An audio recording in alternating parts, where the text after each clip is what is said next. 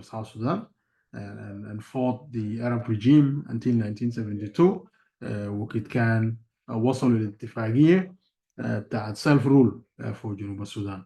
So you can see that the 1972 represented a step forward in that it offered South Sudan the autonomy to govern itself, to consult its own people, to make political decisions about how they want to coexist among themselves and with the regime in the Sudan.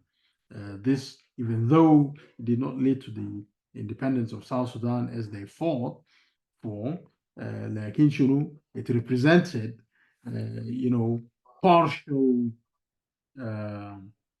partial success of the objective that أنه الجنوبيين يحكموا أنفسهم بأنفسهم.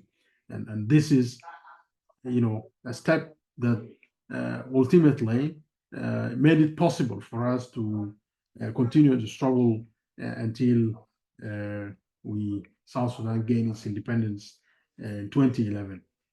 فده صار ما غريب ولا جديد بالنسبة لنا، وعشان كده احنا اليوم بنحتفي بذكرى بتاعت the 69 ذكرى بتاعت Equatoria Corps and their heroic action on 18th of August 1955. ممكن يعني الأخ جيمس ندير الكلام ده، ندير الحناء ده ببعض الحوارات حول المشهد الراهن في الاستوائية. We try to ask questions about, where are we going now as Equatoria؟ ما لأنه هسه إحنا عايشين في الدولة بتاعت جنوب السودان فيها القيادات السياسية يعني they are not accountable to our people. بيمارسوا سلطوية وفوقية بتاع في الصناعة بتاعت القرارات السياسية، ما بيقدموا المصلحة بتاعت الشعب الاستوائي. اليوم احنا في الاستوائية، الشعب الاستوائي بيعيش في ظل بتاعت عدم تواجد بتاعت الحريات، حرية التعبير، حرية اختيار من ينوب عنهم في البرلمان، وحرية بتاعت العمل السياسي. الحريات دي كلها ما موجودة لأنه في قيادات ما تضع نفسها تحت إمرة بتاعت الشعب. Our so-called leaders are not accountable to our people. هسي شوف الوضع الاقتصادي في البلد، الوضع الاقتصادي متزري. The economy of the country has collapsed. We have seen writings, revelations, leakages of how individuals can simply just,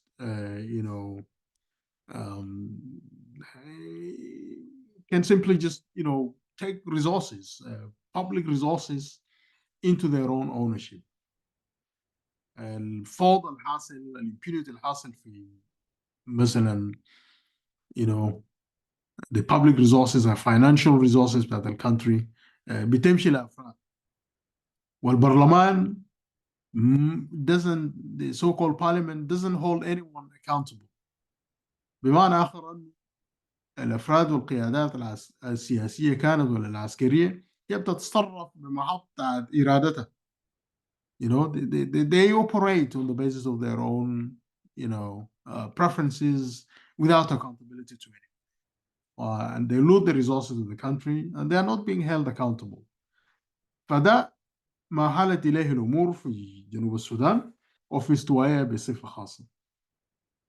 And so if you compare to the reasons that sparked off the liberation struggle in the 1955, you ask your question, you ask yourself the question, what has changed? What has really changed? الشعب بتاعتنا بيعاني من الجوع، ما في حكومة، حكومة بتاعت أفراد، حكومة بتاعت قبائل. And then you ask yourself a question, is that what we stood for? Is that what sparked the revolution in 1955? And what are we doing about it ourselves as Equatorians? Because the whole noble cause that revolution, which was sparked in Equatoria by the Equatoria Corps, this revolution has brought a state which is not accountable to our people. And this state operates independently of the wishes of our people, of the will of the people of Equatoria. هنا ما عندنا فيه ما عندنا فيه صوت. And that raises this important question that our leaders in Equatoria in 1955 made sacrifices to stand up against oppression. And now the question comes to this generation. What do we do about the situation in our country? What do we do about the situation in Equatoria? Are we going to stand aloof? Are we going just to stand on the wall and do nothing about what is happening? That, we let the country be hijacked by people who are not accountable to our people, politicians and askar وما أدراك ناس ما عندهم أي مسؤولية في أنها مثلا تكون تحت محاصرة بتاعت الشعب بتاعتنا. Then what kind of legacy are we leaving to our younger generations في الاستوائية؟ فدي كلها أسئلة بتطرح نفسها من خلال sacrifices sacrifices and our people made, those who died, those who fought the enemies, those who suffered for decades, in order to see light for the next generation. Is all that sacrifices in vain, that our people today do not enjoy the freedoms that they fought for? What did we stand for? What did we stand up for as Equatorians in 1955? المظاهرات اللي كانت حصلت في الاستوائية كان في أنزارة، في مريدي، ولا كان في جوبا. القيادات السياسية كانت الوقت ذاك. Why did they have to revolt? Why did they have to stand up against the colonial administration بتاع Arab regime? Because they want freedom. And they made the sacrifice not for themselves, but for us who live today, who are the highest to their efforts.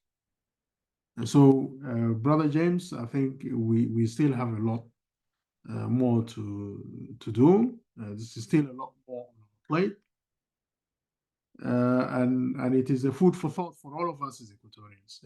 فدي القضية بيهمنا كلنا كولكتيف بتاعت الاستوائية، لأنه هسه إحنا يعني we are facing we are facing oppressive and repented people and regimes that care less about the wishes of our people, who care less about the resources of the country, and who have made a failed state out of it. So that's really where we are today, and I think it's worth that we Equatorians look at the sacrifices of our people in 1955, what it all meant for us, for the country, and where we are today. واحنا عايشين تحت مظلة بتاعت حكومة ما عندها معنى. دي حكومة بتاعت أفراد.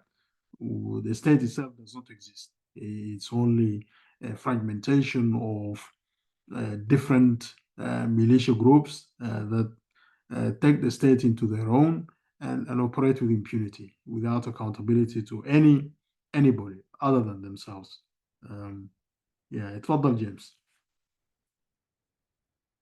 شكرا جزيلا دكتور حكيم دارو، رئيس تحالف الشعب الإيكواتوري. صراحة نحييك، ونحيي برضو الأخوان والأخوات اللي جو معانا تحتينا، والناس اللي كانوا فيهم مرق، والناس اللي حييجوا برضو نحن نسلم عليهم في هذا اليوم العظيم، الذكرى 69 لتمرد توريت 18 أغسطس 55. وده هنا بيوريك زي ما قال الدكتور حكيم دارو عظمة القيادات الاستوائية عبر التاريخ. يعني شوف من مؤتمر جوبا 47، يعني نحن في حقبة الأربعينات من القرن الماضي كان في وعي سياسي، ووعي بتاع نقابات ذاته كان حصل في أنزارة، المظاهرات اللي كان حصلت هناك. ده محطات تاريخية نحن لازم نصطحبها معانا زي ما قال سعادة رئيس تحالف الشعب الإكواتوري الدكتور حكيم داريو. التاريخ ما بيتقال أخواني أبناء جنوب السودان أنت بتشيله زي حجر جاف كده، لابد أن أنت تفصله وتربط الأحداث دي مع بعض وتعرف أنه أدوار الاستوائيين هي كانت شنو. يعني كانت عظيمة وكبيرة. وفي حدث كان تم في جوبا برضو أن إحنا لازم في الفترة دي اللي هي فترة الخمسينات في مذكرة جات من الإداريين أو الجهات الحاكمة في الخرطوم أنه بالتغرف طبعا الزمن داك أنه بعد ده يعاملوا الجنوبيين في الاستوائية والسودان بصفة خاصة جنوب السودان كله، لكن الاستوائية in particular لأسباب أن إحنا حنتكلم فيها الليلة في الحلقة دي عشان كلنا نكون على بين أنه قال يعاملوهم كعب وما يدون فرصة، وده كله عنده علاقة بالأحداث بتاعت مؤتمر جوبا. حتى 55 انتوا سمعتوا كلام الدكتور حكيم دارو وفي مخصوصات قاعد ذكرت الكلام ده، لكن ما بالطريقة التفصيلية. انت لازم تعلم نفسك نحن كشعب لازم نشرح الحاجات دي regardless of political affiliation حقك. يعني انت ما تدخل فيها رايك السياسي لانه ده بيخليك تطلع من الطريق الصحيح اللي هو عشان كده الجلابه كانوا قلقين او الزمن ذاك من الديكورات او الحكومات الشماليه انه قوات الاستوائيه دي ما تقعد براها، لانه اي عمل سياسي يكون مدعوم عسكريا السياسيين دول بيقوموا يستغلوا القوى العسكريه. لازم انت تبعد منهم تجردهم من القوى العسكريه بتاعتهم، وبعد ده السياسيين ايزي تو هاندل دم. وده هو الحاصل حاليا هسي في حكومه جي 1. الناس ديل قدروا يحيدوا القيادات الاستوائيه عامه وبقوا يلعبوا هو بسياسه فرخ تسد defied and conquer، وده بيحتاج لعمل مننا كابناء الاستوائيه. والدور الاستوائي في دوله جنوب السودان ده او في السودان ان جنرال واضح وصريح وباين. يكون احنا هنا بنتكلم عن احداث توريت الذكرى 69. حتى في العصر حسي حاليا ان احنا فيه ده انا ما اقدر اقول التاريخ الحديث، لانه لو قلت التاريخ الحديث يبقى 1955 ده تاريخ حديث. انا بقول في التاريخ حسي حاليا الحاصل قدامنا ده الحركه الشعبيه ده ذاته الحاكم ده لما انقسموا في بعض والقياده بتاعتهم هو معروفه. هو القيادات انتم عارفين منو هو قيادات الحركه الشعبيه دي. النصرة كانت وين؟ نصرة الحركة الشعبية بعد ما اتشاكلوا مع بعض وتفرقوا بقوا قويين عسكريا إلى أنه كان طردوهم بقوا في الحدود قريب يوغندا هناك. ما هو نفس الاستوائيين ديل هم اللي أحيوا الحركة الشعبية من الناحية السياسية والعسكرية. يلا السؤال اللي بيفرض نفسه هنا بالنسبة لنا كأبناء الاستوائي، أين أنتم من دولة جنوب السودان حاليا؟ أنتم موقفكم وين؟ في الحاصل في دولتنا دي انتم موقفكم وين وموقفكم ذاته وين؟ ده يحتاج لأجوبة question marks علامات استفهام، تحتاج لأجوبة، والأجوبة دي تكون لكلنا كأبناء الاستوائيين. انت دورك شنو؟ انت شاركت بفعالية في شكل الدولة هسه نحن اللي بقينا عندنا دي. الدعم السياسي، الدعم بتاع الحواضن بعد ما الحركة اتلاشت بعد الاختلافات بتاعت حقاته في التسعينات ديك، تذكروا مجموعة الناصر مجموعة توريت.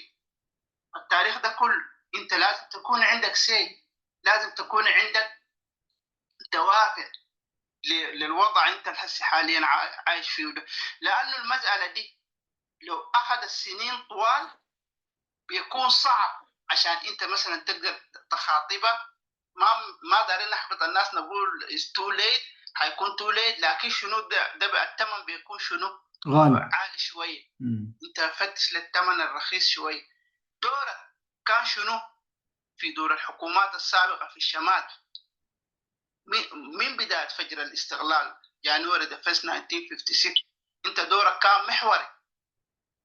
انت ليه ده تنسى دورك ده؟ لازم تشارك بفعاليه، والتاريخ بتاع الشعوب ما بياخدوه من النص، انت بتاخده من مؤتمر جوبا، وتاخده ذاته منذ انضمامنا ذاته لشكل السودان كدوله المستعمر جه رسمه ده. نحن انضمينا في كم؟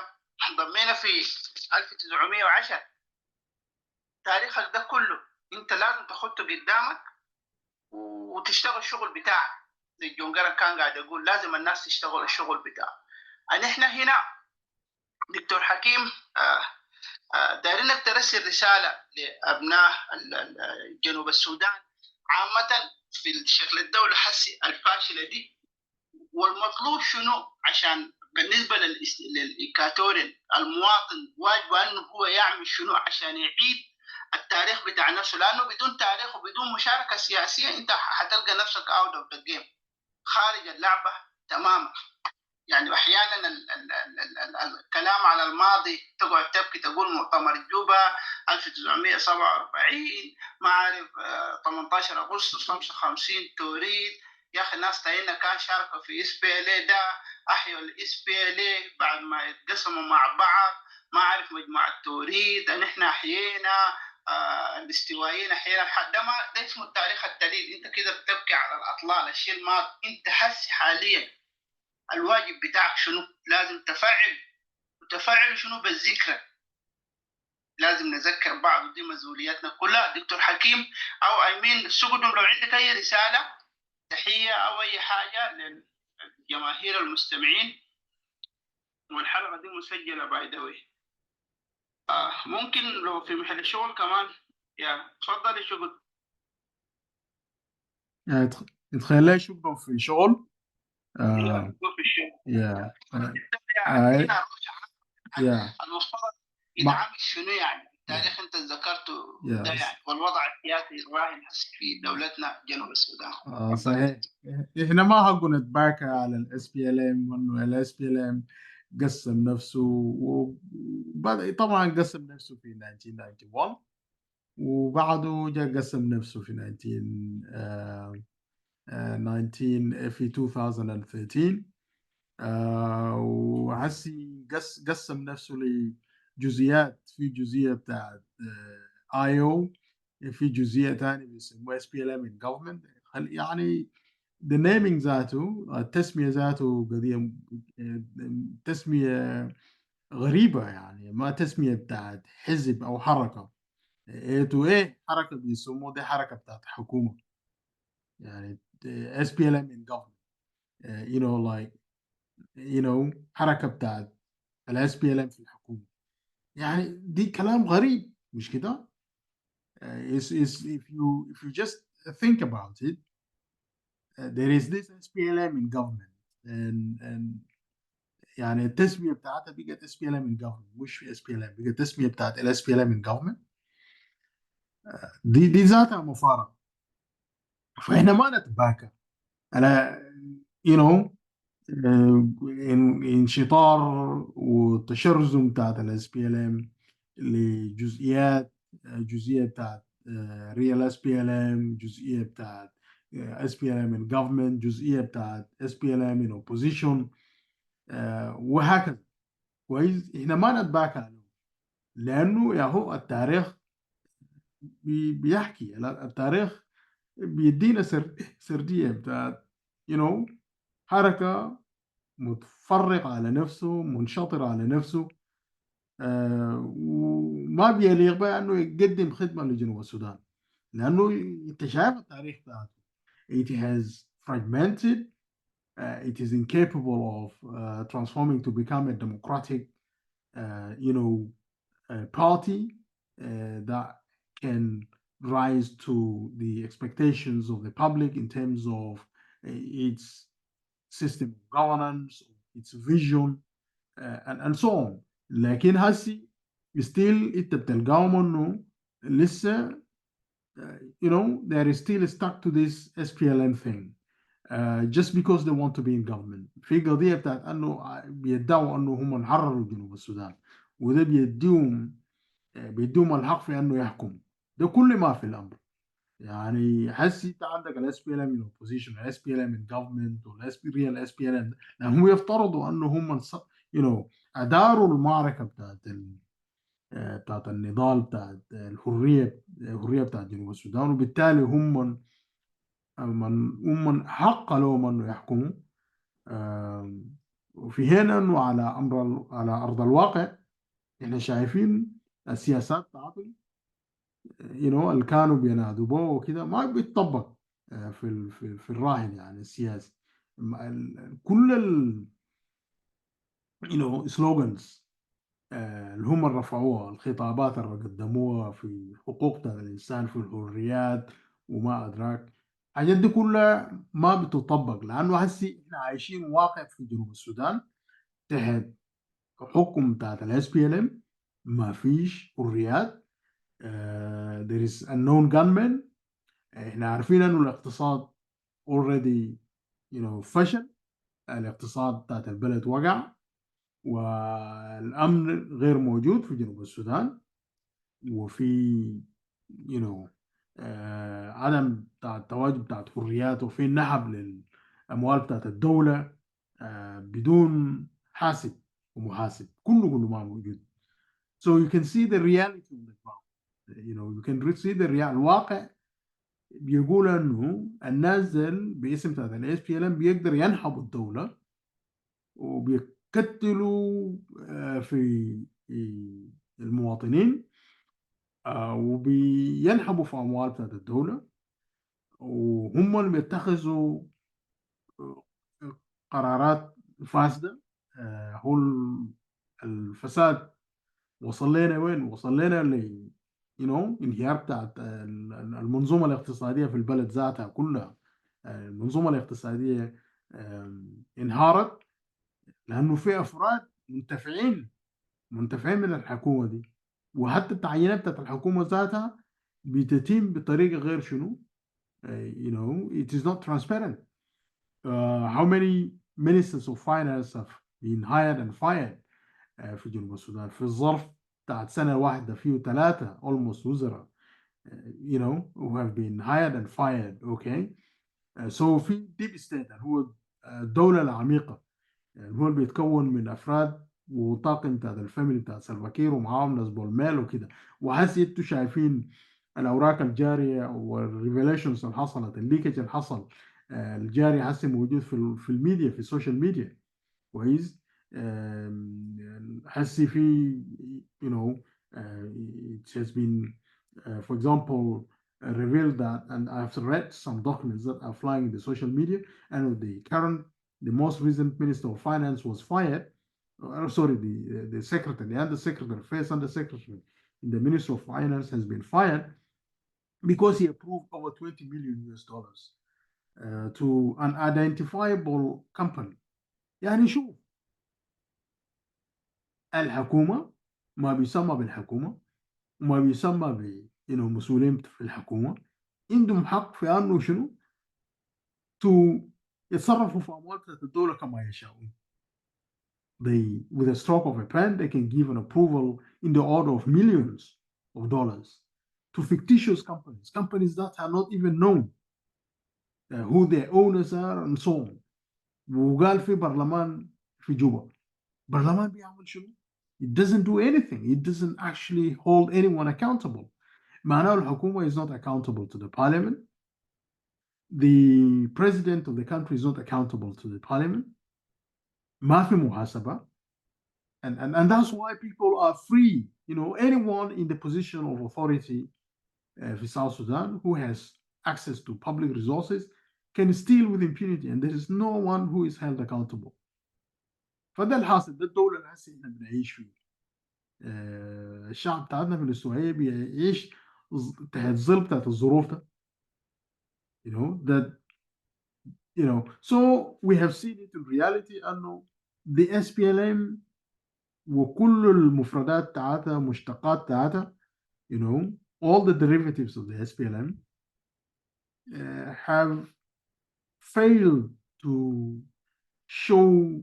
have something to show to the country and to our population أنه هم جديرين بالحكم يعني. That they are capable of governing. They are not capable of governing.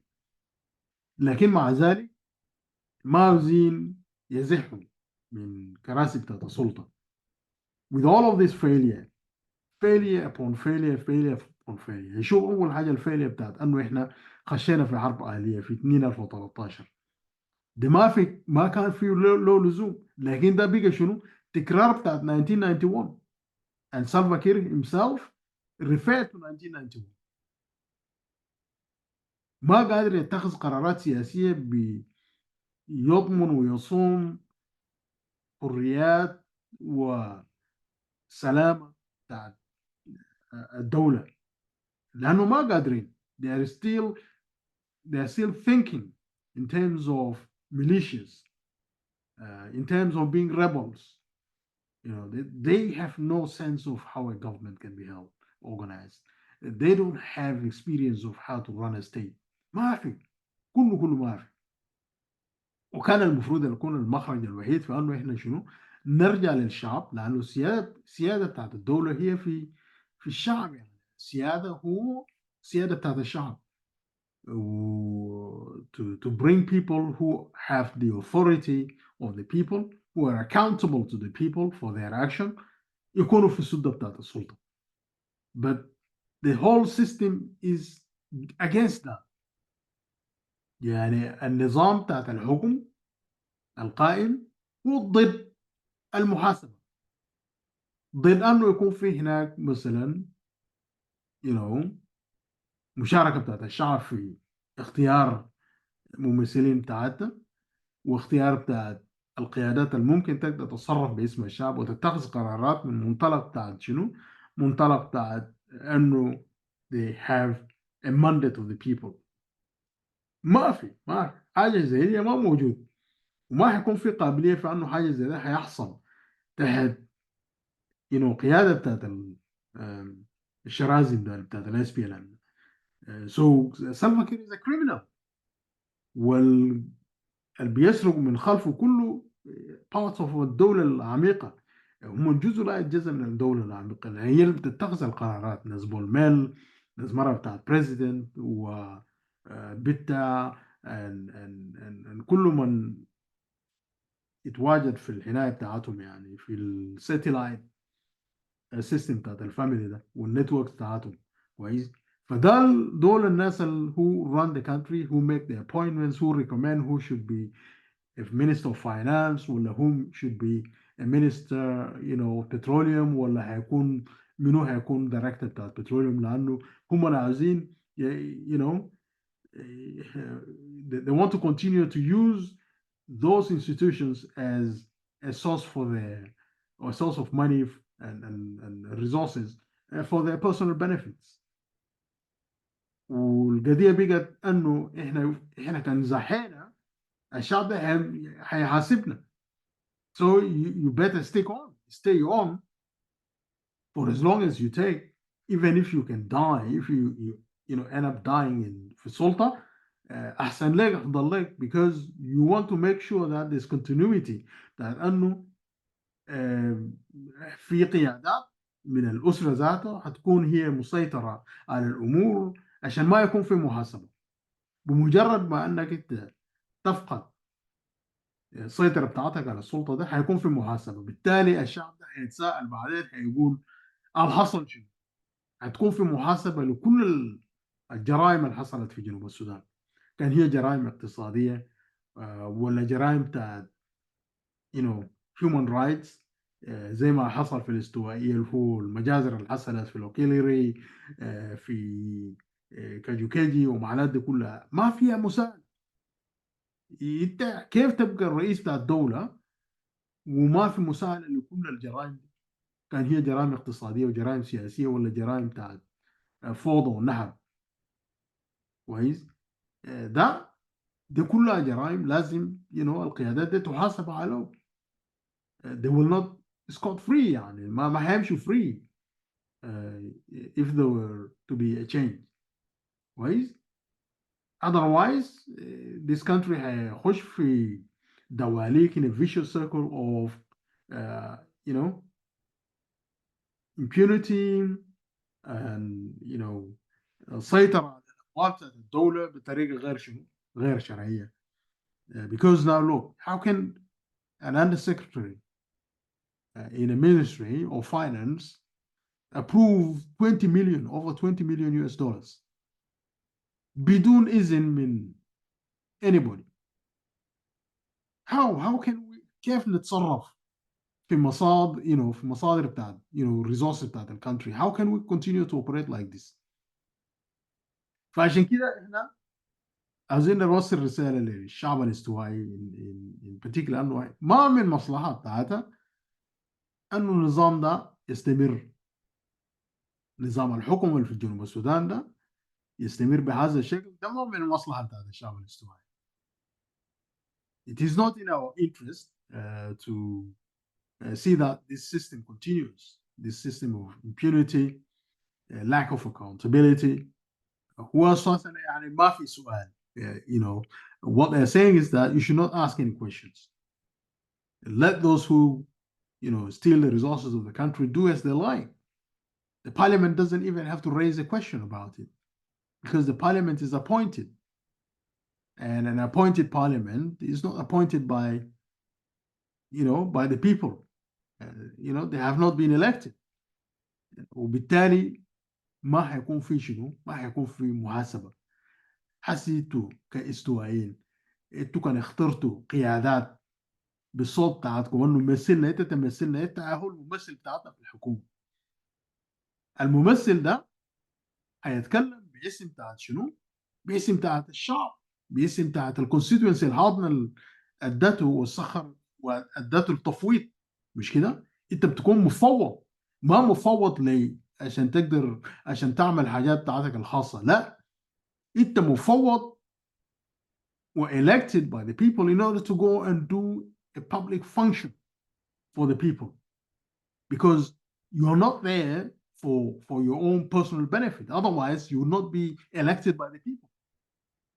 Yani how can the people elect someone who would just go away and concentrate on his own business, steal public resources, or ask no questions about those who are stealing public resources? الببليك resources لما كانت الدولة أساسا public resources بتاعتها for the people, it's not for individuals. لكن هسه اللي احنا شايفينه في جنوب السودان the public resources are privatized. Public decisions are privatized to serve private interests. ده الحاصل. This is what is happening in South Sudan today. ما في محاسبة. فالشعب الاستوائي يعوى أنه ده ما من مصلحته ولا من مصلحة بتاعت الأجيال، أولادهم عيالهم في المدارس ما قادرين، الناس في المستشفيات ما قادرين to get services، يعني لا علاج وما أدراك حاجات زي دي كلها. فدي نظام ما في مصلحة بتاعت الشعب الاستوائي وما بيخدم مصلحة بتاعت الشعب الاستوائي. Instead, on the contrary, it is a repressive system that is built up against the interests of the people of Equatoria, against their human rights, their people's rights. أبسط مقومات الحريات والحاجات زي ما مضمونة في جنوب السودان، والشعب بتاعتنا ما بيستفيد. وكل الشعب بتاع جنوب السودان ما بيستفيدوا لأنه في قلة مجموعة بتاعت أفراد وأسرة بتاعت سلفاكير هم يهول مسيطرين على زمام الأمور، هم يهول بيكونوا الدولة العميقة، هم يهول بيسيروا الدولة العميقة. والدولة العميقة ده بالمعنى العام عموما يهو هي الدولة اللي ما تكون في تحت مساءلة بتاعت البرلمان ولا حتى في مصروفات الداخل the expenses, the incoming and outgoing resources of the country، الأموال وكده هم بيتصرفوا فيه بدون أي مساءلة من حد. ولما يكون في فساد مستشري في الدولة هم المستفيدون منه الأوائل، المستفيدين الأوائل من الفوضى المستشري في الدولة، because ده بيخدمهم. وبالتالي هم عاوزين الفساد to continue, which means that there should be no system. There's no system in which people would be held accountable. And that leaves them to get away with it. ويلعبوا ويقرر كما يشاءون، يعينوا من يشاءون وهكذا.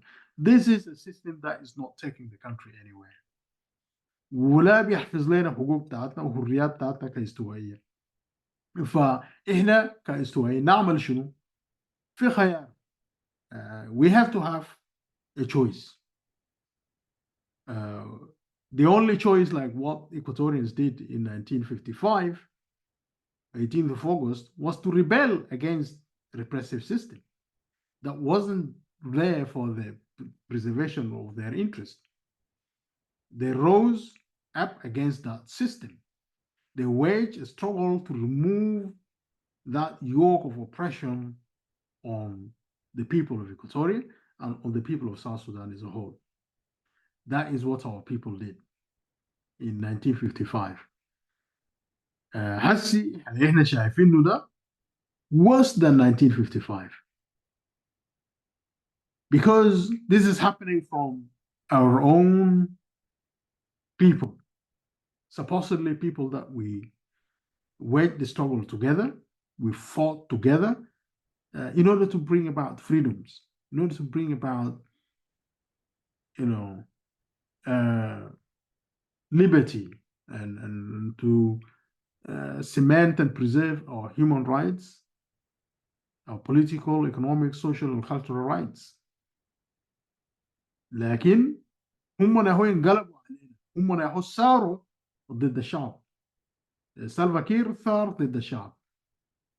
رياك ماتشار والمجموعات الحاكمة هسه كله شنو واقفين ضد طموحات وتطلعات بتاعت الشعب بتاعتنا في الاستوائية. انت لما تلاحظ هسه في شراكة بتاعت السلطة، وده غير مشروع.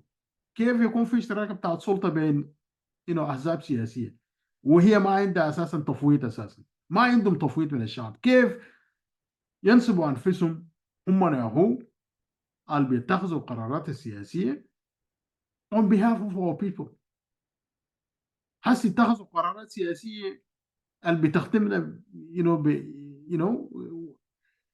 what are those political decisions that they have made which serve the interest of our people so that they can stay in their positions as احنا ما عندنا constitution، هم ذاتهم ما قادرين ينفذوا الاتفاقيات اللي هم وقعوها. شفتها؟ هسي بقت قضية بتاعت شنو؟ قضية بتاعت متوالية بتاعت حكومات، متوالية بتاعت الانتقال وال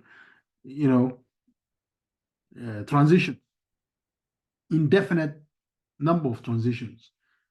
هسي هو تشوفوا بيتكلموا عن انه شنو الاتفاقية منشطة، اتفاقية بتاعت تومايني دي يبقى الابندكس بتاعت اتفاقية ذاك، ولا دي اتفاقية there's just this ranting going on and between the pros and cons of the failed agreement and bringing another agreement to become an appendix of these.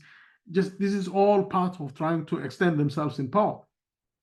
عاوزين يزيدوا من عمرهم في شنو في الحكم. اتفاقية تومايني اللي بيتكلموا عنه ده this is another excuse for them to stay in power. عشان تقولوا انه احنا we brought the all down and then they make decisions. في ده كله they make decisions on behalf of the people. Political decisions on behalf of the people to extend themselves in power as they like, on the claim that they have not completed the implementation of the revitalized agreement for resolution of conflict in South Sudan. That's their excuse for why they want to continue to be in power, to implement an agreement that they do not have a will to implement. لكن بيطيل لهم العمر في الحكومة عشان يقدر ينحبوا يواصلوا الامبيونيتي ده. فده اللي احنا الحقائق اللي احنا بنواجهه في الاستوائية حقيقة. So we've got to do something about it. I don't want to say, Andrew, this is an impossible task for us as the people of Equatoria to act.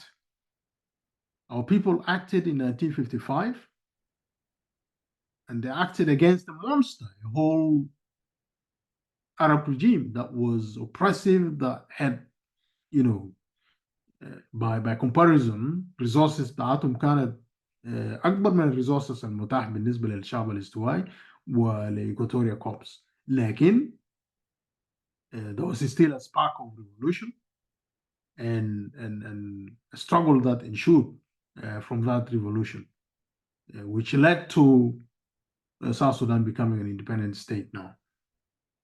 So الشعب الاستوائي يعرف حقه، وده واجب لتحرير وصيانة بتاعت وجود الشعب الاستوائي ووجود بتاعت الكيان الاستوائي، its identity, its posterity اللي هو الأجيال القادمة.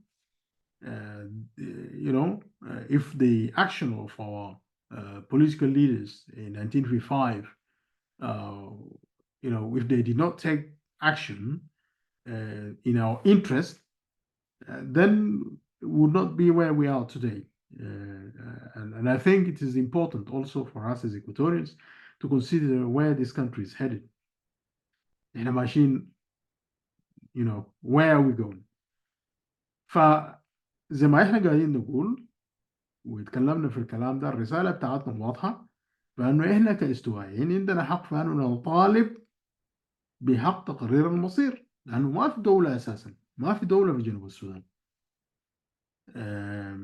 في نهب، في تسلط، وفي you know عبث بحريات بتاعت الافراد والمجموعات الثقافيه بتاعتنا، واحنا حتى ما عندنا صوت في انه نختار الممثلين بتاعتنا في الحكومه. and because of this, you know, there is no peaceful coexistence. Actually, we're not saying this out of you know, out of the blue, right? And even there is recognition now by many. I was listening to an account by one of the parliamentarians of the IO, and he was talking about there being no government in South Sudan, and he was advising people not to think about removing this regime by way of demonstration. For example, يعني populist, you know, uprising وما أدراك. بيقول إنه لأنه الدولة دي دولة بتاعت قبائل. That we live in في دولة قبلية، يعني الليدر بتاعتك بيمثل القبيلة بتاعتك، وبالتالي بمعنى آخر بيقول إنه هسي كير ده من وراه قبيلة بتاعته، ورياك مشار من وراه قبيلة بتاعته. فالناس دي الأولوية بتاعتهم في شنو؟ فإنه يهتموا بشنو؟ بالمصلحة بتاعت القبيلة، والقبيلة هو بيديهم هو يعني هي بمعنى آخر بيقول إنه القبيلة هي بمثابة بتاعت التفويض الوجود بتاعتهم في السلطة. هم موجودين هناك عشان يحافظوا على شنو؟ مصالح بتاعتهم، حتى وإن كان مصالح فردية لكن باسم بتاعت القبيلة. وبالتالي ما في قومية، يعني there is no sense of being a nation. If there was a sense of a nation, like in Sudan, for example, he said in Sudan there was a revolution which removed the authority from, you know, the government. Bashir was removed by popular, you know, mass movement. Because these people are united, the Sudanese are united, regardless of their political divisions, but they are one nation. Yani they at least have a claim to being a nation. And he also gave some other comparisons. For example, Sudan, احنا ما عندنا لسه a nation, and this says what we're saying. This speaks to the facts that we've been saying all along. انه ما في sense of being South Sudanese. You know, in terms of institutions, in terms of you know, delivery of the expectations of what you might consider to be a nation. Right? فوضى الحاصل ده says a different thing. So the reality is that we are not a nation as a whole. We are a collective of different social groups in South Sudan.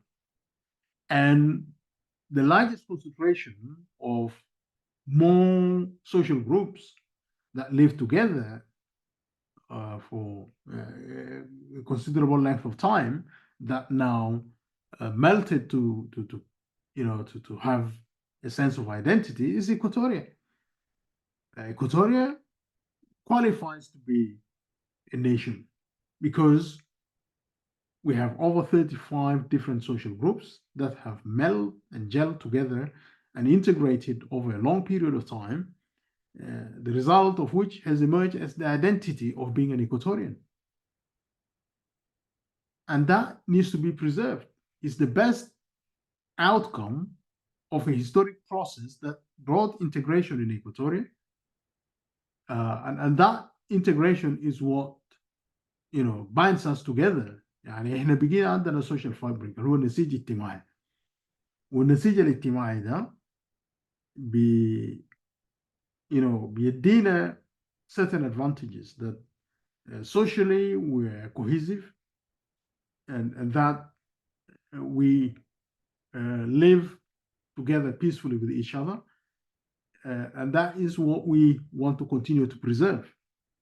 It is our history, our culture, our process of nation building in Equatoria,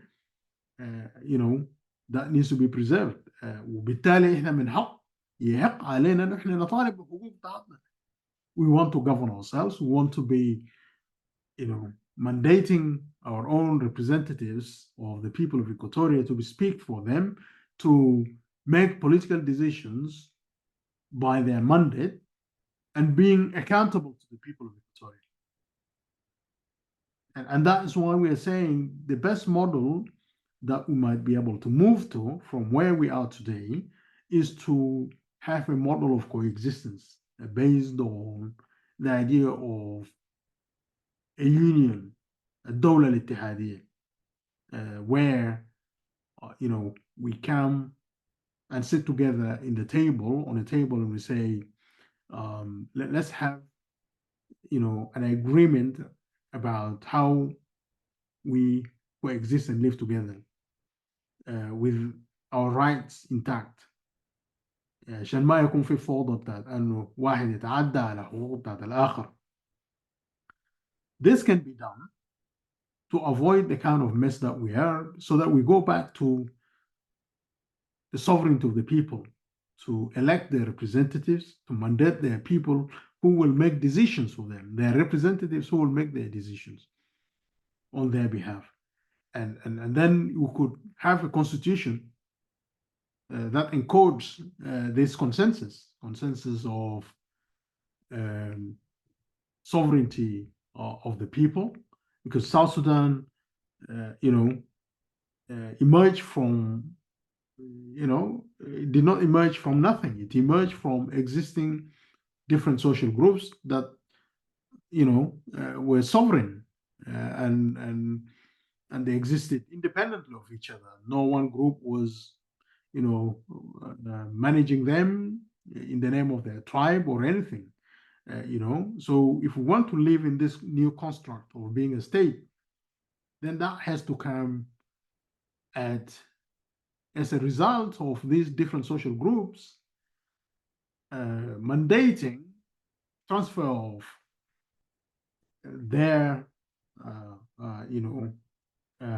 ways of going about making political decisions, running their affairs, transfer of these to people's representatives, whom they choose by their own free will to govern their affairs. And that way we can have consensus and stability and have accountability based on what the people want. لكن ما فوضى بتاعت ال SPLM هسه حاصل. أول حاجة they are not elected, they still make decisions on our behalf, they take loans in the name of the country as a whole, and they بيتصرفوا في الأموال بتاعت الدولة ده بدون وعظ بتاع الضمير وبدون محاسبة, because they have no one to be holding them accountable. The people themselves did not appoint them. The people did not vote for them.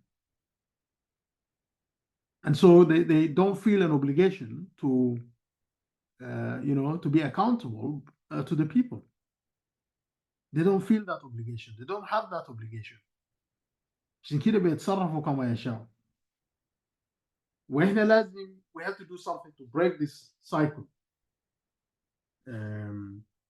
احنا ممكن نقدر بوحدة بتاعتنا كاستوائية وبكلمتنا كشعب استوائي.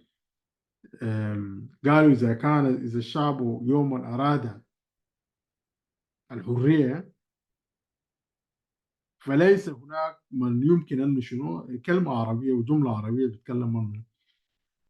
If the people decide, no force can stop what the people want. If Equatoria unites, our people are united, and they want change that is in their right to enjoy, about their human rights, about their حقوق بتاعتهم وكده. إذا كان الشعب الاستوائي قرر في أنه هم أرادوا أن يكونوا أحرار, no force will stop them. So why don't we say that we want to be free as the people of Equatoria? We want to be free. We don't want to be subject to and hostage to a system that has failed, a system that does not represent the aspirations of our people, the system of impunity that goes on in the country in the name of South Sudan. We don't want that. The least we can do is to say no as the people of Equatoria. And that saying no cannot just be random. It has to be organized. It has to be, motivated by the fact that this system that continues poses a threat to our existence, to our political existence, to our decision making, to our powers and to our rights. This is what the system stands for. Because even today, you can see that you're not electing your own leaders, you're not exercising political power, we are not making decisions for what our people want, we are not electing our people's representatives, we are not involved in the process of putting a constitution for how we want to coexist and live with others. We are not. All of this because we're subject to a system that is corrupt, that operates with impunity, that is subject to the will of a deep state. That's what we are talking about. And we cannot go on like this. In Equatoria, we cannot go on like this. If we do, then you are writing a blank check. You're writing a death sentence to the people of Equatoria, to the generations and posterity that we're going to be leaving behind. المفروض إحنا نخلي تاريخ ونخلي, leave a legacy to the next generations to take it forward. Like what the Anyanyas did. The Anyanya, waged their struggle and left us a legacy that we're proud of. But that was out of their sacrifice for future generations. That's what those in Equatoria Corps did. They sacrificed their lives for a better future and for us. Now we are at a stage where we have families, we have children growing in our homes. What is the future for them? المستقبل بتاعتهم شنو? What's their future? Is this the legacy that we want to leave them?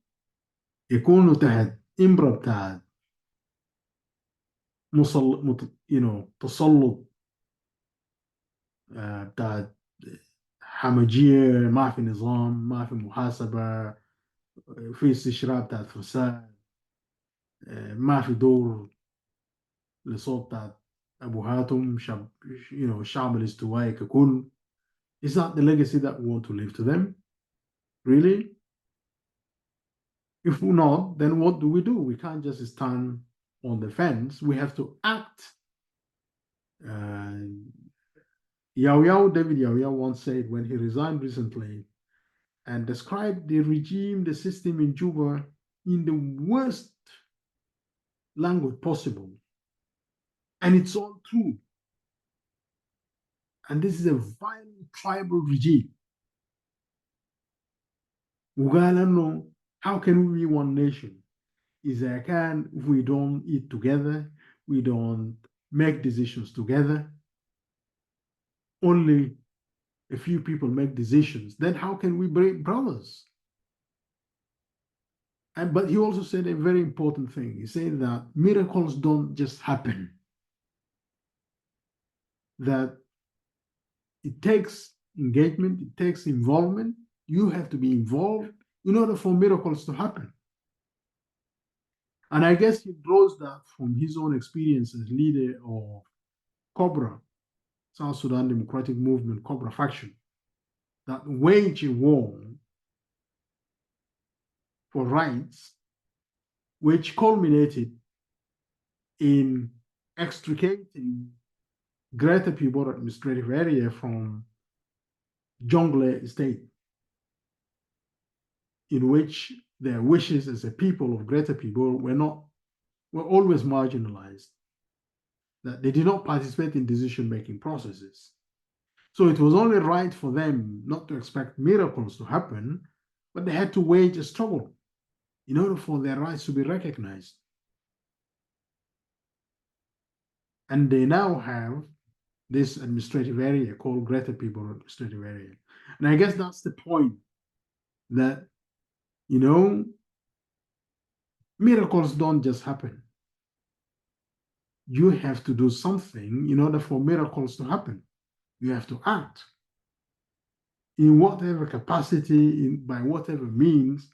You have to act, do your part, contribute to the kind of change that you want to see. And I guess this is a lesson for Equatorians. Do we actually need a lesson for Equatoria? Because Equatorians themselves went the struggle in 1955. Is that not enough to inform and educate us in terms of how, in our own day and time, how we can respond to the challenges of today that face Equatoria? Who is not informed about these challenges among you Equatorians? Who is not really well informed about these challenges that we're facing as the people of Equatoria? Of course, there was all this goodwill that we are all one people of South Sudan. We waged the struggle together to break away from the yoke of Arab imperialism and all of that. That's all good. But then now we have the imperialism of the deep state, the imperialism and colonialism by a tribal elite. What difference? They are worse than the original enemy, because they're meant to be putting together the foundations of a nation state. Now that the enemy that we fought against has lifted their hands, has gone, we're left alone. But look, what's happening now?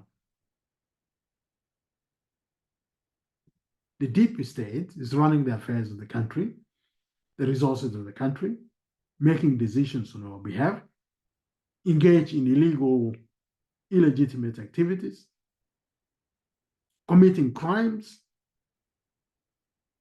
That is when we are left alone. This is what is happening. So, does that not deserve responding to by us as Equatorians, or even just to claim our rights? That no, we are not going to be part of this system.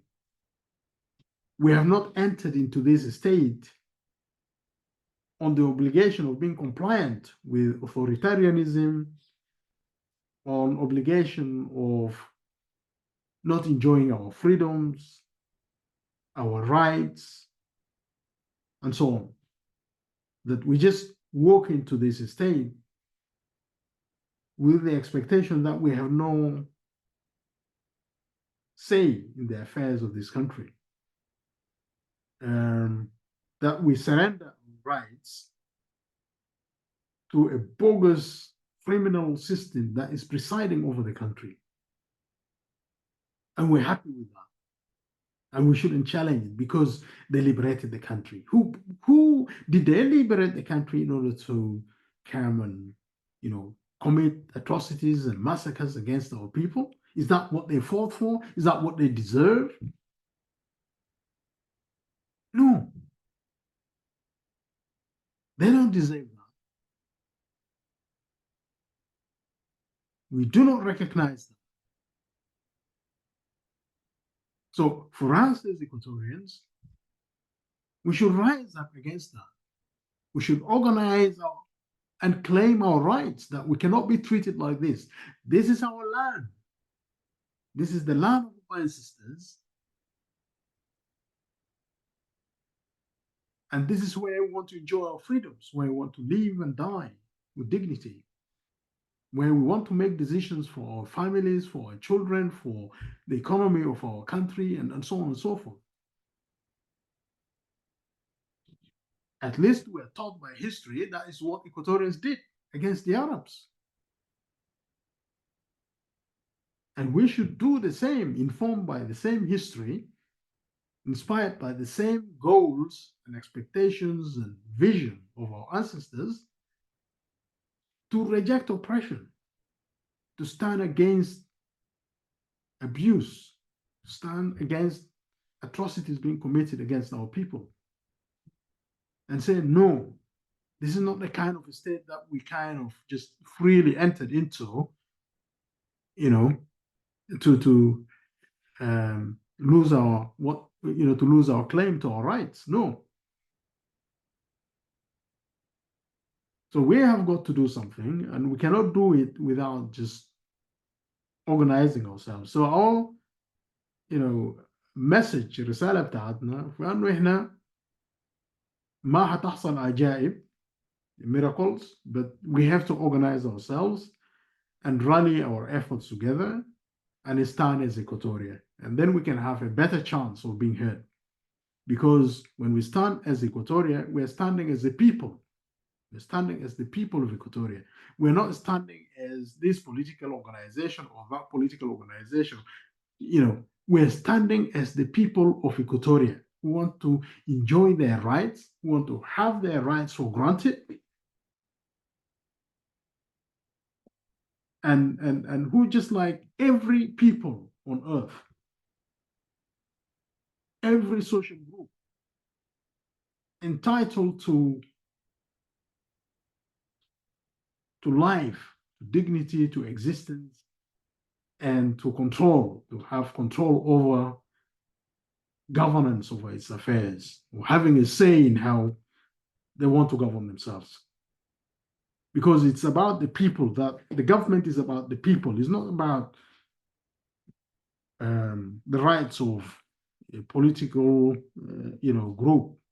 No, it's about, even political organizations talk in the name of the people. They want to bring change in the interest of the people.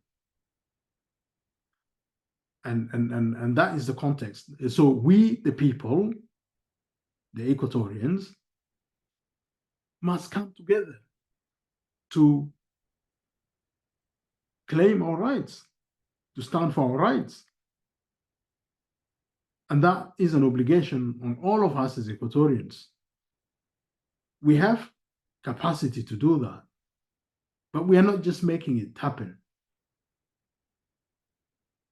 And you ask yourself a question, why are we not making it happen? When we see this oppression, when we see this abuse, when we see these atrocities committed against our people, when the public resources are being stolen in our names, and we are not permitted to have a say or to object, then what kind of life is it that we want to live? So, James, those are some of my thoughts which I suppose we have and we share in common among ourselves as Equatorians, that there's nothing wrong about us as Equatorians standing up and organizing ourselves and say, we, as a people, we do have rights. And it's an obligation for us to claim our rights and to press the case for our rights, because it's not only the rights of the current generation, but it's also the rights of Equatoria's posterity. And that is what we should be mindful about. Even in every family, the head of the family, the parents, do the best in the interest of their family, in the interest of the children, in the interest of their future, so that they leave a better legacy for their children, to continue to develop and have the best in life, right? So collectively as Equatoria, we're a community, a social group with a strong social fabric. We have knowledge, we have awareness, we have what it takes for us to claim our rights. Why can't we just do that? Let's do it. Let's unite, let's organize and have a voice, so that we can be heard, and not just be heard. That will bring change. So thank you, James. شكرا جزيلا لك سيد دكتور حكيم دارو رئيس تحالف الشعب الإكواتوري. صراحة نشكرك للتنويهات أنت وجهتها والخطاب السياسي بمناسبة الذكرى 69 لتمرد توريت 18 أغسطس 55، ونحن هنا بنتخذ المواقف التاريخية لإرسال بعض الرسائل السياسية زي ما تفضلتوا قال الدكتور حكيم دارو. يجب على المستمعين أبناء جنوب السودان بصفة عامة وأبناء الإكواتوري بصفة خاصة أنك أنت تعرف واجبك على حسب التقرير اللي قاله الدكتور حكيم دارو. واضح أنه أنك أنت تكون عارف حقوقك وين وتختار ذاته من ينوب عنك. مشكور كثير دكتور حكيم. نسلم الناس القاعدين معانا هنا في الغرفة، اخوان واخوات، والناس اللي بيجي يسمعوا التسجيل فيما بعد برضه نرحب معانا في المنصة اخوتنا السادة جهودهم والاخ صالح برضه نرحب بهم في المنصة. جهودهم تقريبا في الشغل، لكن لو انت موجودة افتح المايك بتاعك. استاذ صالح مرحبا بك برادر.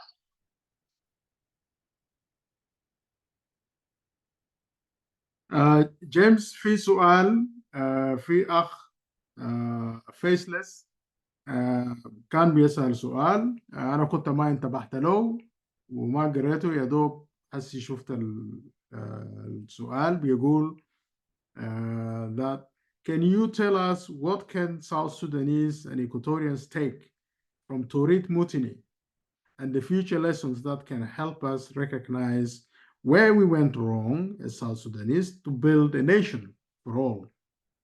I hope you can help us learn something new. Thank you. فده السؤال مطروح من بعض الإخوة في الفورم هنا. ده سؤال وجيه جدا. You know, it's a very important question. I think hopefully I've maybe said something along the answers to this question, but I think I'll be more, you know, it will be better if I can respond to it just by way of, saying a few more words on this, particularly what can we South Sudanese, what can we tell us about South Sudanese and Equatorians take from Torit Mutiny? يعني احنا بنشوف شنو؟ what do we learn from Torit Mutiny? أولاً Torit Mutiny was a reaction to an unacceptable situation. It was resistance to oppression. We know the lines are very clear between who we perceived as the enemy and who our politicians perceived as their enemy and the enemy of the interest of the people of South Sudan. And this was demonstrably showed في 1947 conference. And South Sudan South Sudan and Sudan were approaching this debate about independence of Sudan. But the South Sudanese had an opportunity to have a say, and no, they were not ready to have one united country. They wanted South Sudan to take time to learn the art of governance before it can willingly and freely enter into a union with the Sudan. Because that union was actually imposed in 1910 without South Sudanese and without the people of Equatoria having a say. So it would be opportune for Equatoria and South Sudan to defer being part of a united Sudan until they're free and until they are able to make that decision collectively as the people of South Sudan. And when this was not forthcoming, obviously decisions were taken in the interest of Egypt and the interest of Sudanese exercising, total sovereignty over the country at the expense of the people of Equatoria. So the people of Equatoria saw danger in this, and they acted. They were left with no choice. So what can we learn from as South Sudanese and as Equatorians from Torit? The key message is that the people who acted in Torit did not act out of ignorance. They acted out of self-interest, self-preservation. They acted in the interest of the public will in Equatoria and in South Sudan. We've just talked about some of the developments that preceded the revolt of Torit. And Zara was burning. There were demonstrations. Juba was not stable. And there are accounts about those of people who were being, for example, arrested, molested, or pressured, because of their views, because of this climate in Istuaia, في الوقت ذاك, the climate that we were not yet ready to be one with the Sudan. That Equatorians had a different view, a different vision for themselves and for the country. And that was not being recognized, which created political instability, which created a genuine political cause, which created the environment that made it a necessity for Torit to emerge in opposition to all of that was going on in the country. The fact that orders were given for relocation of the troops, Equatoria Corps were being relocated to Sudan, to Northern Sudan, at a time when the political uncertainty about the future of South Sudan, the future of Equatoria. And at that time, South Sudan, Equatoria was South Sudan. This is where the Juba Conference in 1947 was held. Equatoria was at the forefront of representing the voices of the Black population that were part of the Close Districts Act, Upper Nile, Bahr Ghazal, but the center was Equatoria. So Torit represented the nation as a whole. because that's what resulted in the struggle of the Anyanya. Because the Anyanya named themselves South Sudan Liberation Movement. And this South Sudan Liberation Movement was a struggle for freedom. It was a necessity that South Sudan was forced into this option of having to resist, to fight, not to let go. That they were not prepared to accept to be relocated to Khartoum. But if you look at it, if you think about it, this is a matter of death, life and death, a choice between life and death that the people of Torit made. The Equatoria Corps made a life and death decision, because I think somebody was writing saying that there were many Equatorians who forces of the soldiers of the Equatorial Corps were killed, maybe over 300 or something. So they would have waited. Was it better for them to accept the orders and then become subordinate to the Arab regime in Sudan, in the new Sudan that was going to become independent in 1956? If they had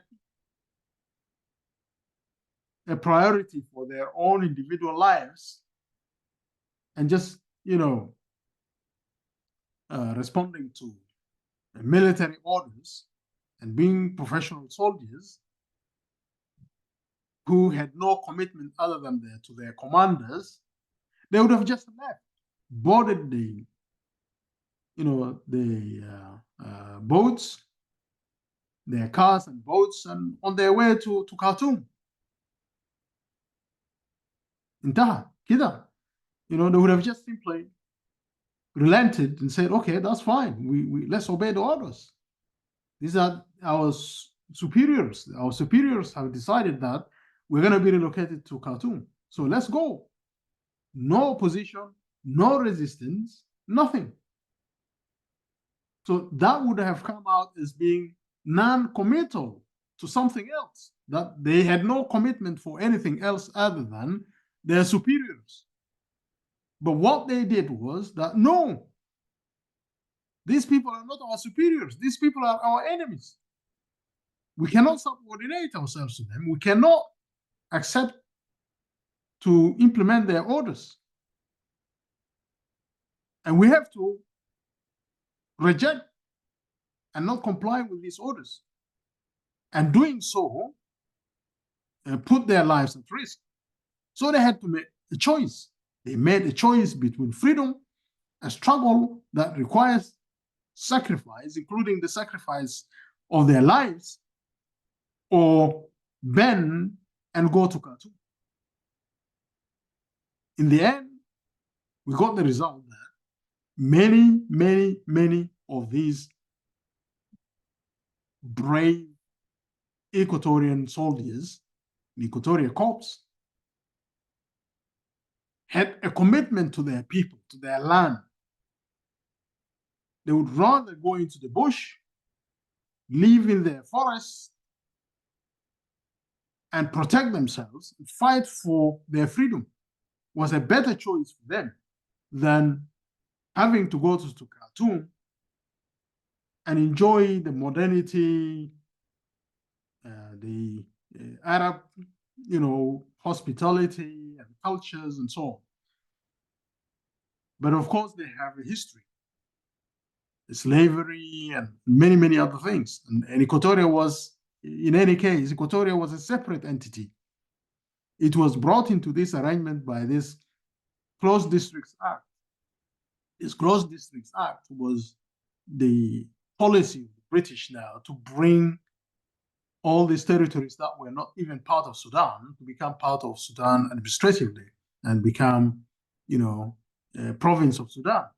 Before that, Equatoria was not a province of Sudan, right? So what we can take from Torit is this spirit of resistance, the spirit of standing for your rights, the spirit of being a nation. There's deep awareness that we are a different people. We're a different national African people, right? And that the Arabs dominated us, they enslaved us in history, and they want to continue to subordinate us and take advantage of our resources. So it was better for us to fight for our freedom, because this is our ancestral homeland. This is where we live. This is where we're born. This is where we grew up. This is where our ancestors live. And we have to assert our rights. If anyone doesn't recognize it, we have to assert those rights ourselves. And we have to fight to preserve those rights. So that is the lesson we take from Torit. And there was a bigger vision behind it. The bigger vision was that the Anyanya was formed. And the Anyanya became the force, the lead bearer of the baton for all of South Sudan. They fought, they got themselves and their act together, and they pursued the dreams of Father Torit Revolution and his colleagues, his compatriots, those of Agri Jaden. Agri Jaden came from, from Lanya. Torit Revolution from Otuho in eastern Equatoria. Rome from Bari, and many others, the Zandi and so on. How they coalesced and teamed together and fought together for a vision. That is what Torit represented, because you can see that there was a sense of sacrifice that our people were willing to give in their own blood, to write the history in their own blood, in order to represent the future, to put the hallmarks of a vision for a country that they want to live in as free people. That is what Torit represented. That's what we can take from Torit. That it's not impossible in the face of the face of the enemy, in the face of oppression, and in the face of those who take away your freedoms, that you can resist, no matter how long it takes. You are on the right course of history. You are fighting for your rights. And that's what Torit represented, and ultimately gave birth to South Sudan as a country. Where did it all originate? It originated with the Anyanya. It originated with South Sudan Liberation Movement, right? It wasn't Sudan Liberation Movement. It wasn't. It was South Sudan Liberation Movement, given birth to by what took place in Torit in 1955. So perhaps another dimension to this, going to your question once more, is this what you said here. What are the future lessons that can help us recognize where we went wrong as South Sudanese to build a nation for all? So the Anyanyas were the first to put in place the idea of building a nation for all of South Sudan. instead of Equatoria, they extended the idea because they felt that we're one stop African people and culture. Our identity, which we share as Africans, was under threat, and therefore our combined, existence and force as the African people in what was then known as South Sudan, we are, we are in our own, we are entitled to self-determination. We can be a nation. That's what the Anyanya say. That's what their leaders say. That we can be a nation. We can build a nation. Then where did we go wrong? Where did we go wrong? Why didn't we succeed to then build the nation that the Anyanyas fought for? That was inspired by Equatoria Corps in Torit. Where did we go wrong? So what we have failed to recognize was to now lay the foundations of the new nation. When we together voted in the self-determination referendum in 2011, we said to the whole world that we're united in our desire to become a nation, and we want to be a free and independent country. And through the exercise of the right of self-determination, we made it very clear that this was the outcome of the referendum in 2011. So where we then went wrong was that we did not sit down to celebrate our diversity, to celebrate and encode our diversity in what would be a constitution that now provides us with the instrument for preservation of our rights, determination of how we want to govern ourselves, how we want to coexist. Now that we have freed ourselves from the Arabs, now let's get on with building the nation. And the building of the nation would normally proceed by way of a constitution. Even if a constitution is a modern concept, if you look at the examples of other countries, the United States of America, they organized the People's Constitutional Convention, Virginia declarations, and so on and so forth. And that was a collective process which laid the foundations for what we now call the United States of America. There was a constitutional process that preceded the Declaration of Independence and Freedom in the United States. You can consult the Virginia declarations and many others. The leaders who played a critical and important role in this are celebrated and have been the subject of celebration for generations to come. You could hear the name of Washington, could hear Jefferson, names like that. These were people who were,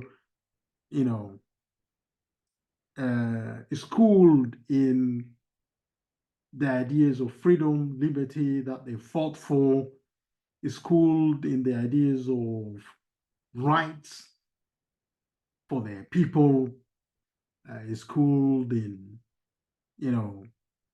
ideals of, managing a country of diverse interests and trying to get consensus in terms of how do we govern ourselves encoded in the US Constitution. we didn't do something similar. We didn't learn from the experiences of other nations. So we missed the boat in 2011, after 2011. Our main and should have been the main focus for us was to be the constitution. Put everything aside, collect ourselves together, and embark on the process of constitution making. Because in South Sudan, we are constituted as different social groups, and all these different social groups were also sovereign entities. They existed as sovereign entities in their ancestral homelands, right? All these different social groups. The Gen are, sovereign in their own ancestral homelands. The Nuer are sovereign in their own ancestral homelands. The Cholo, the Equatorians, in all their diversity, they have been sovereign in their own social, existence. They interact with other social groups in their vicinity, for example. They can sometimes have conflict, but they know their boundaries. They reach, settle their, conflicts through traditional peaceful means, but they don't go and occupy, the neighbors, boundaries or their villages and so on. They don't do that. There's recognition, implicit recognition of sovereignty for all what you might have been calling tribes. Those tribes existed as sovereign entities. They govern themselves using their own customary laws, right? Example, Otuho in Eastern Equatoria had their kingdom. The Didinga never invaded the Otuho to disperse and occupy and take over the kingdom of Otuho. They recognized them as a sovereign people. And the Otuho also recognized the Didinga, the Tobosa, the Lango, and others as sovereign social groups in their territories. So we could have then taken this to the next level in terms of the modern state, that sovereignty emanates from the people. And these people, fought together to bring about a new country in terms of the modern concept of a country. That brings all these different social groups together under one governance system, which was not there because these many different social groups actually lived independently of each other. They did not have a superstructure to govern them all together. They didn't have that before. And that's why the Otuho existed as a sovereign entity. These different social groups existed as sovereign entities, but there was no one single sovereign entity created by their consensus all together for them to then be subject to this sovereign entity that they would have mandated in return for certain expectations, in return for preservation of the rights of all of these different social groups over their ancestral homes and so on, that the land belonged to them. They existed over generations and generations over their lands. No one occupied and forced them out of their lands. And that this should continue to be the case in the new modern state, right? You don't create a modern state in order then to come and usurp and take away and dispossess these communities from their lands, for example. So what we failed to do in creating a nation in South Sudan was the fact that we did not sit down then to look back at our history, our collective history, that we fought the enemy together. Thank God we have freed ourselves now. But how do we go forward from here with all of our consensus? No one should be claiming that I liberated you, and therefore I have more entitlement to rule you even without your consent. Because that wasn't the aim and objective of fighting for a country. You don't fight to create a country and that you become entitled, you are entitled to the rights of government just because you fought for the country. You fought for a bigger ideal. The Anyanyas fought for a bigger ideal, that they want a sovereign, free, and independent South Sudan, in which all of us exist and exercise and enjoy our freedoms. And they made a demonstration of that in the regional government, in the autonomous regional government in South Sudan, in Southern Sudan. They had a parliament. They established a parliament by act of the agreement. The regional assembly, for example, was established in Juba, and they were subject to elections and so on. The regional assembly was a lively experience of democratic system of governance in Southern Sudan at that time. Southern Sudan became the only place where there was a semblance of democracy compared to the authoritarian system of Nimeri in the rest of the country. Southern Sudan became an example of what the people of South Sudan wanted to achieve, to govern themselves, to have a parliament for themselves that was elected by the people. But today, do we have an assembly elected by the people in South Sudan after becoming independent? We don't. We don't have them. So what we have failed to do and to learn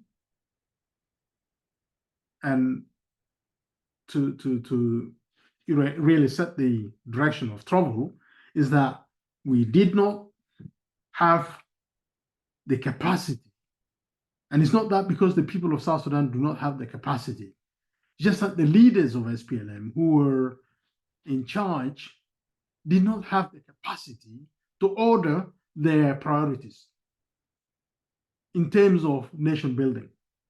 They did not have capacity, nor the knowledge, nor the inspiration to translate the ideas of struggle for freedom into institutions that worked for the people. Instead, they created structures, just simple structures, which go by the name of a state, but actually these structures are not fulfilling their mandate, fulfilling their functions. And so these structures, instead of becoming the tools now for creating the nation, representing the nation, they became structures for, for oppressing the people, for putting, up institutions and people who run them with impunity, who instead use these structures for self-gratification, for selfish ends, and so on and so forth. And that's why these structures are not even held accountable today. These structures are not held accountable to anybody. All the powers are now concentrated in the hands of the president. So if all the powers are concentrated in the hands of the president, then he must be held responsible for the failure of these institutions. He must be held accountable and responsible for the crimes that are committed by these structures against the people. Structures like South Sudan Defense Force, the militia group, the police, the national security, and all of these. These are structures that are created by the SPLM. The security structures that mimicked and were just a copy of the National Congress Party in Sudan. And we know how oppressive the National Congress Party was in Sudan.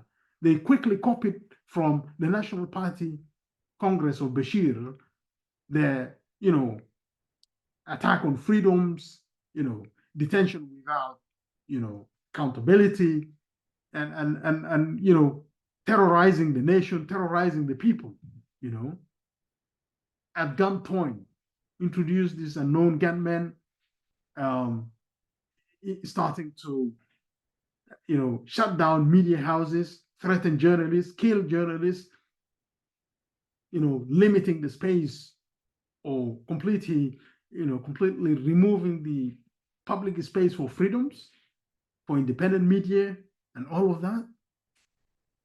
How can all of this help to mend and create a nation? These are the institutions by which you can create a nation, because those institutions are created in the interest of the nation.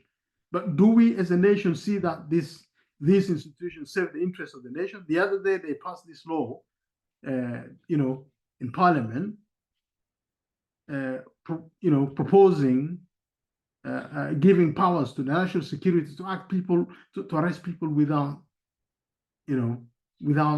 judicial oversight, without giving any justification, can be held without. We have seen the example of Callisto.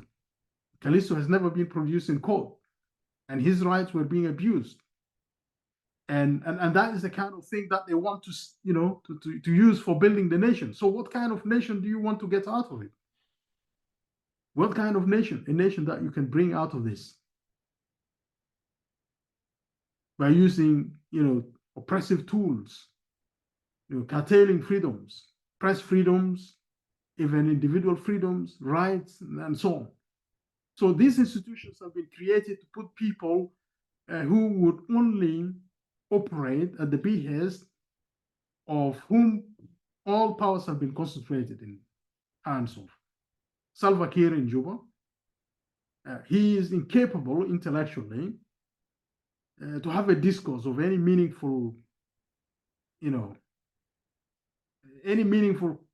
discourse, political, social, or anything. He's incompetent, and yet he is the president. So how do you expect South Sudan to move forward when such, a person who is all that he knows is about just being in the army, doesn't have the tools, doesn't think beyond his limitations, and cannot understand the comprehensive structure of a government as a whole, these different institutions, how they relate to each other, which one is held accountable to who, and so on. He doesn't. He's just there as a symbolic thing, right? He doesn't really make decisions, thoughtful decisions that are in the interest of the nation, that are in the interest of the people. But there are others who are making decisions on his behalf. That's the deep state. That's the tribal state behind him, operating behind the scenes. Those who are looting the resources of the country. So how can we build a nation out of this situation in the country? How can we make a nation? See? So we have failed to prioritize constitution making, and constitution making would, in all honesty, would involve the people to now celebrate and come up with ideas and being creative about what system of governance that they want to have for their country and for themselves. What powers should they delegate to authority, public authorities, right? But what Salva Kiir and the SPLM have done, they instituted themselves to be the power. They are the source of legislation, they are the source of the will of the people without even being mandated by the people, using the structures of the state to oppress the people, to create the institutions that oppress the people. The National Security Service, the army that operates with impunity, the militia groups, the looting of public resources, and all of this. You can see the Minister of Finance being engaged in corruption, the Bank of South Sudan being engaged in corruption. They are siphoning the resources of the country to individual interests.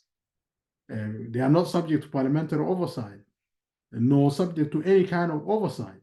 Even Salva Kiir doesn't have oversight because he's kept in the dark. He doesn't know about these things.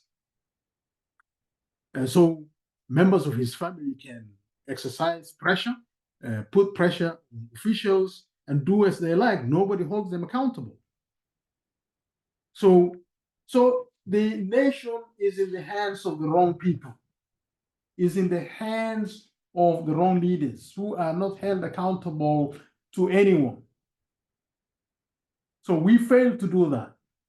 And subsequently, because of this competition, now, okay, if this guy is doing like this, I have to do like this. We enter into a conflict. And that is, so the first thing that we prioritized was to go to war with each other.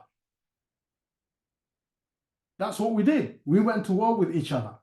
We just simply made it, copycat from 1991 to 2013, right?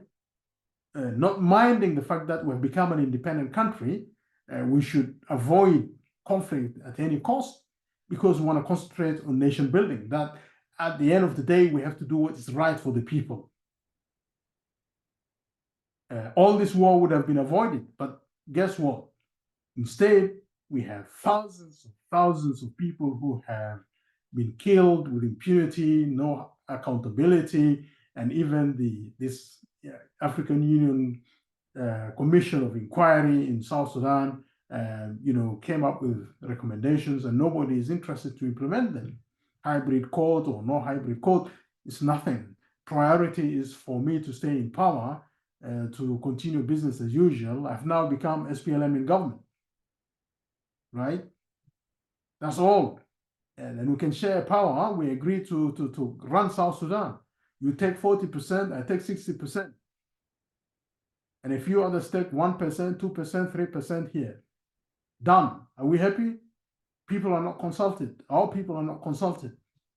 Instead of having these agreements, we could have said, let's go to prioritize constitution making. And that was our position when I participated in the peace talks in Addis Ababa in 2018. That was our position, and it still remains our position. We are saying that instead of elites making decisions for people, let the power and sovereignty emanate from the people. Let's go to the people, consult with the people, have Equatorial People's Constitutional Convention, Upper Nile People's Constitutional Convention, Bahr Ghazal People's Constitutional Convention, because that's how South Sudan history emerged. There was no one region which was dominant over the others. We were all separate administrative units in Southern Sudan. And therefore, we cannot, just impose ourselves on the affairs of the country because we simply happen to be, in power by arrangements of the Comprehensive Peace Agreement. And we have not yet put a permanent constitution for the country. And you go on from 2011 until 2014 on a transitional constitution, right? That cannot be right. So we have failed to really consider what are the important priorities for nation building. We have not done that. And SPLM is not capable of doing that. SPLM is not a democratic institution. It's composed of military, militia and what you call warlords, right? Who just want to operate with impunity. Look, who are the people who are siphoning and looting the country?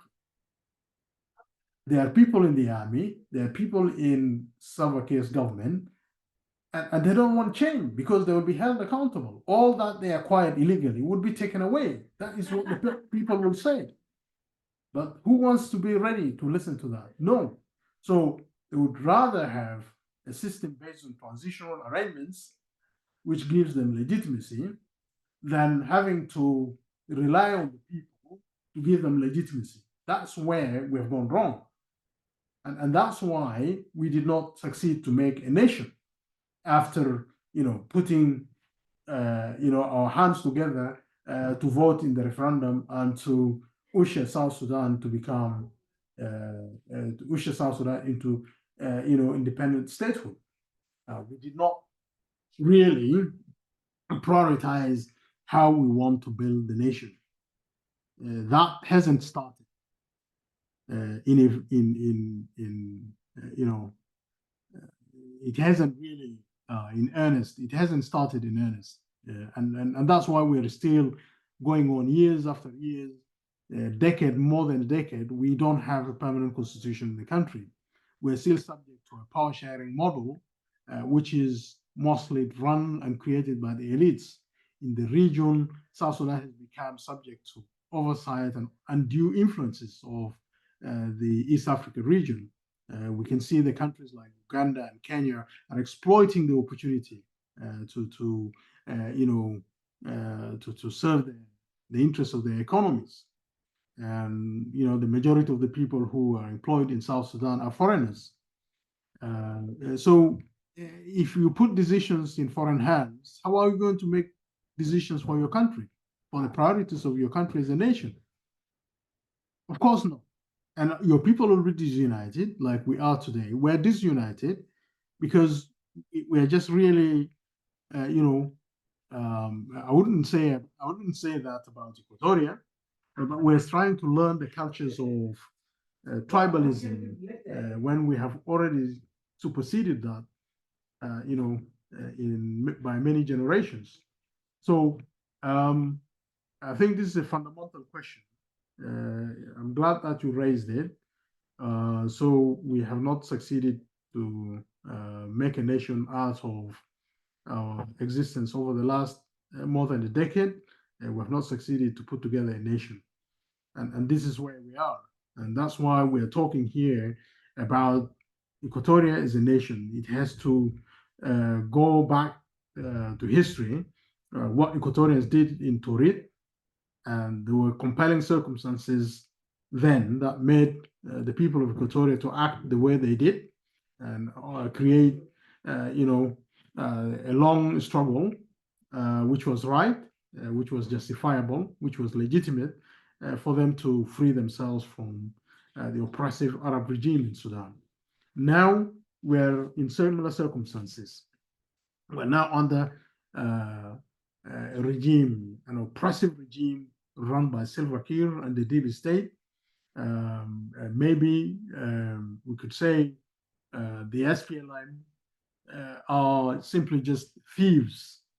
They're just thieves. They want to steal the resources of our country, and they use tribal-backed militias to oppress our people. And we can say no to that. The world will listen. Only that we are not saying it. We are not doing something to say this is wrong for the world to hear that we cannot live like this. And then if we want to have a nation, want to, in the context of the African, history and all of that, and the fact that we lived as sovereign entities in Africa before the advent of colonialism, before we became subject to the Arab regime and the other colonial regimes that ruled in Africa. I think most of the African communities lived as and existed as sovereign people, sovereign different social groups. From that experience, South Sudan is not any different. We lived as sovereign people in South Sudan before South Sudan, came into existence as a state.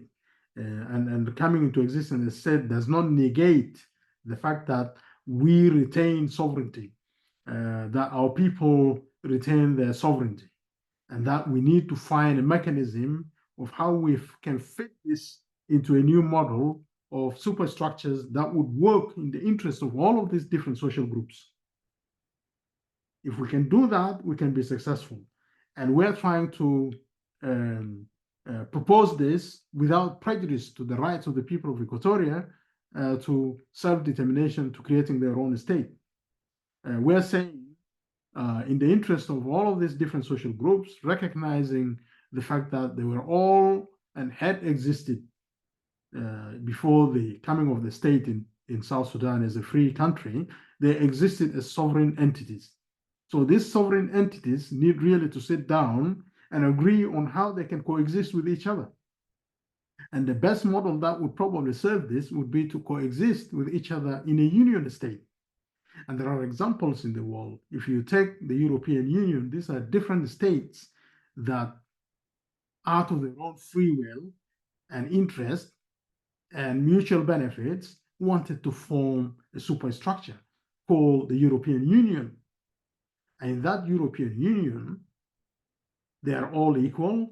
They reserve and preserve their existence as sovereign nations, but that does not negate the interest of mutual interests, the mutual benefits that they can enjoy together in a union state, creating a common market, having oversight mechanisms for the existence of this union and how this union operates, and so on and so forth. They agreed on all of this. The only difference is that there are independent sovereign states in the modern way of going about it. In our case, we are transitioning from being sovereign social groups who want to come together in a union of sovereign nations, of sovereign people who want to combine their sovereignty and manage the affairs of their diversity and peacefully live with each other, but within defined boundaries. Because we continued even to live before as different entities with different boundaries without conflict. And now we see a mutual benefit in going into a superstructure that we may call a union state. And in this union state, everybody is entitled to their rights, to their sovereignty, so that they don't feel to become a minority of anyone or become a majority of anybody. What matters is the rights that belong to you as a nation, as a people, as a social group, like any other rights that belong to, so that decision making is made equitable. And we can then live with recognition of each other's rights. I don't encroach upon your rights. You don't encroach upon my rights. We have a common interest in peaceful coexistence with each other on the basis of mutual benefits, but not at the expense of anyone being a minority or a majority. We can come to become one country, united, becoming homogeneous in the distant future as we progress towards that. We cannot jump to that. We cannot jump the gun and put the cart before the horse, because experience tells us that the moment we do that, then these issues of majority, minority come up. Some people will start to claim that they are a majority. Some people will claim that they are the ones who liberated the country, and so on. So they forget about the idea of a nation. It is now all about I liberated you, I, I am a majority, and so on. So that means encroachment upon your rights. You no longer have the same entitlement to the same rights like everybody else, because somebody is claiming that he's the liberator and you are not. Somebody is claiming that they are a majority and you are not. Did we actually voluntarily, were we consulted to become a minority or to become a majority in a new model of existence? I would not accept to become a minority or a majority in a model that, takes away the rights of others. That cannot just be sensible and logical. It's not. So what we want to say is that this can be a transitional model. We can try it and say, can we coexist peacefully in what we construe as a union state, يعني دولة اتحادية. هسي مثلا انت واحد example تاني مثلا في UK, there are 4 different nations: Scottish, English, Welsh, Irish. Each one of them have got their own assembly. They even internationally, in international football, they represent their countries. This is the only country that has 4 football teams that represent them in the World Cup. They compete as different nations. They don't compete as one UK country. No, they compete as England, Welsh, Irish, and Scottish. They have their different football teams. So are there any other countries that have the same model? No. But that is the model that suits them. That is best for them. That is best for their peaceful coexistence with each other. In South Sudan, we're looking to coexist with each other, to live in a modern state. So what are our options? And this is subject to us. It is for us to discuss, to agree the ways of our peaceful coexistence with each other. We come from 3 different regions: Equatoria, Upper Nile, and Bahr el Ghazal. Equatoria at least looks at itself as a nation, as one people. They have been administered as such, and they have a history and lineage. The people of Upper Nile can also look at themselves as a nation. The Bahr Ghazal can also do the same. We can compete internationally with different football teams if needed. But if we also want to have a construct in which we have one team, we can do that. That would depend on our constitution. But we don't have that constitution yet. We haven't defined it for ourselves. But shouldn't we not prioritize it? We should prioritize this constitution in our interest to agree how we can coexist and live with each other. Right? So that is our right. It's not just, having one country and that's it, and it's all done. No. We need to have a constitution. We need to have delegation of authority, and who would exercise that authority, and what are the limitations on the exercise of that authority. We need to define all of these constraints in a system of governance that is suited to us and to our future generations. We are not exercising those options right now. And you can see that people go to Tumaini, they go to Addis Ababa for revitalized agreement for resolution of conflict in South Sudan.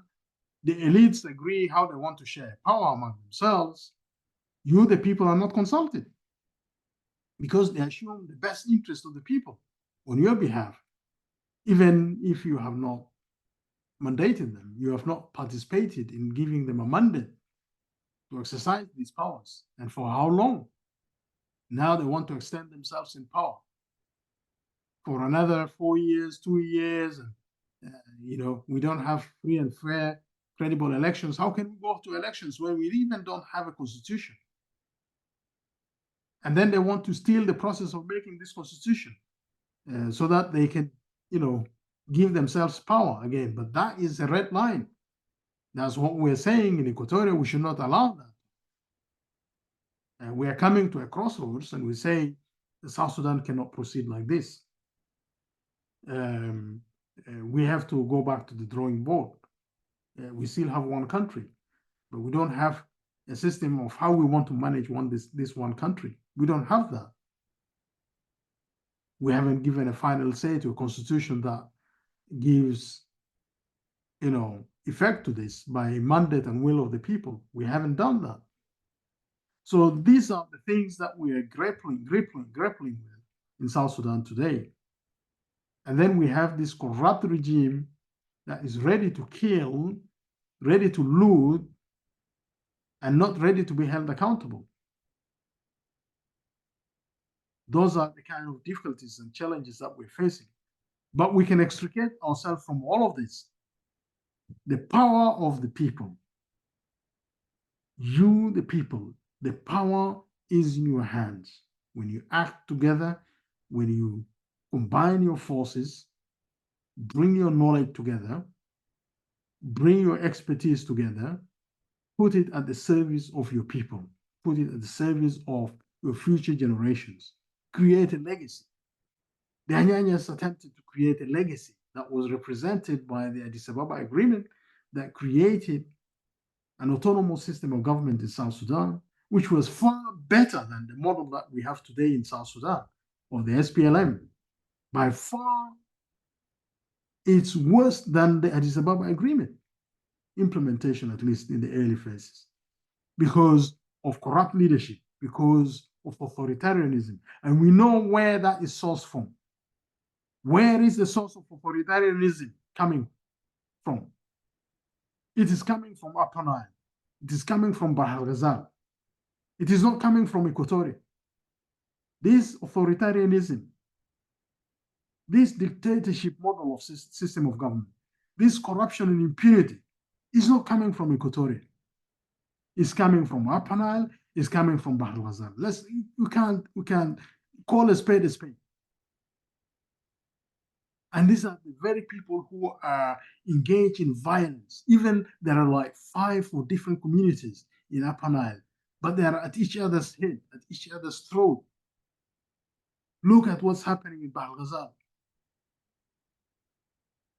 At least they should be able to manage affairs in Bahr al-Ghazal better before they can start to manage the affairs of the nation as a whole. Can you trust and entrust the future of South Sudan and its nation building in the hands of Salva Kiir when we see all of this mess, all of this corruption and impunity, and the deep state is taking all the resources of the country into personal, private businesses, Bolmel and his networks. Is Salva Kiir capable of transforming this country? But they're doing it with a gun pointed at us because they have a tribal militia. They have this SSPDF, which is a tribal militia of interests, and they're recruiting from Bahr al-Ghazal only so that they can give them guns to protect themselves in power. The National Security Service is all Gen. They are recruiting from Bahr al-Ghazal, right? They're trying to concentrate powers in their hands. And they're coming with this draconian legislation because they don't give a damn to the rights of our people and want to be part of that system. We don't want to be part of that system. We cannot be part of this system. So let's wake up. Let's take the lessons from Torit and rise against this system. This system is not in our interest. Kiir is not operating in the interest of our people. Akolkur is not operating in the interest of our people. And all these military structures, the tribal military structures that continue to recruit from tribal cocoons, tribal, militia, continue to recruit tribal militias and call them, tiger battalions and all of that. But these are all tribal militias. And even the agreement recognizes that, the security sector needs to be restructured and reformed. And they still continue to add more tribal forces into it. So that tells you that they are not ready to go. They are here to stay. And they have bribed these different countries around us because they've created businesses with them, enterprises that serve their both interests. Uganda is exploiting the market, can bring their soldiers. Now we heard recently that there are soldiers deployed in Bahr al-Ghazal from Uganda without even the knowledge of the parliament, without, so who is making all of these decisions that are not subject to accountability of the parliament? Because parliament does not exist anyway. It's a failed state, is what we're saying all along. Margaret Akulia has been saying this for the last 3-4 years, that we have a failed state. Who doesn't recognize that? What are the institutions that we have? Do they work to serve the mandate, their mandate or the aspirations for our people? No, none of those. So these are the realities that we're facing in Equatoria. All of us as Equatorians, we have to pay attention. But the unfortunate reality also is that people look at politics as not being fundamental to their future of how they want to live. But politics is all about how we want to live together with each other.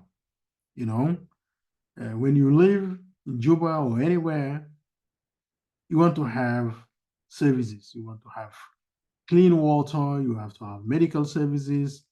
You want to go to the shop freely. You don't want to express yourself in media freely without intimidation from anyone.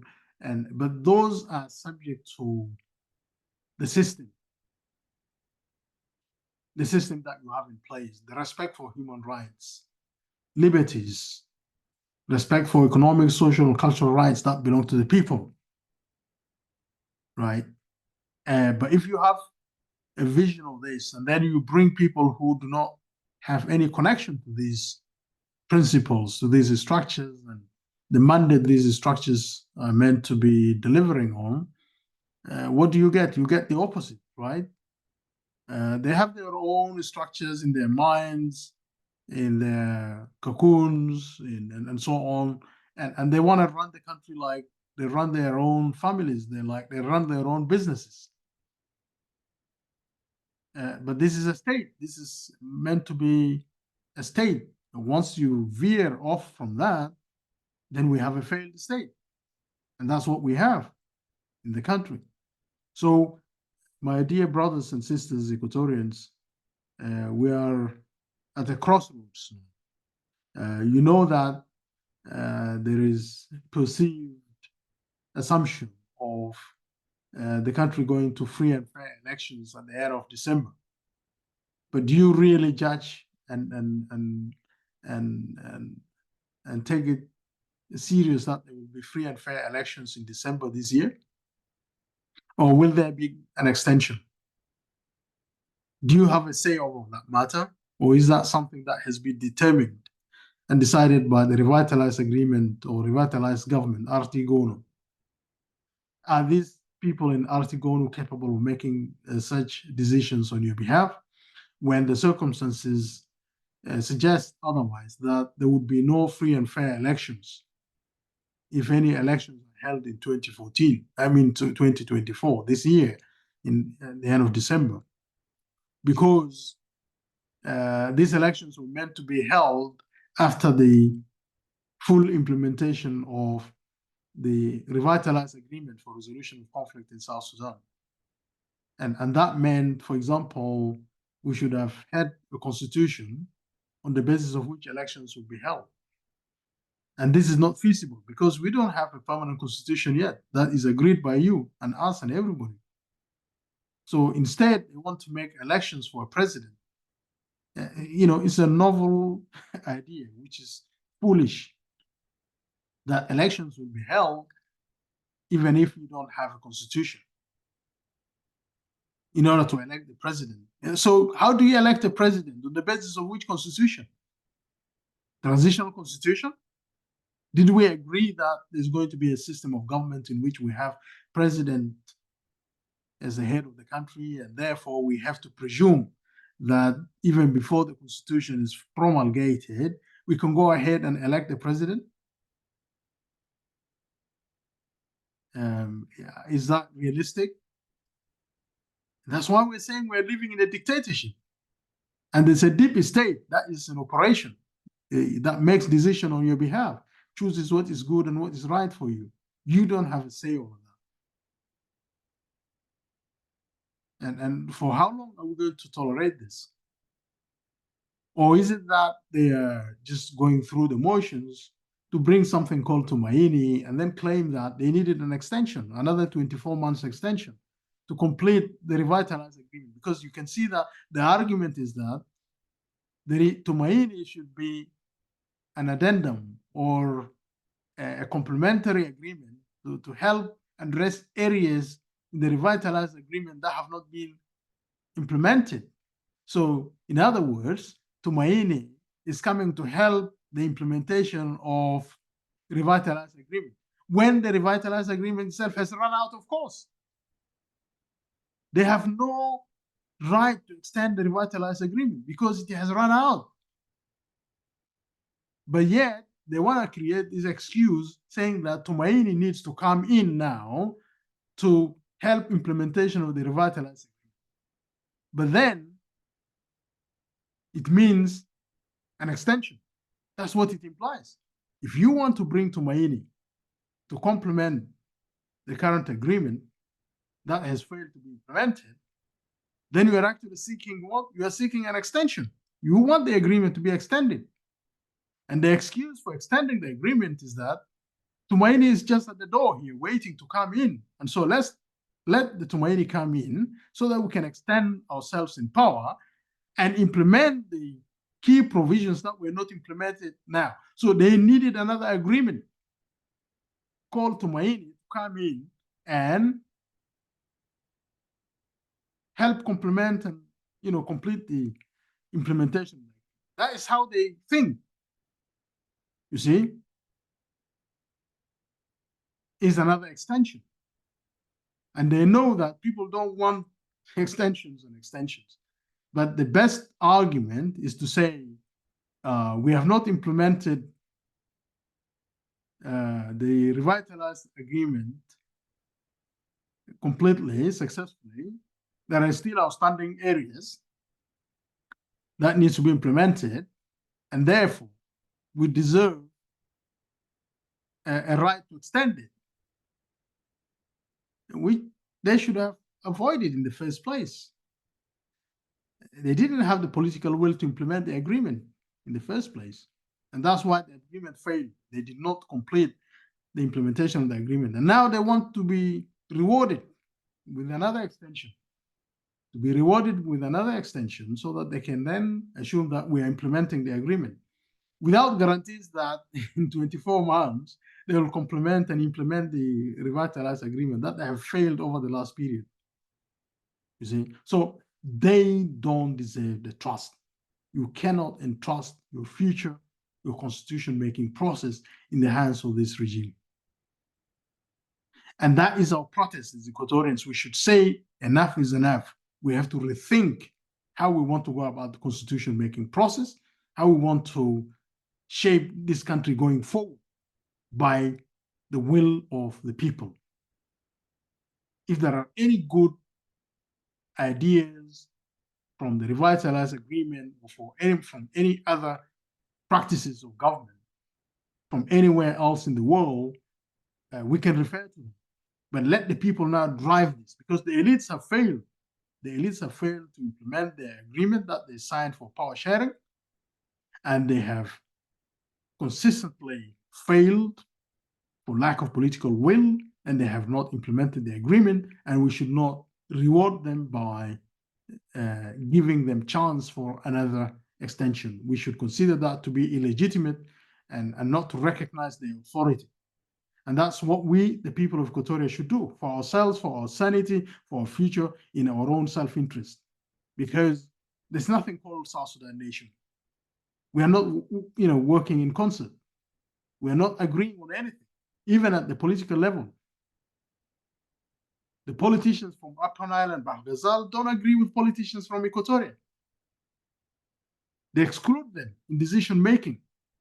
Look at how Wani operates and behaves like a chameleon, somebody who is worthless in government, doesn't stand for the rights of his own people, and he does not really enjoy the trust of the people of Equatoria. If he's there as an individual member of the SPLM, then he's together with the SPLM. They have to go. We hold them responsible and accountable for the failure of the state. Right? So we cannot trust them. Those of Louis Lobong, those of Bakasoro, and all of this, those of Jema, Nunu Kumba, and all of these, followers of the SPLM. They are the excuse for the SPLM to continue to pretend and claim that they are a legitimate authority, they are the only force to reckon with in South Sudan, and therefore they should be allowed to operate as they like. It's just only these people in Juba here who are called SPLM. But the rest of the country is not SPLM. So why should we subjugate our interest, our survival, our very fate in the hands of these few individuals? Jema, Nunu Kumba, Waniga, Louis Lobong, Bakasoro, and many others in Equatoria. Why should we just be their followers?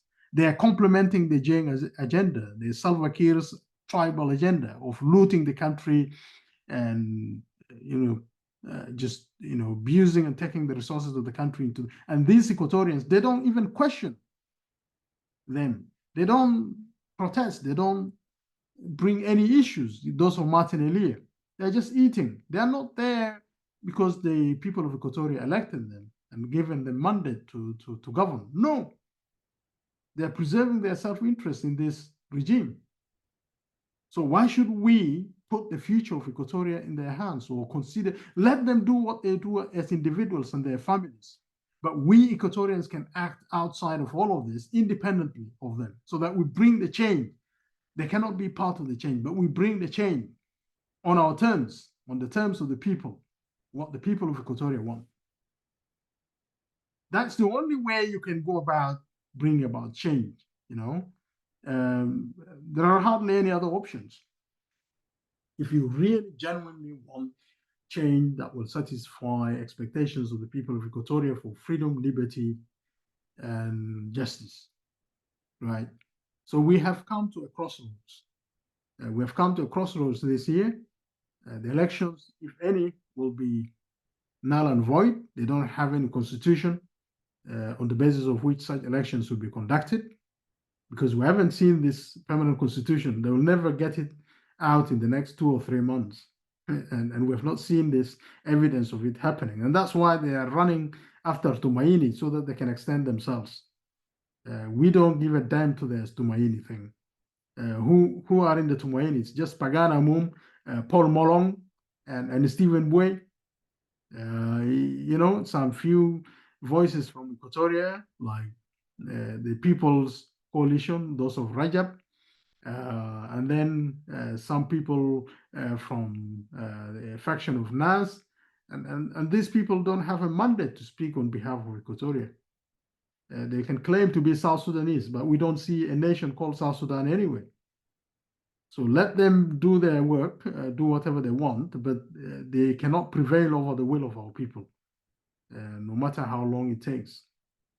So our message from EPA is that Equatoria, get your act together in your self-interest, and also encourage other social groups in the country to prioritize what their people really want. And then we can one day maybe come to a table, we sit together facing each other and ask the same questions and say, how can we coexist without prejudice? If this system and failed state continues in South Sudan, is going to be an existential threat to us as Equatorians. And this is the premise on which we say Equatoria should be capable of taking a decision to form its own state, because a state is all about existence to preserve your rights. And when you live in a state, you expect certain institutions to be established for the governance and social welfare of the people of that state. That, for example, you can govern yourself because you can decide how you want to run your affairs, your people, how you want to plan the development, school, peace, and all of these matters. These are matters that are not currently decided in South Sudan by the free will of our people. We cannot be held hostage. We don't want to hold ourselves hostage to South Sudan for another 10 years, 100 years, maybe, or 50 and 30 years, just because we are in a country called South Sudan. No, we deserve to live with dignity, in peace, enjoying our liberty, and liberty is indivisible. It's inseparable from our existence as a social group, as Equatorians, as a nation, and we deserve to live in our own state. If things continue like this, we are entitled to demand for us to exist in our own state. Other social groups cannot impose themselves on us. They have a right to be sovereign. Nobody is saying that they don't have a right to be sovereign in their own country. They can do that. But of course, this model of a state and a country in this world is subject to a revision. And that's what we're saying, in the interest of peace. Because if we agree to peaceful principles of coexistence with each other, then there should be no reason why people should be against the wishes of the people of Equatoria to be a state in their own way, because that's their responsibility. That's their state, how they want to live. They are not forming a state in order to be an enemy to anybody. They just want to form a state so that they can live in peace and preserve the peace that they have, that they had enjoyed over many generations. What's wrong with that? who cannot be convinced about people wanting to live peacefully, right? You cannot make yourself become a victim in a failed state. And then it's okay. No, it's not okay. It's not okay. So, in conclusion, I would like to stress that there will be no free and fair elections in December 2024. There will instead be an attempt to rig in such elections and produce a result that is not even constitutional. If they think that this will be rejected, will not be recognized, then they would want to buy more time for themselves by way of extension.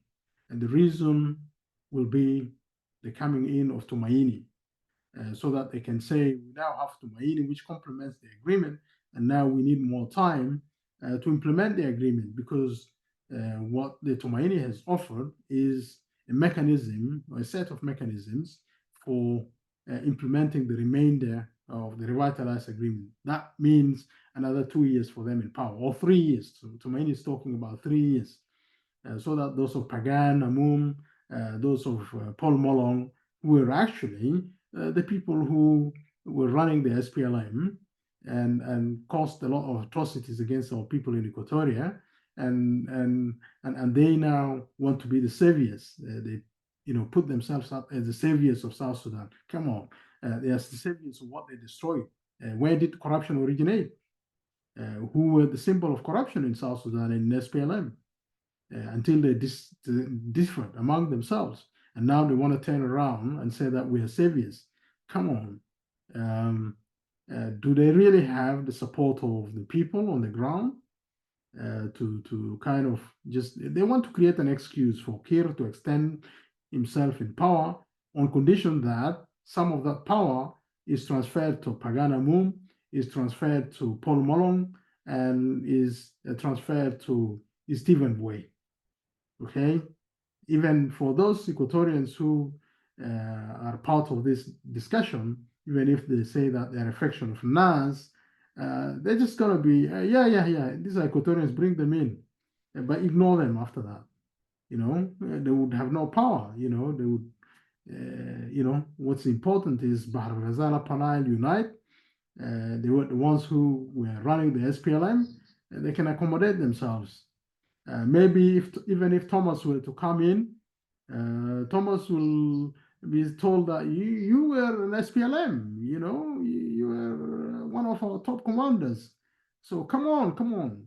They will allow him to eat, give him a position, but then that's all. Thomas will not be able to exercise political power like what he's trying to advocate for. And if he agrees, he can be taken in. But for us, we want a fundamental change. We want a people-led change, people-driven change. Equatorians have to recognize that they're a nation, they're a people in their own self-interest, and that they can have a say in the future and destiny of this country, and that they cannot be marginalized anymore, that we want our liberty and freedom now. We are not going to be limited by Kir or by any other force. We are a people of Equatoria. We've had enough from all these massacres, atrocities committed against our people, and we are done with this marginalization, and we want to have a say. Don't tell us that we have not liberated this country. This is nonsensical. We are not accepting that. If that is what you're saying, we are anyway asserting our rights as the people of Equatoria. And South Sudanese should listen. The people of the world should listen, and we have to be very clear and vocal about it. And then, only then, people will start to listen to what are the issues at stake here. We'll force these agendas on the table, and we will not be marginalized. Our people will not be marginalized. So thank you once more. I hope I've answered the key question about what have we learned from Torit? Why have we failed as a nation? And what lessons can we learn from it going forward? So thank you once more, James. I'll pass back the mic to yourself. Thank you. شكرا جزيلا دكتور حبيب.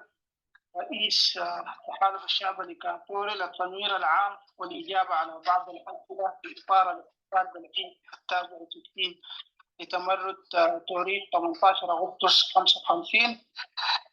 نشكر الأخوة الناس اللي بيسألوا عبر الشات. أخونا فيسلس، ان شاء الله الاجابه تكون وافيه من الدكتور حكيم داريو. وفي سؤال هنا برضه لكن الدكتور حكيم بيجي يجاوب له بعد ما اخونا استاذ جان صورو يتكلم، اللي هو مكاتني بيسال انه ما هو الفرق او القرار السياسي الشجاع اللي كان فيه نوع من الهمه من الايكاتوريان، النخبه الايكاتوري في الفتره بتاعت 18 اغسطس 55 وبين الحاله الحاليه حاليا ان احنا فيها دي. ان شاء الله دكتور حكيم تجاوب لنا السؤال ده. ويا جماعه الخاصيه الهاند ريز رايز اوبن، انتم ممكن تجوا فوق تقروا الاسئله وممكن تقدموا ذات مرافعات حقاتكم بطريقتكم الخاصه. منتدى تحالف الشعب الايكواتوري ما بنحجر للراي، اي زول مسؤول عن رايه دار تقدم مرافعه، دار تجيب ملاحظات، دار تسال الدكتور حكيم دار عن اي فضيلة. الباب مفتوح. مرحبا بك أستاذ دانيال سورو. يا ويلكم.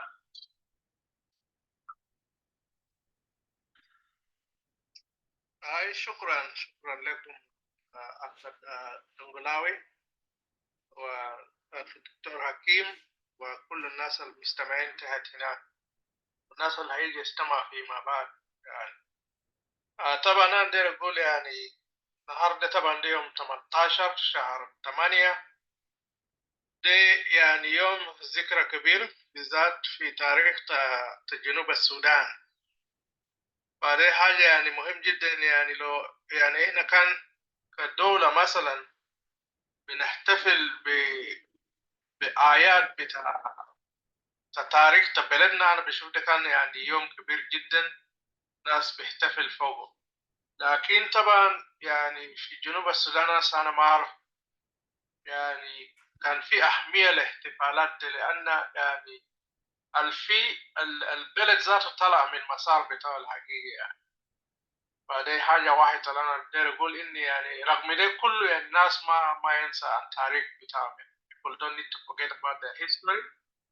So this is a milestone in the history of South Sudan. So for this I have come up just to add my voice to the celebration of August 18, 1955.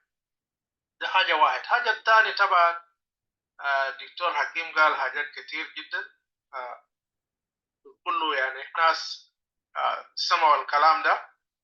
ففي حاجات بسيط ممكن أنا أقدر بس يعني to add my voice to.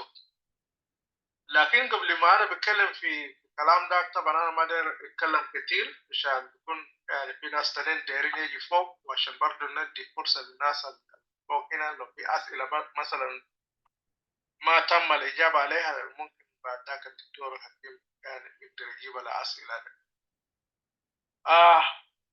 حاجة اللي أنا بشوف إني يعني حصل في الفترة دي كله يا جماعة إن شنو يعني اللي هو أبطال بتاع Equatoria Corps اللي هو الجيش بتاع استوائية في وقت ذاك في سنة 1955.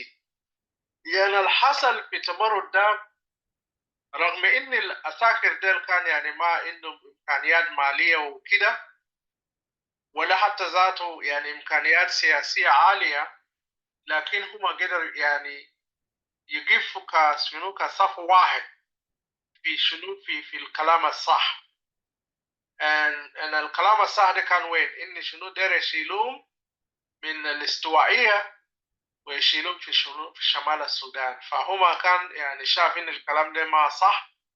هم يعني اصلا اسسوهم عشان يكون يعني Equatorial Defense Corps، يعني قوة بتاع الدفاع الاستوائية. عشان كده هم ما يتفقوا مع موضوع بتاع النقل، يعني النقل بتاعهم للشمال هم كانوا ما متفقين بالكلام ده. فعشان كده يعني هم قرروا ان ما عايزين يمشي. للشمال لو عايز يشيلون بقوة، سو هم عمل شنو؟ رفض وعمل تمرد في فترة ده، ما انه امكانيات لكن شنو عمل تمرد ده. فده نقطة مهم جدا يعني. لو انت قارنت الكلام ده بالجيل الحالي بتلقى ان في فرق كبير جدا. يعني في الوقت الحالي رغم ناس عنده امكانيات لكن الناس بقى ما بتمسك بمبادئ يعني بتاعت الحاجات اللي هم اصلا يعني قاموا من اجله. فده نقطة مهم جدا يعني. احنا برضه نرجع شنو الكلام ده لناس بتاعت Equatoria Corps of 1955. حاجة الثاني اللي أنا شايف يعني إحنا كمان كشعب جنوب السودان إحنا نسيناه اللي هو موضوع بتاع الاستفتاء. طبعا الاستفتاء اللي تم في 2011 هو امتداد شنو توريت ميوتيني 1955. فهو ما حاجة جديد، هو يعني إن الشعب الجنوب السوداني قرر إن شنو الكلام اللي كان ما حققوه في 1955 هم يحققوا وين؟ في 2011. وده حاجة شنو حصل يعني بالفعل. فهنا بيبقى شنو؟ إني يعني القادة الحاليين يعني the current leadership بتاع SPLA في جوبا ما قدروا الكلام ده. الشعب طلعوا برا حقيقة عشان يعني يأكد للتاريخ إن شنو الحركة اللي كان الناس دي قاموا في سنة 1955 يعني تحقيقه تم في شنو في استفتاء 2011. وده حاجة يعني أفرض يعني كل الناس الشعب بتاع جنوب السودان يقف فوقه. ده شفتها. الحتة نمرة 3 يا جماعة اللي هو شنو؟ ليه يعني القيادة الحالية في الجنوب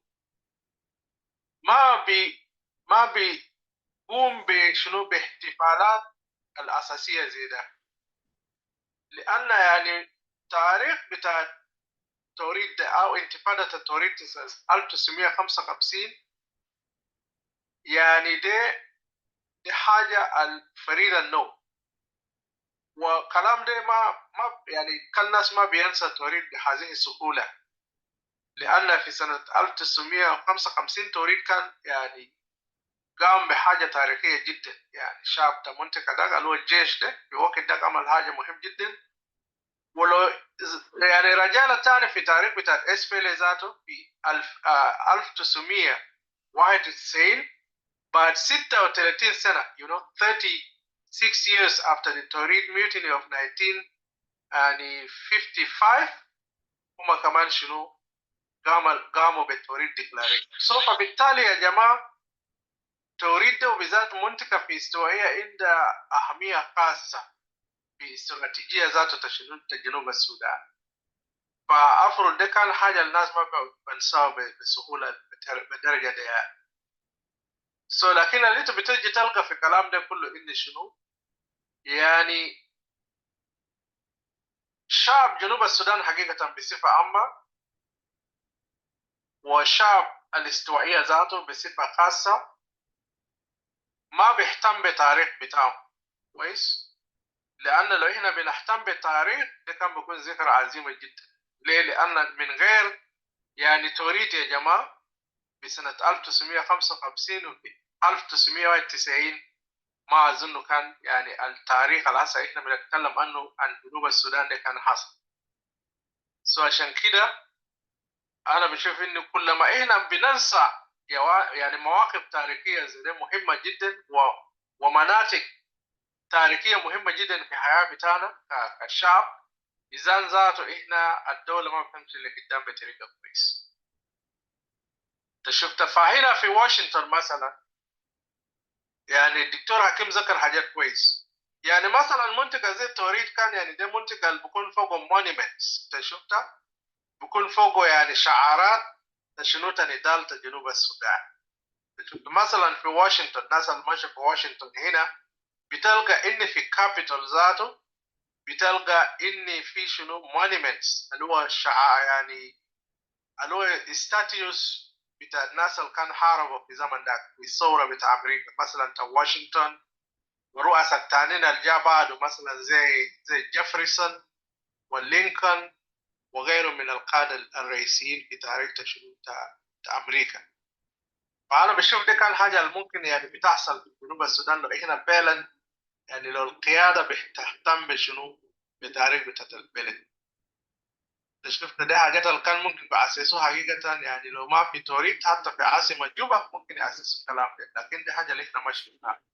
لكن اللي احنا هسه بنشوف في جوبا بتلقى اني يعني هو ستاتيو بتاع الدكتور بتاع الدكتور جون جارين اخذته هنا في بلفم بس، وده يعني بأكد ان في شنو في يعني في ازدواجية في التعامل حقيقة. يعني في جنوب السودان في ازدواجية او كان ما اكتر من كده ذاته في ثلاثية في التعامل بتشنو في المواقع التاريخية في شنو في انتقاء. يعني people are very selective in selecting what they want to put as a national monument or what they want to celebrate. فأنا بشوف إني يعني الدولة ما بتأسس على ازدواجية يا جماعة كويس أو على ثلاثية. If people are saying they are one country, then everything else must be celebrated and the history must be celebrated.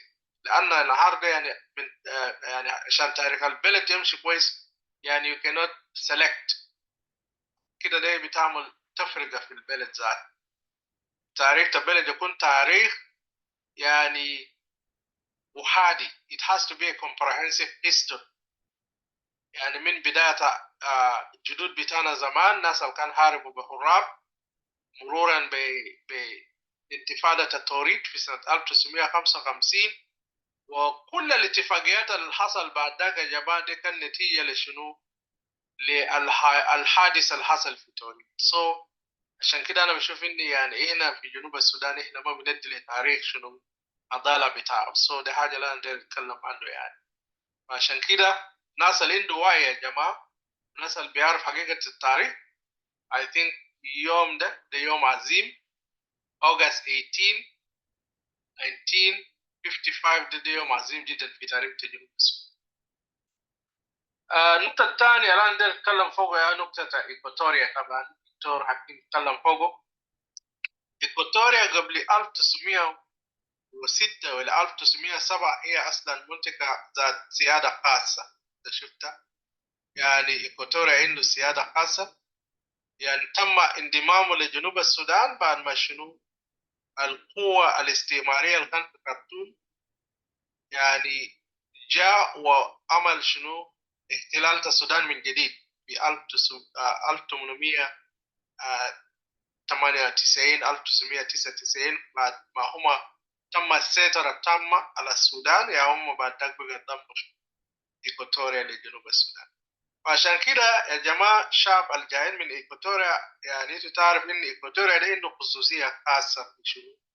في تاريخ المنطقة ده في إفريقيا وتاريخ جنوب السودان. فهنا اللي بتجي تشوف إن اليوم يعني كل الحاجات اللي جا حصل يعني في 1983 بقى دير شنو؟ دير يعني بعربي بقول دير يطمس يعني تاريخ ده، يعني the history that emerged in 1983 wants to deny these historical facts about Equatoria.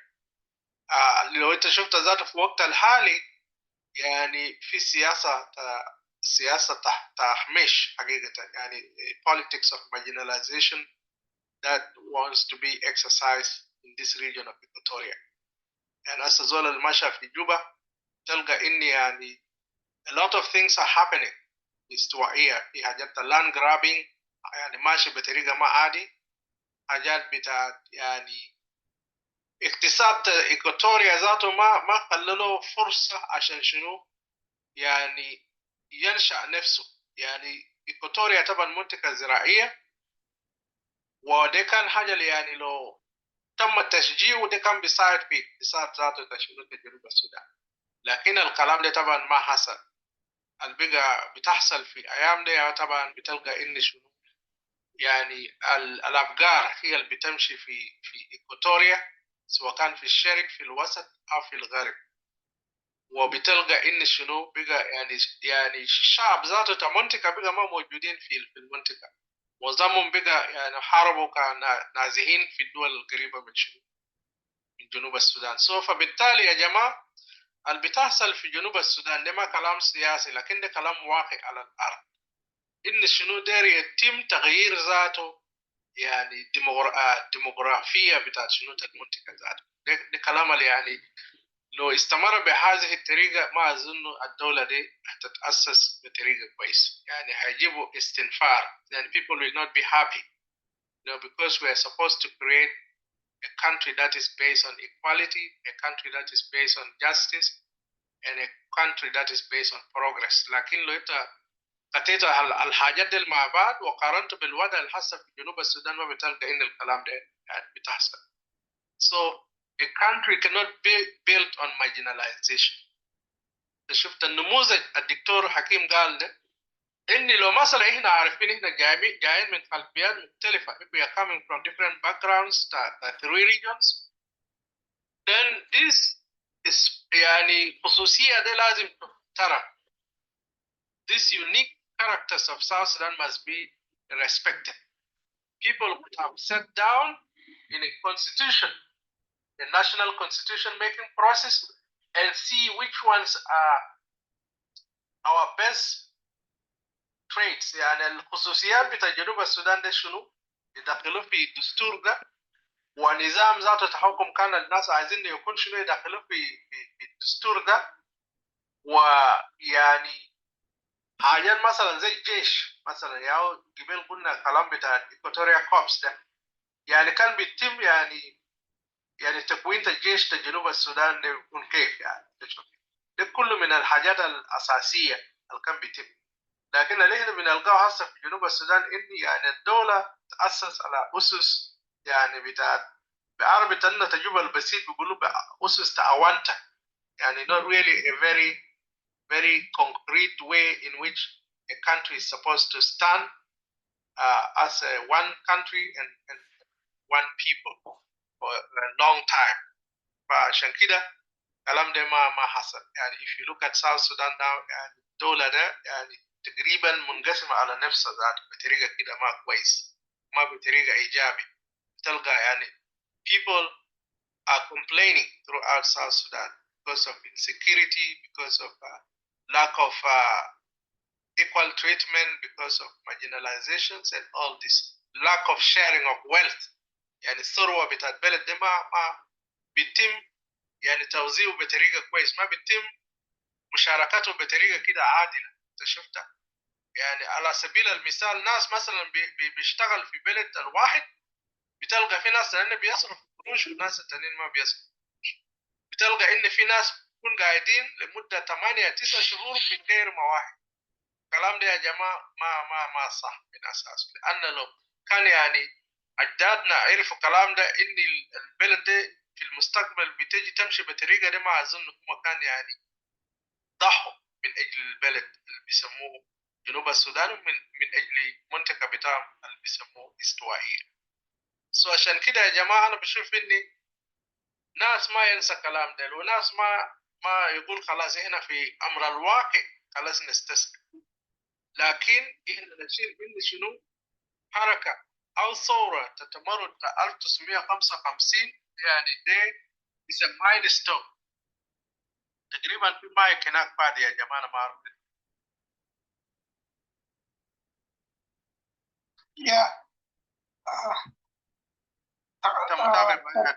صدقني ده تقريبا الحلقة مسجلة في اليوتيوب ومسجلة عشان كده في تلفون خالد. يا تفضل. اوكي يا عشان كده انا بشوف ان يعني دي الحاجات اللي كان بتحصل, يعني لان بلد بيسموه جنوب السودان في الوقت الحالي الناس المتابعينه حقيقة بتلقى ان ده بقى بلد تاكل عيش حقيقي للاسف الشديد. كل واحد بيحاول يجري لمصالحه الخاصة عشان شنو يلقى له يعني حاجة اليوم يشتري له أكل لنفسه وللأسرة بتاعه. وده كلام ده ما كويس. تشوف الكلام ده في كل مؤسسات الدولة. حاجات زي الرشاوي اللي كان يعني أهلنا في جنوب السودان ما بيمارسوا. بتحصل هسه في جنوب السودان، سواء كان وصلت في المطار بتلقى إني يعني بدل مثلا الإجراءات دي كان بتتم بطريقة يعني رسمية كده وبطريقة سهلة، بتلقى إن شنو في ناس الميدل بيبل بيخش في نفسنا يشيل الباسبورت بتاعك and then ويمشي بطريقة كده ملتوي عشان شنو يلقى لهم حاجة من قروش بتاعك ذاته. شفت؟ فدي يعني للأسف الشديد الدولة دي يعني أولياء بتاعنا اللي كانوا موجودين في البداية كان ما فكر إن الدولة دي تتأسس بهذه الطريقة. فعشان كده أنا بشوف إني يعني احتفالات زي دي ذكرى سنة 1955 ده توريت ميوتيني ده، دي أو حاجات اللي إحنا احتفلنا به، دي أو حاجة اللي بنقدر من خلاله نقدم وعي لشعبنا إن شنو ده الوضع اللي إحنا هسه فوقه ده يا جماعة، ده ما الوضع كان يعني حاربنا من أجله من الأساس. يعني الكلام ده كده ما مقبول خالص، لأن لو ناس مثلا سكتوا على الكلام ده إذن ده يعني بيؤدي لمستقبل كده ما عادل للشعب الجنوب السوداني. تلقى إني حقيقة في بداية المنطقة بتاع استوائية دي تكون منطقة مهمشة يعني جدا، لأن هسه كل سكان جنوب السودان جايين لاستوائية بالذات في جوبا. ده بالإضافة لشنو للحرب اللي هسه ماشية في السودان، تلقى إن كل الناس هسه كله جاء لجوبا. جوبا بقى زي زمان يعني زي كان السودان في دولة واحدة. نفس الممارسات اللي كان الجلابة عملوا في السنين اللي فاتت وده اللي كان خلى ناس يعني يتمردوا ضده، بقى دي نفس الممارسات اللي حصل قاعد تحصل في جنوب السودان.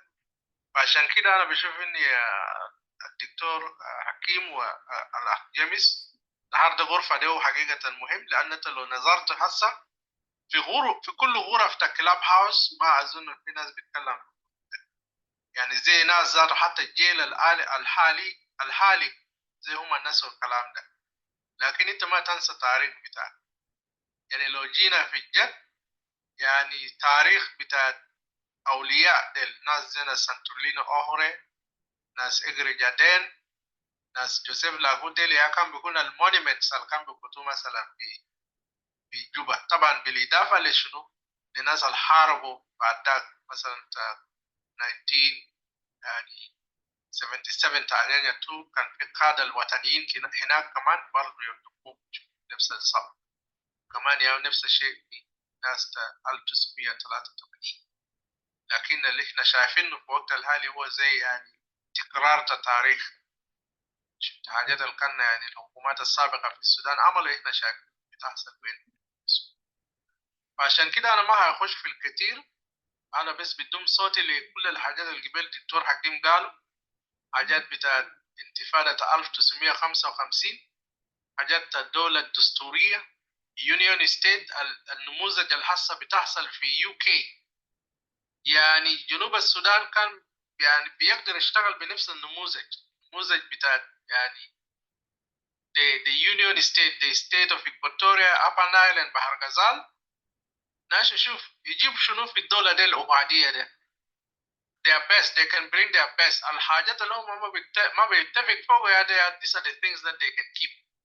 كان في حاجات خصوصية أو خاصة لمنطقة معين لازم المنطقة دي يشجع الحاجات دي. شفت؟ بطريقة دي بيجيب دولة على أسس بتاعت عدالة، أسس بتاعت مساواة، أسس بتاعت تقدم. شفت؟ نفس حاجة مع الدستور زي ما أنا قلت. يعني الدستور الحالي في جنوب السودان يعني ده دستور تشكل بكتك حقيقة. يعني you try a luck, if it works it works, and it sticks. لكن أفرق كان ما بكون زي يعني الدستور كان يكون دستور مشاركة الشعوب. شفت؟ ناس بيتفق يعني يشوف مستقبل الدولة دي يديروه كيف، اقتصاد الدولة دي يديروه كيف، الجيش الدولة دي يديروه كيف، وهكذا. يعني الدولة دي ما يخلوه بس تدار بالميليشيات. What we see now, there is no national army, but the country is actually run by militias. بتسمع إن يجندوا ناس مثلا في Northern بحر غزال، أو يجندوا ناس مثلا في من إثنية معينة في إيكواتوريا and so on. هسه لو أنت شفت مثلا في جوبا حقيقة موضوع بتاع اللغة ده يعني بقى حاجة واقع. أنت لو مثلا هسه في جوبا أنت قاعد تمشي بالليل مثلا بتلقى بيسألوك بلغة معينة. لو أنت جيت في مطار شفتها بيسألوك بلغة معينة. فدي زي عملية تكريس لغة معينة. أنت شفت ناس ما بيلاحظ الكلام ده لكن ده الحصل واقع الماشي هنا. عشان كده ده من الحاجات الأمر كان يتم مناقشاتها في مؤتمر دستوري جامع. يعني حتى المبادرات السلمية اللي حسب بتحصل مثلا الاتفاقية 2018 ولا الاتفاقية 80 اللي هسه بتمشي ده، حتى المبادرات المستقبلية future initiative peace initiatives, those are the things that are supposed to be discussed. عشان دولة بس ما يكون دولة يعني سمبل a chaotic country where in the end of the day يعني whether it will work or it would not work like what happened in the Sudan, you know, then the country will be left just in a very anarchy situation. يعني يا جماعة الناس دي النادلوا من أجل البلد دي ما ماتوا ضحايا بس. This is something that we need to remember. This is something that we need to promote. يعني الحركة بتاعت تتمرد 1955 حركة بتاع أنيانيا 1 it has to be promoted actually because in the أهداف كويس.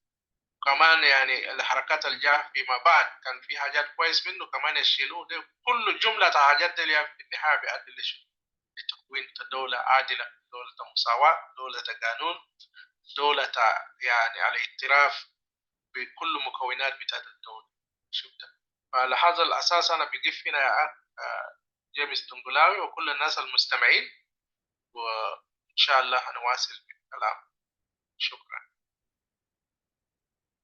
شكرا لك كثير أستاذ داني الصورة للمرافعة الكاملة والتنوير الكامل. كلامك في محله، بالذات الحتة بتاعت التغيير الديموغرافي دي برضه يعني جزئية الإيكاتوريا لازم يحطوها في عين الاعتبار.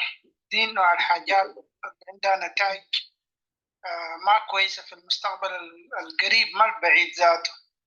لكن وفقا للدراسات الاجتماعية التغيير الديموغرافي في منطقة الاستوائية ما حتنجح. انت ممكن تشيل أراضي الناس، ممكن تطردهم بقوة السلاح، لكن لأنه الجانب المدني في الإقليم الاستوائي عالية، التماسك المجتمعي عالي، بالتالي تأثيرك حيكون بس يهو J1 يا جماعة بتوع التغيير الديموغرافي ده. شكرا لك كثير أستاذ دانيال، صراحة مرافعة في محلها. وخدنا أستاذ تشقدم لو عندك أي مداخلة وأنت فاضي من الشغل برضو ممكن، والإخوة اللي قاعدين معانا تحت هنا برضو ممكن يجونا يعني قدموا مرافعة. عندك سؤال برضو الباب مفتوح يعني ما عندنا حاجة. دكتور حكيم في سؤال هنا تحت من واحد من الأخوان بيقول الفرق شنو بين الثوار بتوع 18 أغسطس الاستوائيين، وباختصار السؤال بالاستوائيين هسه الحاضرين هسه حاليا فرق شنو يعني؟ تفضل دكتور. شكرا جيمس للسؤال. الفرق بين الاستوائيين 1955 والاستوائيين هسي. صح انه في الفترة بتاعت 1940s 1955 الاستوائيين كانوا في القيادة. يعني كان أخذت مثلا أهو منظومة بتاعت جوزيف لاغو، أجري جادين، مايكل روميو، و you know the list goes on. ده الطاقم ده من القيادات اللي كانت في الاستوائية كانت بتواجهها أوضاع ومؤججات مستقبلية. يعني هم كانوا they were going to a crossroads، وكانوا هم الوعي اللي هي كانت تمثل مستقبل بتاع المستقبل السياسي لجنوب السودان. يعني القضايا اللي هم كانوا، لأنه هم عاشوا الاستعمار كويس، عاشوا الاستعمار وعاشوا نظام بتاعت you know the Arab regime اللي كانت سائدة في الوقت ذاك. وهم كانوا عايشين برضه في فترة بتاعت ترانزيشن كويس. كان في ترانزيشن حاصل، السلطة الاستعمارية كانت في مرحلة بتاعت الخروج من البلد، وده طرح تحديات على الوضع القائم في الوقت ذاك. الناس كانت تتساءل طيب مستقبل بتاعتنا شنو في الاستوائية؟ السلطة حيبقى ينجرف وينتقل لمصلحة بتاعت الأرب ريجيم، وإحنا اعترضنا على الكلام ده in 1947. so there was unfinished business. فالكلايمت اللي كان قايم هو كلايمت بتاعت uncertainty، اللي هو you know people did not know what's going to happen، هيحصل شنو. كان في ترقب and also كان في يعني you know tension، لأنه بمقتضى بتاعت 1947 ورؤية بتاعت القيادات الجنوبية كانت الوقت ذاك هم ما عاوزين يشاركوا في الاستقلال بتاعت السودان، وعاوزين يلقوا محلة عشان هم يقدروا ينضبطوا ويضعوا بيتهم، البيت الاستوائي والبيت بتاع البيت الجنوب السوداني you know together before they can take the jump before they can make the jump كويس. فدي كانت طبيعة بتاعت التحديات. لكن من منطلق بتاعت الأفراد مثلا، استوائية كانت موحدة لأنه كان في تاريخ بتجمعهم ككيان، وكان الإدارة بتاعت الاستوائية منفصلة، وبالتالي جابت معهم الفكرة بتاعت حكم النفس، لأنه البلد كان ماشي في مرحلة بتاعت الانتقال للإدارة الاستعمارية، ومنه بعد ذاك للإدارة بتاعت النظام الرجيم بتاعت العرب هو اللي going to inherit power. so وكل الخلفيات المترسخة في أذهان بتاعت الجنوبيين، الاستعمار والسليفري والحاجات دي كلها.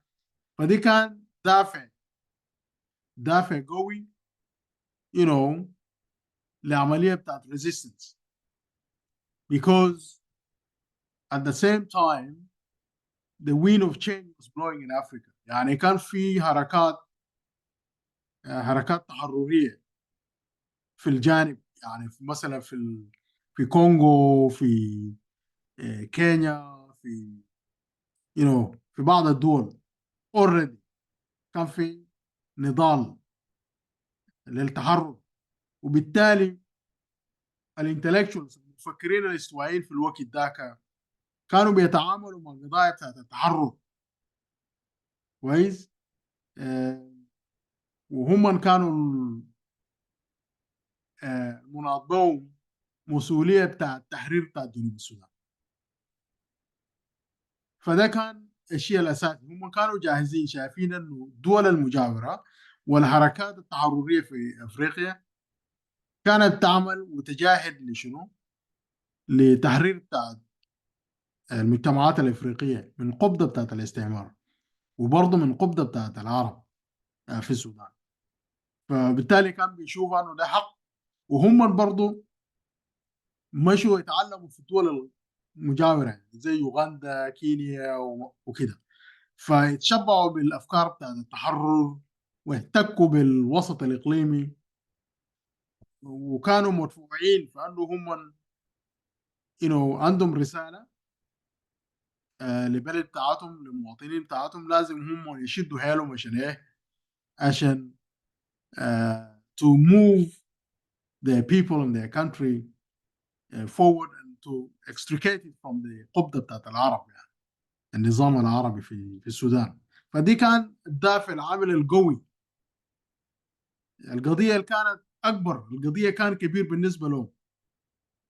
The issue was big for them. It was a big issue, a real big issue, not only in South Sudan, but across Africa. There were many freedom fighters, freedom movements that were, schooled in the thought of leadership, the thought of struggle to extricate their people from oppressive, regimes like the colonial powers and the Arab powers that wanted to dominate and take their resources. فالدافع كان قوي جدا ده، وهم كانوا القيادات الوحيدة اللي كانت يعني عندها فرصة في أنها تحتك بالعالم الخارجي وتحتك بالوسط الإقليمي، وكان في حق، هم كانوا بيحسوا عندهم حق في أنه يباشروا في عملية بتاعت النضال ضد النظام القائم، وبالتالي النظام العربي اللي كانت ساعد في الوقت ده is a major difference. بالنسبة لنا الاستوائيين الحاضرين the contemporary Equatorians بمعنى آخر، الاستوائيين المعاصرين، إحنا وأنا إياك ومكارتني himself صاحب السؤال وكده كويس. الاستوائيين ديل they are not necessarily schooled in the same way that the previous generation were schooled. الناس كانت ربما blinded by the SPLM struggle في أنه إحنا كلنا قاعدين نحارب لشنو؟ نحارب لاستقلال بتاع جنوب السودان، ودي حاجة إحنا بدأناها we're trusting in this struggle that this is one more struggle on top of what the Anyanyas fought for, and as long as the agenda بتاع أنه our people will have the right to self-determination, so be it. فكان في يعني حسي تقول أنه الناس our people are shocked and surprised by the turn of events. وفي نفس الوقت القيادات الحسي الفلسطينية ما بتلعب نفس الدور مثلا الاستوائيين في الوقت ذاك لعبوا. القيادات الفكرية والسياسية في الاستوائية الوقت ذاك ما هو نفس الدور الحسي إحنا كجيل حاضر عندنا نفس مثلا القابلية، أو مثلا عندنا نفس الجدية والكوميتمنت للمشاركة في الجنوب في العمل السياسي لأهداف نبيلة، لأهداف بتاعت مثلا الاستوائية وكده.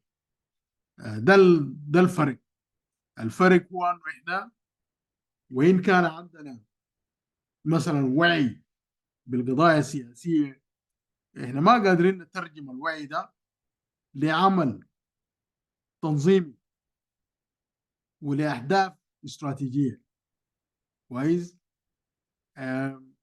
We were not expecting to talk about, for example, about the future of Equatoria until we have come to experience a repeat of what happened في 1982 قبل قيام الاس بي ال ام، وكده احنا شفنا الكوربشن والفوضى اللي ادى الى تقسيم بتاع الجنوب السوداني الى 3 اقاليم.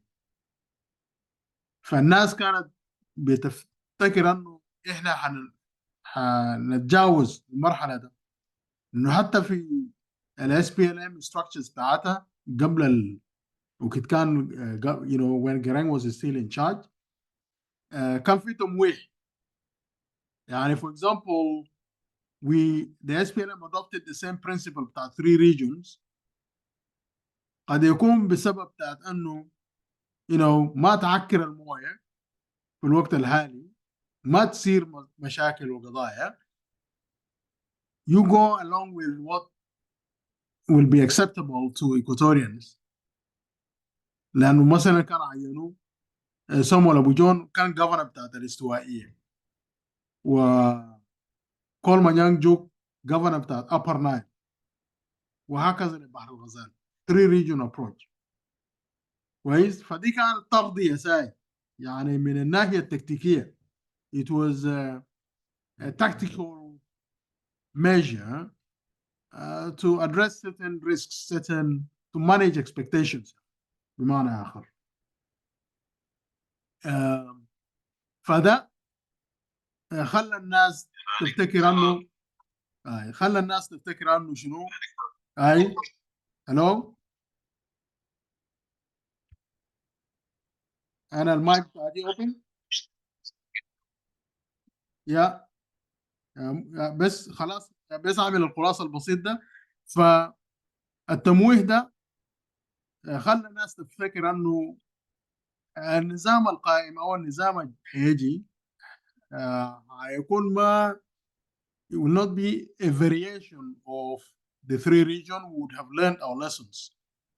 والناس كانت مثلا maybe عندها امل في انه ما حيكون في كوربشن، واحنا استفدنا من التجارب بتاعتنا الفاتت. ان شاء الله احتمال احنا بعد ما نعمل الريفرندم we will address ourselves. فده this is what led to the situation of realization now that this wasn't the case and there is a separate agenda to nation building. فانا بقيف على كده. اتفضل السؤال بتاعك. شكرا كويس.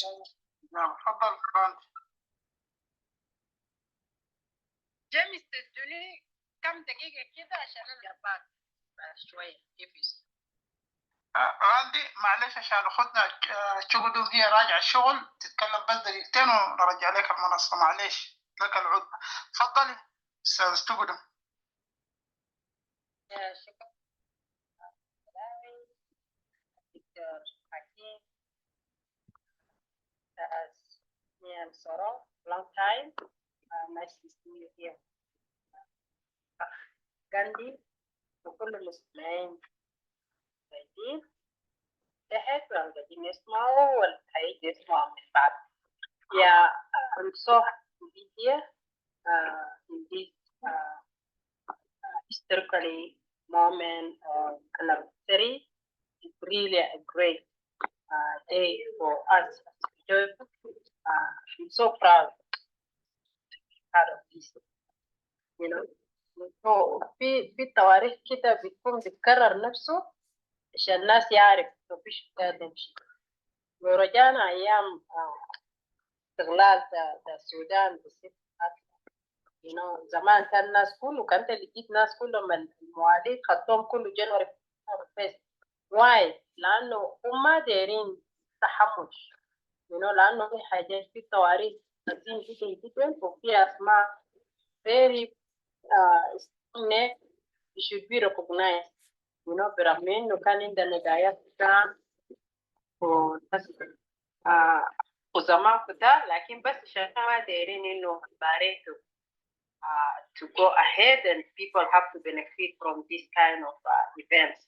You know, لأنه tonight, August 18, 1955, we have a lot of some history, no? And that can make us all benefit from it, and we can even, and for sure, many kids get named to that days and all this kind of stuff. ولا بالتواريخ الحصل maybe لحد ما وصلنا 1955 أكيد في تواريخ في النص هنا زي ما جبال قلتوا أو حاجات you know لكن طبعا عشان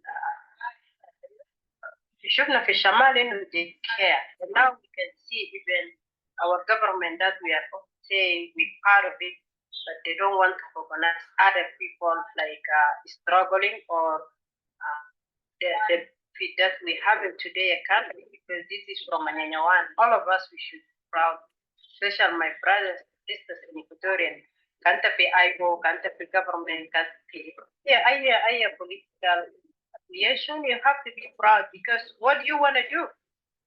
You have to follow what is happening. It's not following just as you want to follow, but you really believe in whatever that our fathers they did that thing, you know. عشان كده دايما الانسان لما يتكلم حاجه تسيب مثلا حتى يا ناس قاعدين يطلبوا where Equatoria we really suffering, although we are in all these concerns, like ما كله movement there اللي قاعد يحصل, we are all there, the Equatorian is all there, but you can see what is happening, you know. And when we come back to the generation that we are living today, مثلا في الحصة قاعد يحصل في جوبا ده, you know, like this government even is not recognized as one nation, you know. It happened, like you can see our brother Callisto, is an Equatorian, and he's looking for everybody right, you know, special, he see whatever that is in his place, although Dr. Hakim always like saying the people of South Sudan, they are all suffering in this area. But sometimes we don't see people that coming clearly to address their own issue. But if we have people that they're coming to address their issue, like Callisto, they will send the people from the government to go and address them as Equatorian person. يعني احنا كده نشوف mindset, you know, is this really gonna make us to be people one nation? Are we really ready to be in that position? I will leave it to our brothers and sisters here, and for us to be proud of this day and to think, you know, Diamond and Shield, Nas Gajini Gulu Equatoria Diamond, they like to celebrate and dancing and all this kind of stuff, but that's not about celebration just to dance, because what we live in today, I see we have a lot of stuff that cannot make us celebrate, but we have to come back to ourselves and learn and put the word forward, you know. What can we do to make these things work for all of us? And I'm really so grateful to have the people that with the voice to recognize and to compare whatever that happened in that day and in these days that we are living today. That will bring the opening mind to the young and to the older to understand exactly what is happening, you know.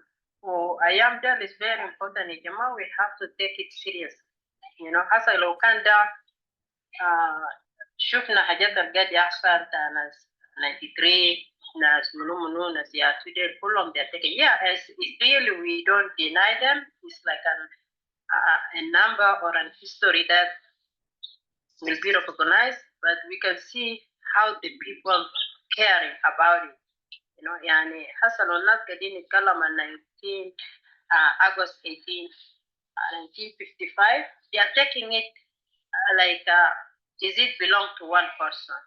يعني I was so happy جبال عملت عندكم بيقولنا هنا جبال قاعد يقول Equatoria دان يعني أي زول في Equatoria is proud of it and is part of it, and we just want to bring all these names out because everybody has the history that we learned, and I'm so happy to be here to learn more from Dr. Hakim, Mr. Gandhi, Daniel Soro. Please, you know, there is some people like us, we really like to hear you guys more and more, and we're learning. And now we are taking the step to be with you guys in the same boat.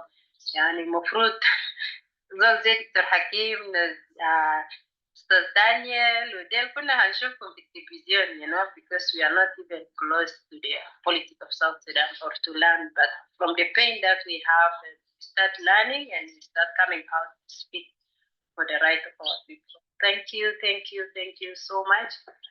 I'm just listening. Yeah, but we still, for our people, we will do what we can take. I'm really willing to learn all our people, different movement. That if there is something that's good, we can just follow. And you know, I'm happy to be here. Thank you, and happy anniversary to all of us. And we're proud, you know, although we are not doing a little bit of what they did, but we're proud and we are working toward that. Thank you. God bless you. وشكرا كثير أخوتنا الراكزة أستاذة تشيغودوم للمرافعة الجميلة والكلمات التشجيعية لك الود والتقدير. شكرا جزيلا كثير صراحة. يا فضل أستاذ غاندي. يا أول حاجة السلام عليكم. أتمنى إنه صوتي واضح كده جنبلاوي. جميل جدا.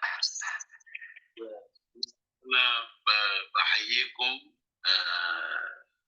كلكم، أستاذ شكدوم، زميل دونغولاوي، دانيال، الدكتور حكيم داريو، والمستمعين تحت. أول حاجة الرحمة.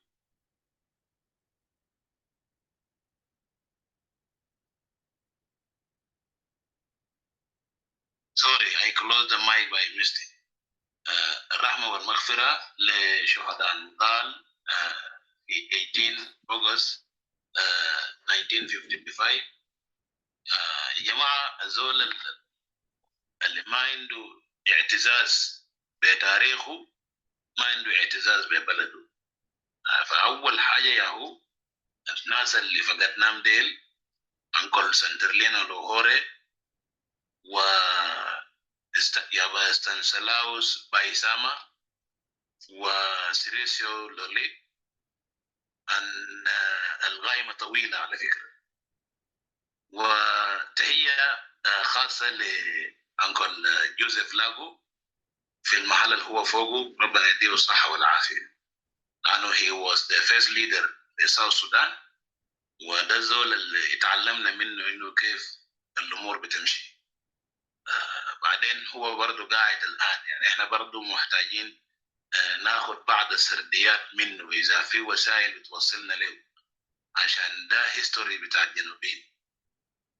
والمرة اللي فات لما كان في انتحاك لحقوق بتاع مولانا كاليستو، كثير هنا قلنا إنه يا جماعة كاليستو was not talking on his own affairs.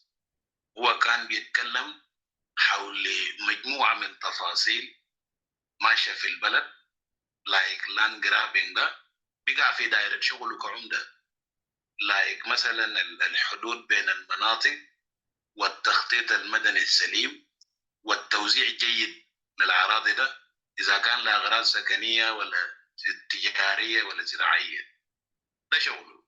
لكن لما انت تجي تحلل وتشوف السياسة الماشي، انت بتلقى انه خايفين انه كاليستو يعمل وضعية. يعني الخطاب داك لو كان مرة and it doesn't do anything، وتاني في خطاب مثلا بوراه مشى، يمكن المواطن بتاع استوائية الوسطى نفسه يجهز أرضية لحاكم جديد like مولانا كاليستو، لكن they will not leave him to reach that level عشان ما يشيطنوه زي ما هم شيطنوه حسي بطريقتهم الخاصة. ولو انت لاحظت التصريح بتاع إيكا، تلقى إيكا ذاته have been fed up بالمشاكل اللي قاعد يحصل لكم. أنا قال يا أخي ده نحن يا أخي يا كومريد، يا أخي ده نحن حكومة يا وسجن. انت لما تراجع الصاون ده بيديك فكرة أنه هو ما عنده حق التدخل ولا فكرة إنه مثلا to stand with the guy، وهو نائب بتاع الرئيس في البلد. الناس منتظرين السنين ده كله موقف بس خطوة قدام ياخدوا كوردواني، وبعد ده كده تعال شوف جنوبين بيعملوا شو. لأنه هو في نضاله مشى في مناطق كتير، حتى even my area he was there كويس. عمل زيارة للناصر، وفي أيام بتاعت النضال الشغل اللي عملوه شباب في توريت شغل منظم جدا. وده كان اللبنات الأولى اللي كان بيتكلم عن حقوق بتاع الجنوبيين. الناس دي قدمت أرواحها فداء لأنه عشان احنا نقدر نتكلم عن كلام زي كده اليوم. إنما تيجي تشوف جنوب السودان بتخط برضه إنه دي واحدة من إفرازات بتاعت دولة 1956.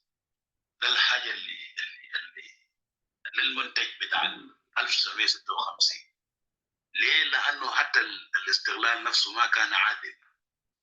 لأنه أنت لو مشيت للبعد التاريخي بتلقى أنه لغاية 1930 لغاية وفي أوائل الأربعينات الفترة ده كله كان الميشنري education هو كان شغال، وكان South Sudan as a whole كان من المناطق المقفولة. فلما بريطانيا لقى نفسه إنه الموضوع ما حيمشي، فخلى إنه الأمور تأخذ مسارها داخل البرلمان بتاع جنوب السودان في 47. الدكتور عبد الرحمن الشنقيطي، ناس زي الدكتور الشفيع محمد أحمد، ناس زي دكتور عبد الرحمن عبد الله، القيادات اللي كانوا زمن ده موجودين بإضافة للناس قبل ألير والباقي.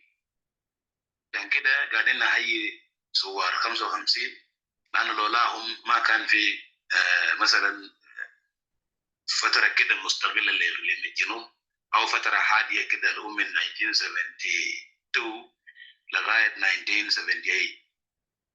أعتقد في أواخر الحقبة السبعينية ظهر النوايا بتاعت حصول سلطة المركز لما نميري قال كلام وكلنا عارفينه إنه ده لا قرآن لا إنجيل، ده الحاجة رجع الناس للحرب. أما الحركة الشعبية لما جاء بدأت بتصفية بتاع القيادات عشان to open the floor for دكتور جون. طيب السؤال معلش جاء متأخر هنا دكتور حكيم، لكن السؤال يا هنا أنا واحد من الناس ممكن مختلف شوية مع الأخوان إكواتوريين and they see they have to go for the self-determination. أنا واحد من الناس بقول إنه ما ممكن نضالات اللي قدموا أبناء استوائية by the end of the day يجي يتكلموا حوالينه let those take their others places to be a state out of Equatoria. ما بتفق معك، لأنه أنت لو شفت الفرقة بتاعت الاستوائية اللي كان جردوا منه سلاح في شرق الاستوائية وقالوا لهم إنه الأسلحة هيدوكم له immediately لما تعملوا arrival للسودان. على فكرة ده كان فارغ، لكن عشان تعرف إنه الناس دي ذاتها بتفهم في العسكرية فما مشوا، فضلوا إنه يعني يحققوا لنا اليوم التاريخي ده، برغم إنه في بعض من الناس ما بيتقبلوا ال 1855. أنا من الناس المتقبلين التاريخ أنه في ناس مشت وصارت إنه to have their place today between the people. الريجنال سيستم ده هو مفروض إن إحنا مثلا نشوف أدوات ممكن يحقق لنا الريجنال سيستم والآليات بتاعت إدارة الأقاليم مثلا. كويس؟ ليه أنا قلت كده؟ لأنه أنت لو لاحظت القبلية ماشية في زيادة، عرفت؟ ماشية في زيادة وما ماشي في مصلحة بتاعت مواطن بتاع جنوب السودان. اليوم المواطن بتاع جنوب السودان ما بيعاني بس من التمييز الإرغي ولا القبلي بس، نو، بيعاني حتى على مستوى المعيشة. يعني عشان تاكل لك لقمة نظيفة في جوبا زي أيام زمان is not there now. تفتكر؟ ويقول لك إنه يا أخي there is a red and this red is eating dollars, very huge number of dollars. You want to know what is this trade? والمهم بتاعه شو؟ لأنه جنوب ده بتاع جنوبين، ما ممكن زول يقول أنا ما I will not be there لأنه في humiliation، لأنه في abuses، لأنه في كده. no، هو استوائية ده هو أساس الجنوب يا شباب. يعني أنت البرلمان لما بيتكلم في 47 في جوبا، لما الناس مشوا الإذاعة بتاعت التلفزيون في جوبا، لما جات ال 55 برضه كان في جوبا، لكن عمل جابنا كلنا كابناء الجنوب في الفترة دي، وبالحنكة والفلسفة السياسية كان بيتمتابعوا أنكل جوزيف لاو. تمام. طيب حاسة كده انت بعد ما صوتت ذاته انت المواطن الاستوائي ده ما صوتت للبلد، مش كده؟ صوتت بنسبة كويس جدا. يمكن لو ما تصويتك ما كان جنوب السودان، يعني لو كان الاستوائية دي ما صوتت ما كان النتيجة حتطلع free and fair. لكن because they are there everywhere every time بيعملوا في واجبهم الوطني. ده دواية نحن وصلنا ل 9.9 و99.9. يبقى ان احنا محتاجين لحوار عشان الحوار ده يقدر يعني يمشي ديبلي كده للروت كورسز، ويمشي ديبلي كده للحاجات الناس محتاجه لها. انه هسه حاليا الدستور القاعد يعني ما عنده فرق مع دستور تاع جون لو. يعني دكتور حكيم شوف الماده 54 55 57 58 ديل كلهم مواد بتاعت قانون الطوارئ بتاعت الأمن الوطني. تطبيق بتاع قانون زي كده بمعنى chasing out another big number in the country. فيبقى نحن لو ما عندنا نقاش عميق ما بنقدر نكون خطاب سياسي بيتلمس كل التحديات الحاصلة في الدولة، بيضع حلول لكل الحاجات الماشية دي، بيناقش ذاته حتى فكرة الدستور الفيدرالي اللي بعدك انت في اقليمك ممكن تحدد مثلا 10% مثلا من الموارد بتاعينك للحكومه المركزيه، وهكذا بنايم هكذا بحر. لانه الجماعه اللي قاعدين الان يعني عندهم روايات كثيره، لكن احنا فهمنا انه حق المواطن وحق الشهيد.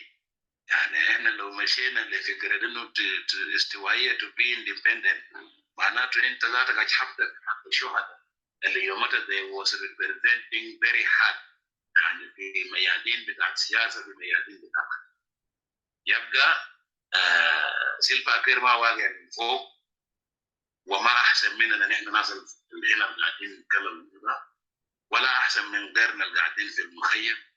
لكن في كلام كده كلام عربي يا بنقلاوي بقول بخط في شقين واختم عنك. بيقول لك انه مرمي الله ما بيرفعوا الناس، لكن مرمي الناس بيرفعوا عنه. شكرا جزيلا. شكرا جزيلا لك أستاذ غاندي للمرافعة ولبعض الأسئلة. إن شاء الله الدكتور حكيم داريو يجاوب. دكتور حكيم أنت استمعت لكلام أخونا أستاذ غاندي والكلام اللي هو قاله عن الاستوائيين، أنه بعد كل النضالات اللي هم قدموها لدولة جنوب السودان وحاليا يطالبوا بحق تغيير المصير، والكلام أنت سمعته ده ممكن تجاوب لأخونا أستاذ غاندي. تفضل دكتور. شكرا ويلكم الأخ غاندي. بنرحب بك وبرضه يعني we appreciate question and your time to come and contribute with us here. I think your question is legitimate. وطبعا انت بتقول انه الاستوائيين ساهموا وقدموا الكثير يعني ابتداء بال 1955 مرورا بالقيادات اللي تولت امور بتاعت مسار جنوب السودان from 1947 to through the Anyanya up to 1972. وده كله كان يعني مجهود ونضال و sacrifices يعني that cannot just go in vain. ما هو في النهاية طبعا احنا بنقول انه الهدف ده هو الحريات والمعيشة الكريمة والرسالة بتاعت انه الناس كلها تعيش تتمتع بالحقوق بتاعتها بدون prejudice,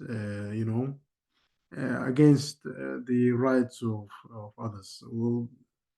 الناس ممكن برضو تقول انه المشكلة الأساسية هو انه القضية بتاعت القيادة يعني في جنوب السودان، انه اذا القيادة دي اتغيرت ممكن يعني الناس تعيش بسلام، والناس ممكن تقدر تتخطى القضية بتاعت حق تقرر المصير وإلى ذلك.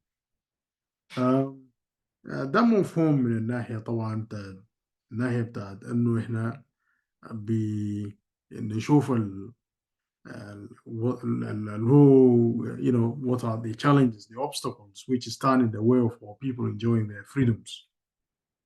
بعدين القضية الثانية برضو إنه يعني زي ما أنت قلت برضو في العامل القبلي هي بقت وإن كان الشعب كان في بحر الغزال وأبر نايل the common people suffer as much as every other South Sudanese in any other part of the country. لكن المسار اللي احنا أخذناه منذ بعد الاستقلال it doesn't promise much in terms of مثلا يكون في أمل في القريب العاجل في أن الناس تعود للحكمة وتعود لصيانة بتاعت حقوق وصيانة بتاعت حتى الحريات المتاحة بالنسبة للشعب بتاعتنا، لأنه institutionally زي ما أنت بتشوف institutionally you have structures زي the National Security Service، وعندك structures اللي هو الدولة العميقة والسند القبلي للدولة العميقة والمؤسسات القبلية اللي هسه بتقام في البلد. أخذ مثلا الجيش and then there's a continuation of recruitment from a particular ethnic group into the army وما في اهتمام بقضايا بتاعت الريفورم حتى من منطلق بتاعت الاتفاقية المنشطة. الناس ما عندها political will to implement the agreement ولا بينصتوا. يعني they don't give a damn to any voice of reason, any voice of reform. معناه احنا بقينا في شنو في in a vicious circle. and الضحايا بتاعته زي ما شفناه في الاستوائية عندك ارتكاب بتاعت مجازر بدون مساءلة، يعني ارتكاب بتاعت مجازر في مناطق زي لوكيليري في كاجوكيجي وفي إيسترن إيكواتوريا وده is too much of a sacrifice. We have contributed to what is good for all of South Sudan، لكن هسي بقت بتشكل خطر وجودي يعني للاستوائية في أنه there's dispossession of not only just exercise of political power, there's dispossession of land, there's dispossession of the will, the participation of the people. وما في there are no guarantees that أنه the political will change. وإنت لما تضع نظام بيكون it will become very difficult to change it because بقت دخل فيه عامل قوي، عامل قبلي ومنفعية وانتفاع بالنظام ده. وفي الناس الناس اللي بيلقوا الفائدة من هذا النظام طبعا هيشتغلوا ويعملوا للصيانة بتاعت النظام ده at a very very expensive cost to the country, at a very very expensive cost to the lives of our people. That how do you extricate yourself from this؟ ده شو السؤال. How do you extricate yourself from this? To extricate yourself from this المفروض يكون في إجماع، بعض الإجماع على المستوى السياسي في القيادات السياسية وتكون في جديه في الحنايه ده، في الاجماع ده، اجماع حول اسس بتاعت التغيير ومحاربه بتاعت انه الناس تقيف you know in the face of this regime. لكن تنظيميا وحتى حراكا ما في ريفلكشن، ما في ريفلكشن بتاعت انه يعني ناخذ مثلا الايو ممكن تقدر تقول انه هم they have tried to become the opposition and and then in the end they entered into an agreement for power sharing وفي نفس الوقت they are بيجوا ايديهم بقى مكتوفه يعني ما حتى كان في السلم انت لازم تواجه القضايا المصيريه للبلد ككل يعني. But you sit there, you're quiet, you don't, you know, then what is your service في الاجريمنت ذاته؟ ما انت ممكن تقيف مع الشعب لو ما انه احنا عاوزنا كده عاوزين تغيير كده الحكومه ده ما خليهم يعملوا الحاجه اللي هم عاوزين يعملوا بعد كده، انت غسل يدك منه.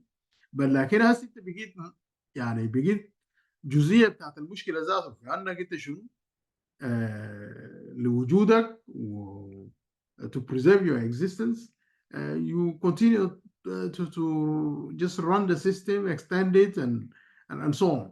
ما عندك اي بديل ثاني.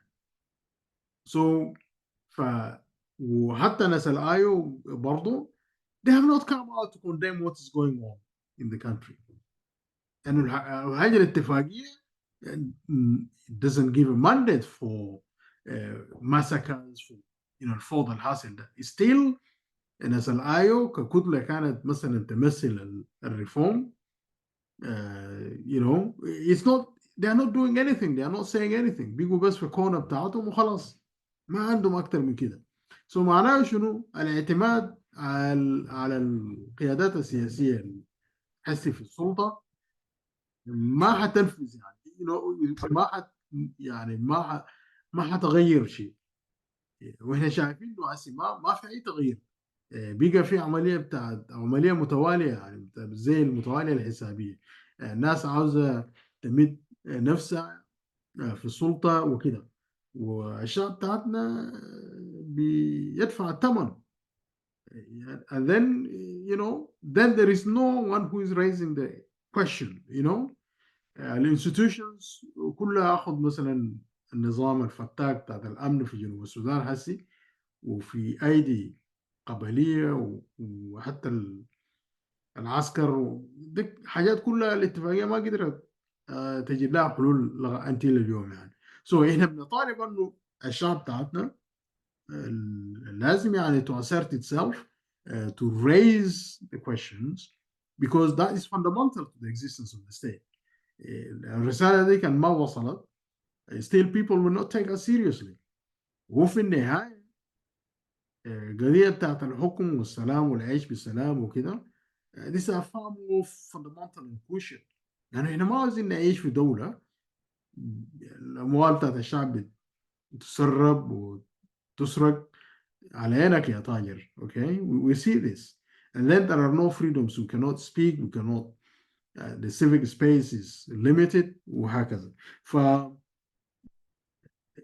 we make the argument that انه if we refocus our minds on the issue of self-determination so that people start to think very critically and begin to address how do we put this nation together without prejudice.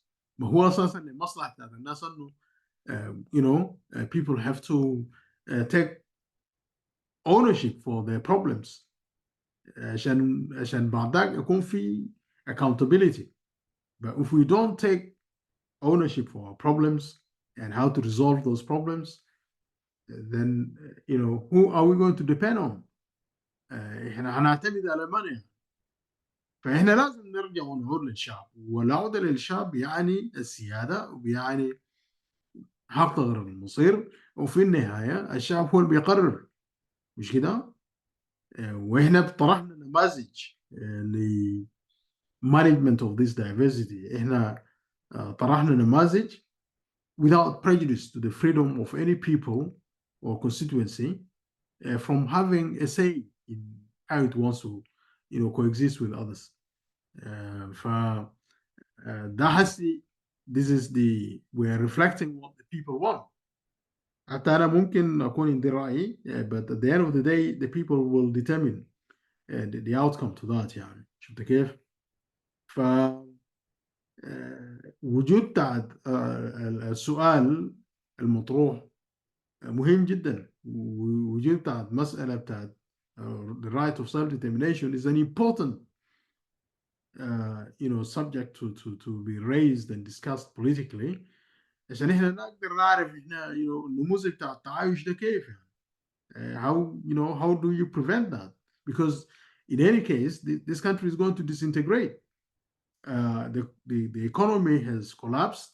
There's no political system. The ما في حكومة accountable to the people or to parliament, and institutions are not working.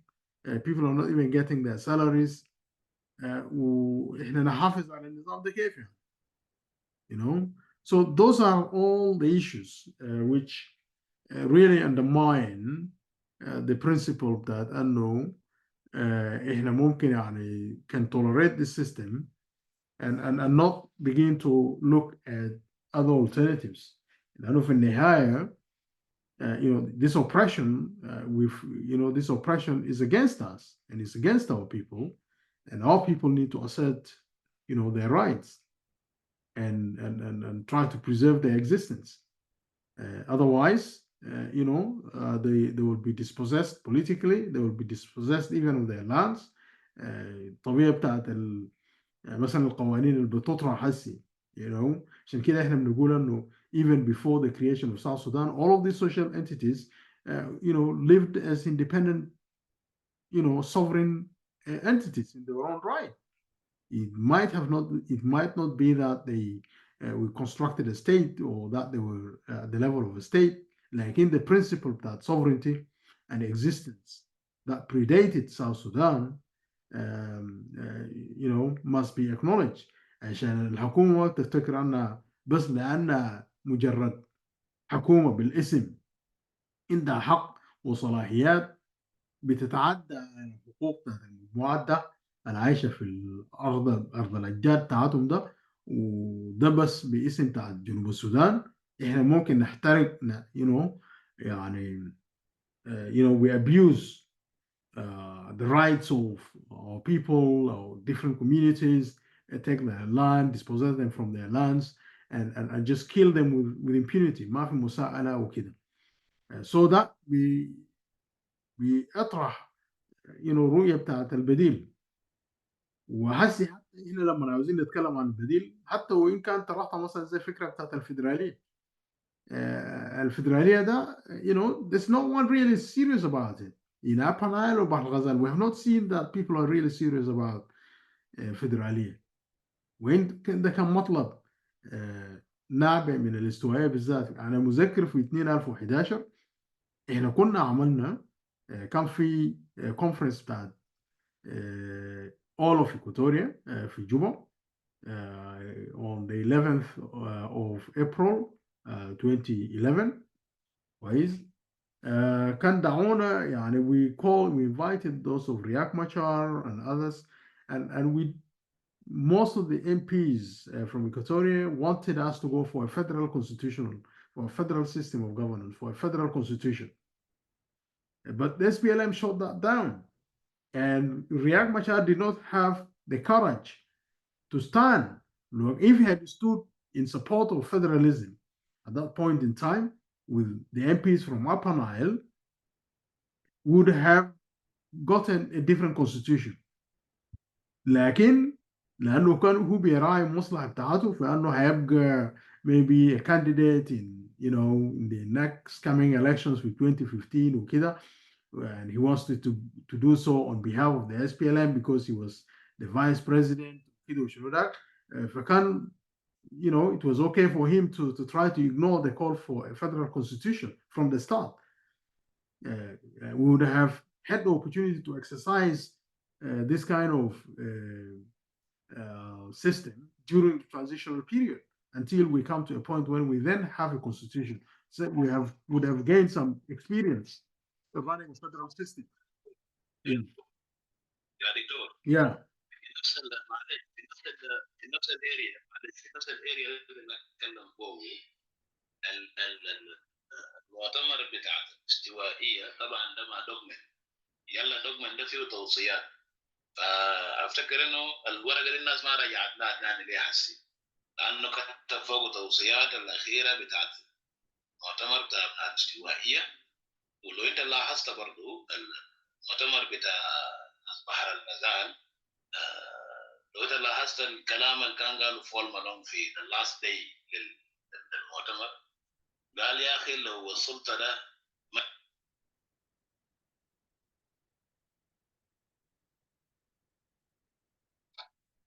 قال يا اخي لو السلطه ده مشى مننا مشى بور ولا مشى استوائيه ولا مشى other places in Upper Nile قال we will be humiliated forever يعني ورى الناس الوضع الماشي كويس في البلد وفاهم حقه للحته دي لكن انا بقول انه الورقه اللي قاعد بتاع مؤتمر الاستوائيه فوقه حاجات كتير يعني مرتبطه مثلا باي حوار اذا الناس فتح حوار لقدام فيه تفاصيل الناس ممكن ترجع لها عشان يخطوا تغييرات في سياق الميثاق السياسي بتاع الأحزاب.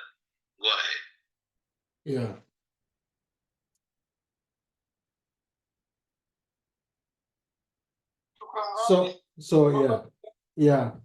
فأنا أشرت للكلام ده لأنه كان يعني there was no political will in Upper Nile, political leaders, activists وبرضه من بحر الغزال زي ما قلت حسي يعني ما كان في استعداد أو يعني التفكير النمط السلوك والنمط بتاع التفكير حول الفدرالية is anti what Equatoria was putting on the table.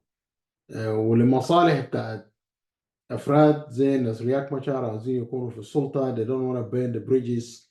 They were now looking to be the highest after Salva Kiir في 2015.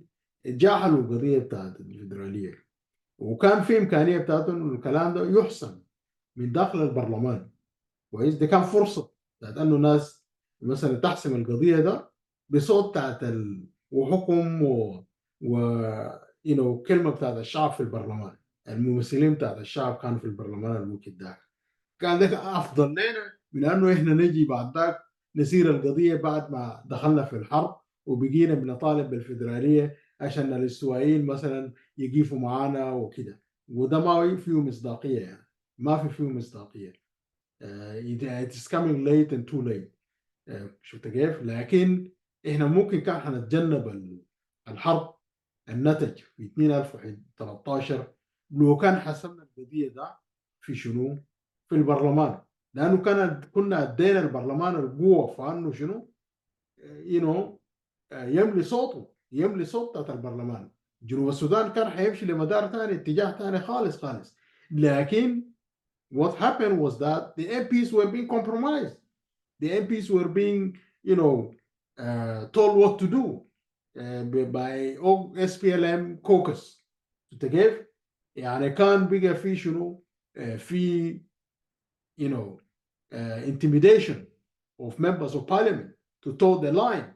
أنت كيف؟ وفي النهاية they passed the constitution which concentrated powers in the hands of President Salva Kiir. شفت كيف؟ ده كله كان احنا ممكن نتجنبه لو كان في واحد عنده رياك مشار بالذات كان عنده مقدرة في انه شنو؟ to differ at that point in time to differ with the SPLM leadership ويقول انه ده مطلب بتاع الشعب وده مطلب legitimate و MPs بتاعت Upper Nile كان حيقفوا مع MPs بتاعت إكواتوريا ويقولوا احنا لازم نمشي مع النظام لكن هم كانوا they did not take this seriously. They do not foresee that this was a better option so that we can now begin to have the say of the parliament. They can have the moral accountability within Sudan. So ال MPs فوتوا الفرصة فأنه هم يملوا يملوا الموقف على الحكومة ويملوا الدستور لكن هسه انعكس الامر الحكومه هي بتملي الام بيز to toe the line and adopt the constitution as it is. في حين انه كان في محاولات جاده انا كنت شاركت فيه وحضرت اجتماعات كثير جدا في جوبا including with MPs فانه احنا لازم نعمل شنو؟ نعمل amendments للconstitution ده نبقيه federal constitution from the start. شفت كيف؟ لكن رفضوا. في النهايه all the amendments that were proposed to make the constitution federal in character were all dismissed. And this was at least from the initiative of the Equatorian MPs for parliament. People tried. احنا عارفين انه ناس بحر الغزال were behind Kira. They would not want to oppose they would not want to oppose what Salva Kiir wants. لكن كان ممكن الناس تخش في شنو؟ في alliance مع MPs بتاعت البحر الغزال بتاعت Upper Nile ويفوتوا الفرصة عليهم ويملوا ويملوا موقف بتاعت البرلمان. بل فوتنا الفرصة ده وفي النهاية ياهو الحصاد اللي حصل انه هنا خليناه يعمل كما يشاء ويعين كما يشاء وهكذا. لانه كان اسم شوريا كان عاوز يحافظ على الموقف بتاعته فستاتس his status as vice president that the SPLM عنده ambitions طبعا to lead the SPLM in the elections later on وكده. So that is it. لكن كان حتى لو كان هو يختلف مع واجهة مع الفيدرالية واختلف مع سلفا كير الوقت ذاك بيكون من خلال البرلمان وبيكون عنده أحقية فأنه هو عنده support, a parliamentary support, and would have laid the foundations of a democratic system of government in South Sudan from the start. لكن فوتوا الفرصة. جو اختلفوا later on وأدى الاختلاف إلى اقتتال وكده. لكن لو كان البرلمان الخلاف ده حصل في البرلمان it would have been seen to be legitimate and nobody, even Salva Kiir, cannot do anything about it.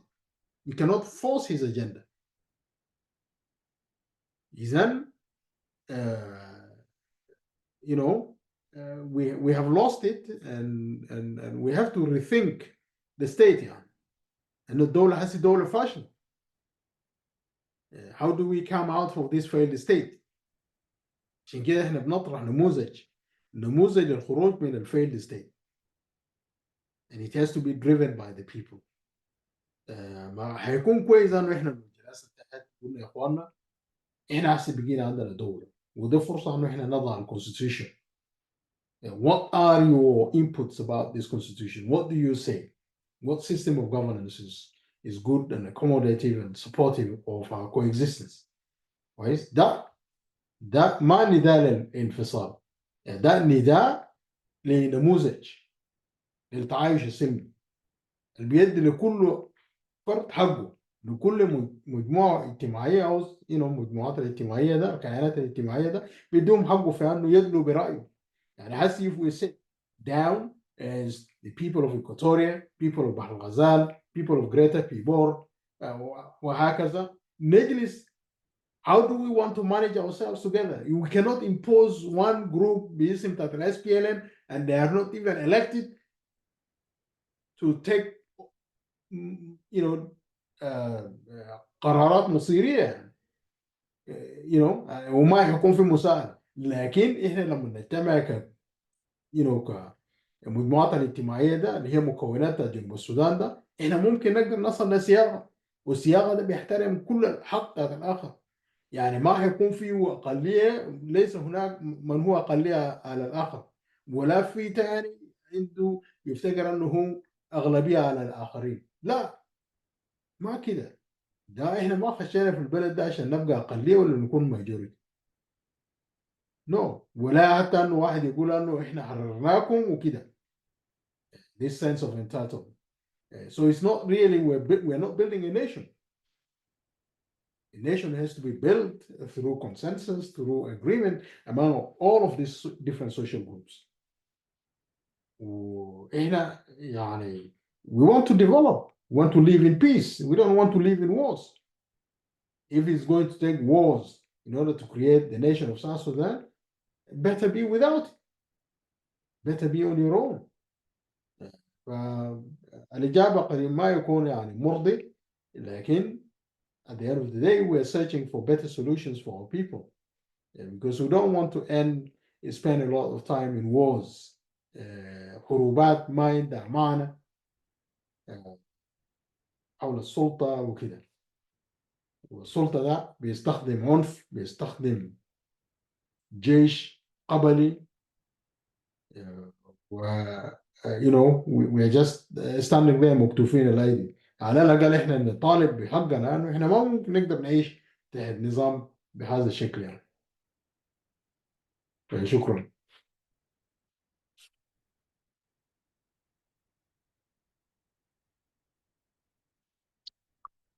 كور كثير دكتور حكيم دارو. المسألة الأساسية بس نقطة أخيرة، المسألة الأساسية هي إنه الدولة فشل.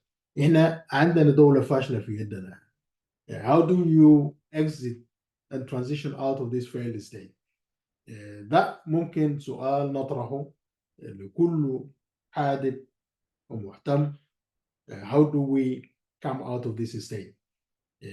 لو كان يعني if you have a comment on that, I think we can have a discussion and debate about it. شكرا. شكرا لك كثير سيد الدكتور حكيم دارو، رئيس تحالف الشعب الإيكاتوري، للإجابات وللمراقعة برضو اللي قدمتها من خلال اليوم العظيم الذكرى 69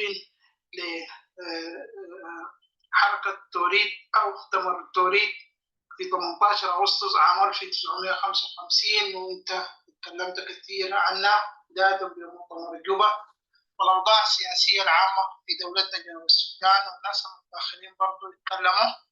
وده شيء كويس أن الجنوبيين يعني يكون في التحام بين القيادة والقاعدة، الناس تتفاكر مع بعض، لأن البلد شكلها بقى واضح وملامح دولتنا بقت واضحة في ظل غياب الدولة المدنية الحديثة اللي بتجمع كل شعب البلد المحدد. النضالات دي كلها يعني لو لاحظت في ندم في الشارع العام في دولة جنوب السودان. حتى الإصلاح السياسي عشان الناس تصلح بقى في obstacles. حتى القيادات السياسية ذاته اللي بتطرح حلول كلها in my own opinion أو على حسب، أنا ما عندي opinion لكن الواقع العام، لأنه في الوضع الحالي نحن نتعامل بالواقع العام what is going on in the ground. وضعية الشعب جنوب السودان شنو في ظل حكومة الحركة الشعبية. وفي شيء برضه هنا كويس انه الدكتور حكيم دارو وضحوا بالنسبه للناس اللي بيجي يسمعوا التسجيل ده في مع بعض، والاخوه الاخوات القاعدين هنا تحت، في حاجه نحن نلاحظها. شوف انقسامات الحركه الشعبيه من 92 ولا هو 91 ده لحد مرورا بانقسامهم المشهور في 2013 في تشابه، بس يمكن يكون في اختلاف الاشخاص، لكن يبدو انه الملمح واحد. اوكي، هل ممكن التضحيات الإيكاتوريين قاموا بها من فجر الجنوب ذاته من الاول من مؤتمر جوبا مرورا ب 18 اغسطس اليوم اللي نحن اللينا قاعد نحتفل به ده، هل في تضحيات زياده ممكن تقدم اكثر من ده؟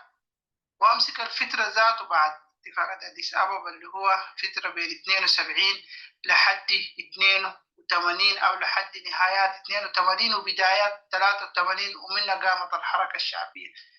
ما هي انجازات الحركه بتاعت العنايه بتاعت جن جوزيف لاغو على مستوى الارض؟ في حاجات كثيره اتعمل، حتى كان في سلم مجتمع وفي خدمات وفي حياه، اسرار الثقافه، الدورات المدرسيه. الجنوبيين دير كلهم كانوا بيشاركوا في اللوبيد اللي هي كان اخر مشاركه كان فعاله بالنسبه للاقليم الجنوبي، حصلوا فيها كم ميداليات او كم منشط شالوهم، والبحثات الدراسيه برضه كان بتتعامل بطريقه يعني فير، ما فيها تدخل من قبل الدوله. دي كلها انجازات انه احيانا نحن الجنوبيين بنتغافل عن التاريخ. يعني دي فتره توريك انه رجل الدولة بيتصرف كيف؟ رجل الدولة ما بيتصرف وفق الأهواء والعاطفة. رجل الدولة بيتصرف لخطط حتى لو هي فردية 40 سنة لقدام أو 50 سنة لقدام، لكن ديل جو بالمسب السياسي البقى واضح للأعيان، والمسألة ذاته كان في مجابدة في النص هنا. نحن الليلة هسه بنتكلم عن العيد 69، لكن المرحلة دي لازم تمتد. الحصل شنو بعد اتفاق اديس ابابا وقبل اتفاق اديس ابابا؟ كان في شنو ذات ومقتل الناس سترولين واخرى. الحياه دي كلها نحن لازم نوصلها لحد 83. لازم عشان الشعب جنوب السودان يعرف انه الحاصل شنو. وكويس انه موجود وسطنا هنا اكاديمي سياسي رئيس تحالف الشعب الايكاتوري الدكتور حكيم دار اتطرق للحاجات دي كلها. بالنسبه طلاب هو التوثيق والريسيرش يدخلوا في الرومات بتاعت EPA أو التحالف الشعبي الإيكاتوري. نحن بنقدم مواد فكرية ومراحل تاريخية مهمة تستحق التوثيق، لأنه التاريخ ما بيتعدل مثلا يتم إبدال وإحلال عشان أنا يهو داير كده أو عشان المجاملة السياسية. لو عملت كده يبقى أنك أنت قاعد شنو قاعد تقصر في حقك. اخونا برضه استاذ غاندي ذكر هنا الحته بتاعت ان انت لو ما عندك تاريخ تحتذى به انت ما حتكون بعد ده عندك ذاته وطن ذات، ولا حتكون عندك ارض. تشوف في واشنطن اسامي الشوارع والتماثيل بتاع غاداتهم القدام 1700 وحاجه لورا. نحن نتكلم عن 55 او امبارح ده تلفزيون جنوب السودان. هسه قبل شوي انتوا لو دارين هسه انا بفتحوا لكم هنا ده نسمع وقاعدين يقولوا شنو. ما جايبين خبر ذاته، قاعد يتكلموا في حاجات تانية ما اعرف شركة ناس نياندين وحاجات كده قاعد يتكلموا فيها، والناس هنا في احتفال انه بسبب انت بقيت دولة. anyway المنتديات زي دي الناس تجي تذكر بعض، ومن باب الذكرى الناس بتعرف انه واجبها شنو. انت لازم تعرف واجبك شنو عشان تحقق الحياه الكريمه انت الدايره. صراحه مشكور كثير اخوي استاذ غاندي، والما بيعرف غاندي هو من الشباب المستنيرين او الناس الغومين اللي ما عندهم التشدد الفكري، هو انسان تقدمه. معانا برضو اخوه استاذ مكانجي، وده شيء كويس انه الناس تقعد مع بعض تستقبل الخلافات السياسيه. من خلال الاستقبال الحلول بتجي، لانه ده ما انجيل ولا قران عشان يقول مثلا انت حتقبله زي ما هو في شكله. دكتور حكيم في سؤال هنا متصل ممكن يجي في راس اي زول او في عقل اي زول من ابناء جنوب السودان ان جنرال. الواجب الجماهيري الشعبي لابناء جنوب السودان في ظل مثلا انتشار التشدد بتاع المكونات ده، والحكومه قاعد تستخدمه لتحقيق اهدافها الشخصيه او الفرديه الضيقه. الشعب عشان يعرف الحاجات دي لا يتخذ ذاته سبيل. يعني نحن ما ممكن كمان نكون عايشين في فتره كده وما عندنا مثلا خطوات للحل، تكون منتظر. بس انت رسالتك شنو للشعب، والواجب انه او الطريقه اللي هم يسلكوه شنو يعني. شكرا لك دكتور حكيم داري، وشكرا لكل الحضور اللي قاعدين معانا هنا والغرفه والناس اللي بيجي يستمعوا في مع بعض. تفضل دكتور. Yeah, thanks, James. I think I touched briefly on this at the start, but I think it will be of benefit to revisit this topic, especially for not only just for Equatorians, but I think this goes without saying for all of the different social groups in the country. But I just wanted to take it from the perspective of Equatoria first, and then I'll come to the kind of overall perspective اللي هو المصالح المشتركة. المصالح المشتركة هو المفروض تكون هي القاسم المشترك. That the mutual benefits of interest to all of these different social groups need to be the building blocks for what could be emerging as a consensus, like a collective consensus across the country. So أنا غايته في الأول بطرح الرؤية ده أو remarks دي with respect to our constituency in Equatoria. أول حاجة أنا دائما قاعد أسس you know, the benefit of the social fabric that already exists in Equatoria, which has come about through a process of integration. يعني هسي يكاد يكون أنا مثلا بيتعامل مع أي فرد من الاستوائية بسلوك وب you know بدون you know حواجز ما في حواجز فيما بيننا أو حواجز مثلا زي قبلية. Okay, we know we come from different you know social groups in Equatoria as well, like we have Azande, we have Tobosa, we have Didinga, but what runs through all of this is النسيج الاجتماعي اللي اتكونت في الاستوائية، انه الناس اختلطت, people have intermarried, you no longer concern about yourself with the tribal affiliation of this member or that member. We now have cross-cultural fertilization في الاستوائية.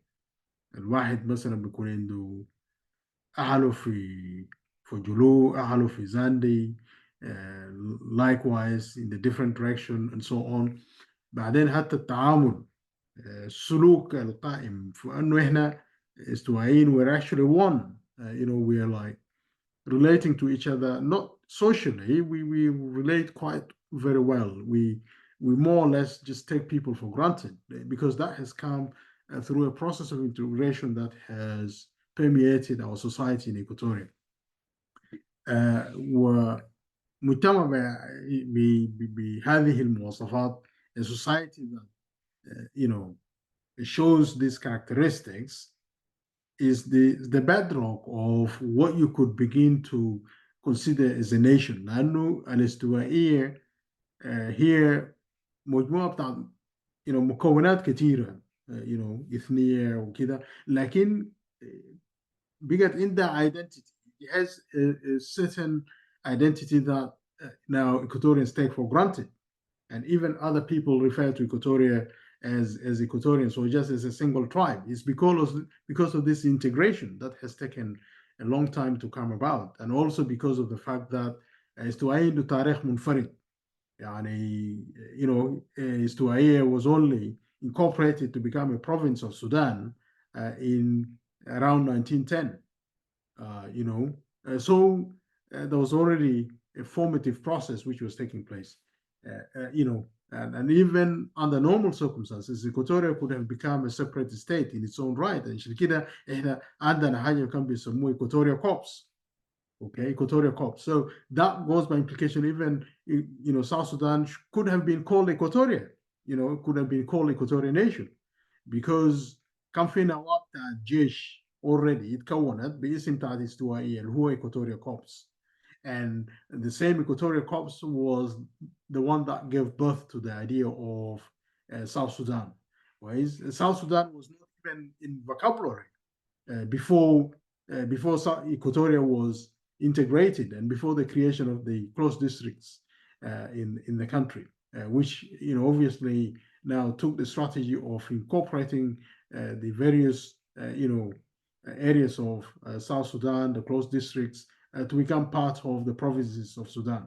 It was a province of the Ottoman Empire, and most of the you know the drive based on international agreements after the demise of the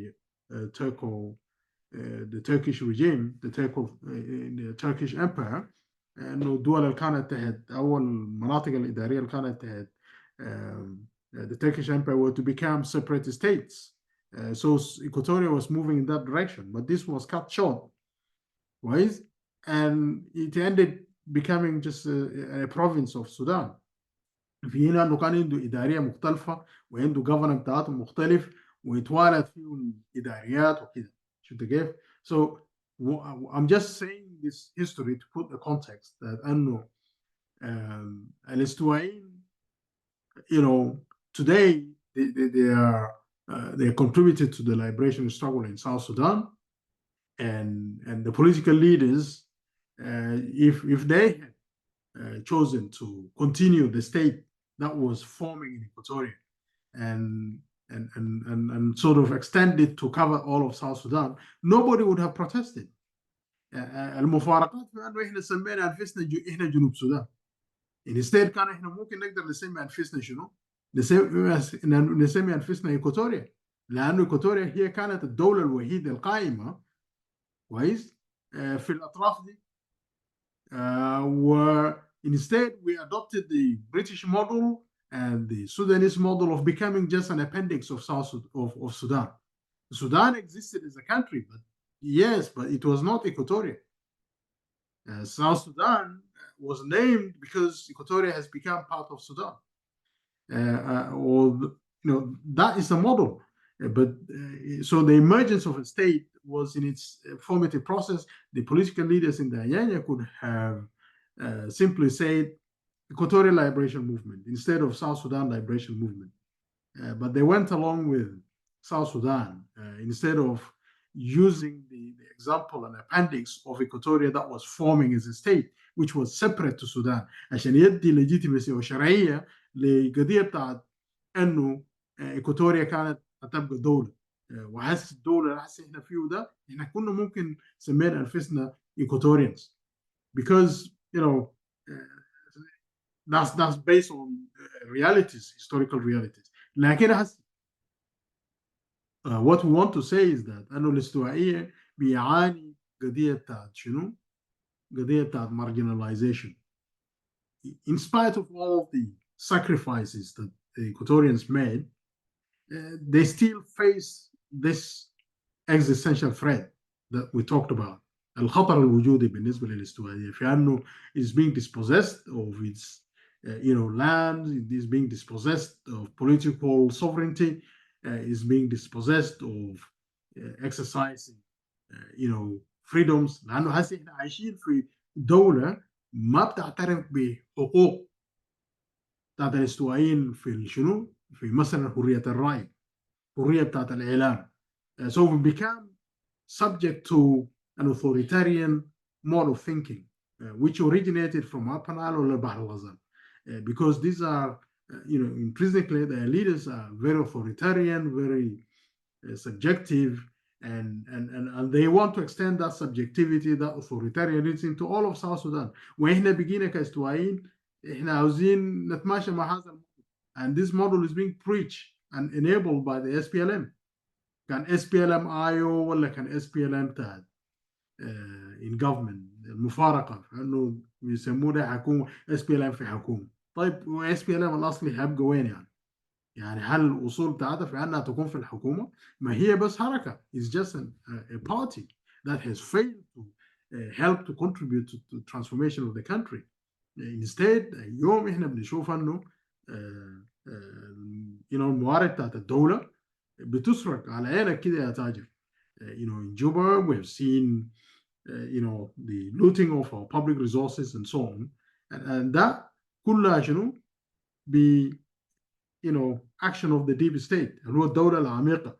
الدولة العميقة ده بقت تسيطر على الناس. يعني هل احنا we accept to let go of our freedoms or liberty because of South Sudan, because of SPLM and government? واحنا بقينا حتى ما we don't take our rights for granted, like freedom of expression, ability to contest and oppose the government. Instead يجيبوا لك ناس كولكور وجمادل يهددوك وهكذا. This is the new way of life that Equatorians are becoming used to. This is a new way of life that Equatorians are becoming used to. خليك people like Agri Jaden, Lagu, and as Batala, and many other luminaries like Father Sotrino, name it, go on. If they live today, they will not take this lying down, right? They would not take this lying down. لكن هسه احنا بقينا we're being schooled to accept authoritarianism. We're being schooled to accept, Benyism. Ben is here. He can have 8 cars. We're being schooled into this model of corruption as a building block for our nation, for our country, that they have failed to demonstrate, and we've just become a failed state.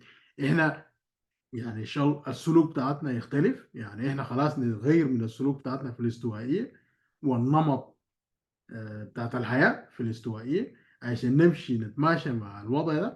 أنا بطالب ورسالتي بالنسبة للاستوائية إنه if those of Okore and many other leaders in Equatoria stood against Arab regime and resisted oppression and made it a point to turn the tables against the Arabs, why can't we do it today to turn the tables against the failed regime, the failed state in South Sudan?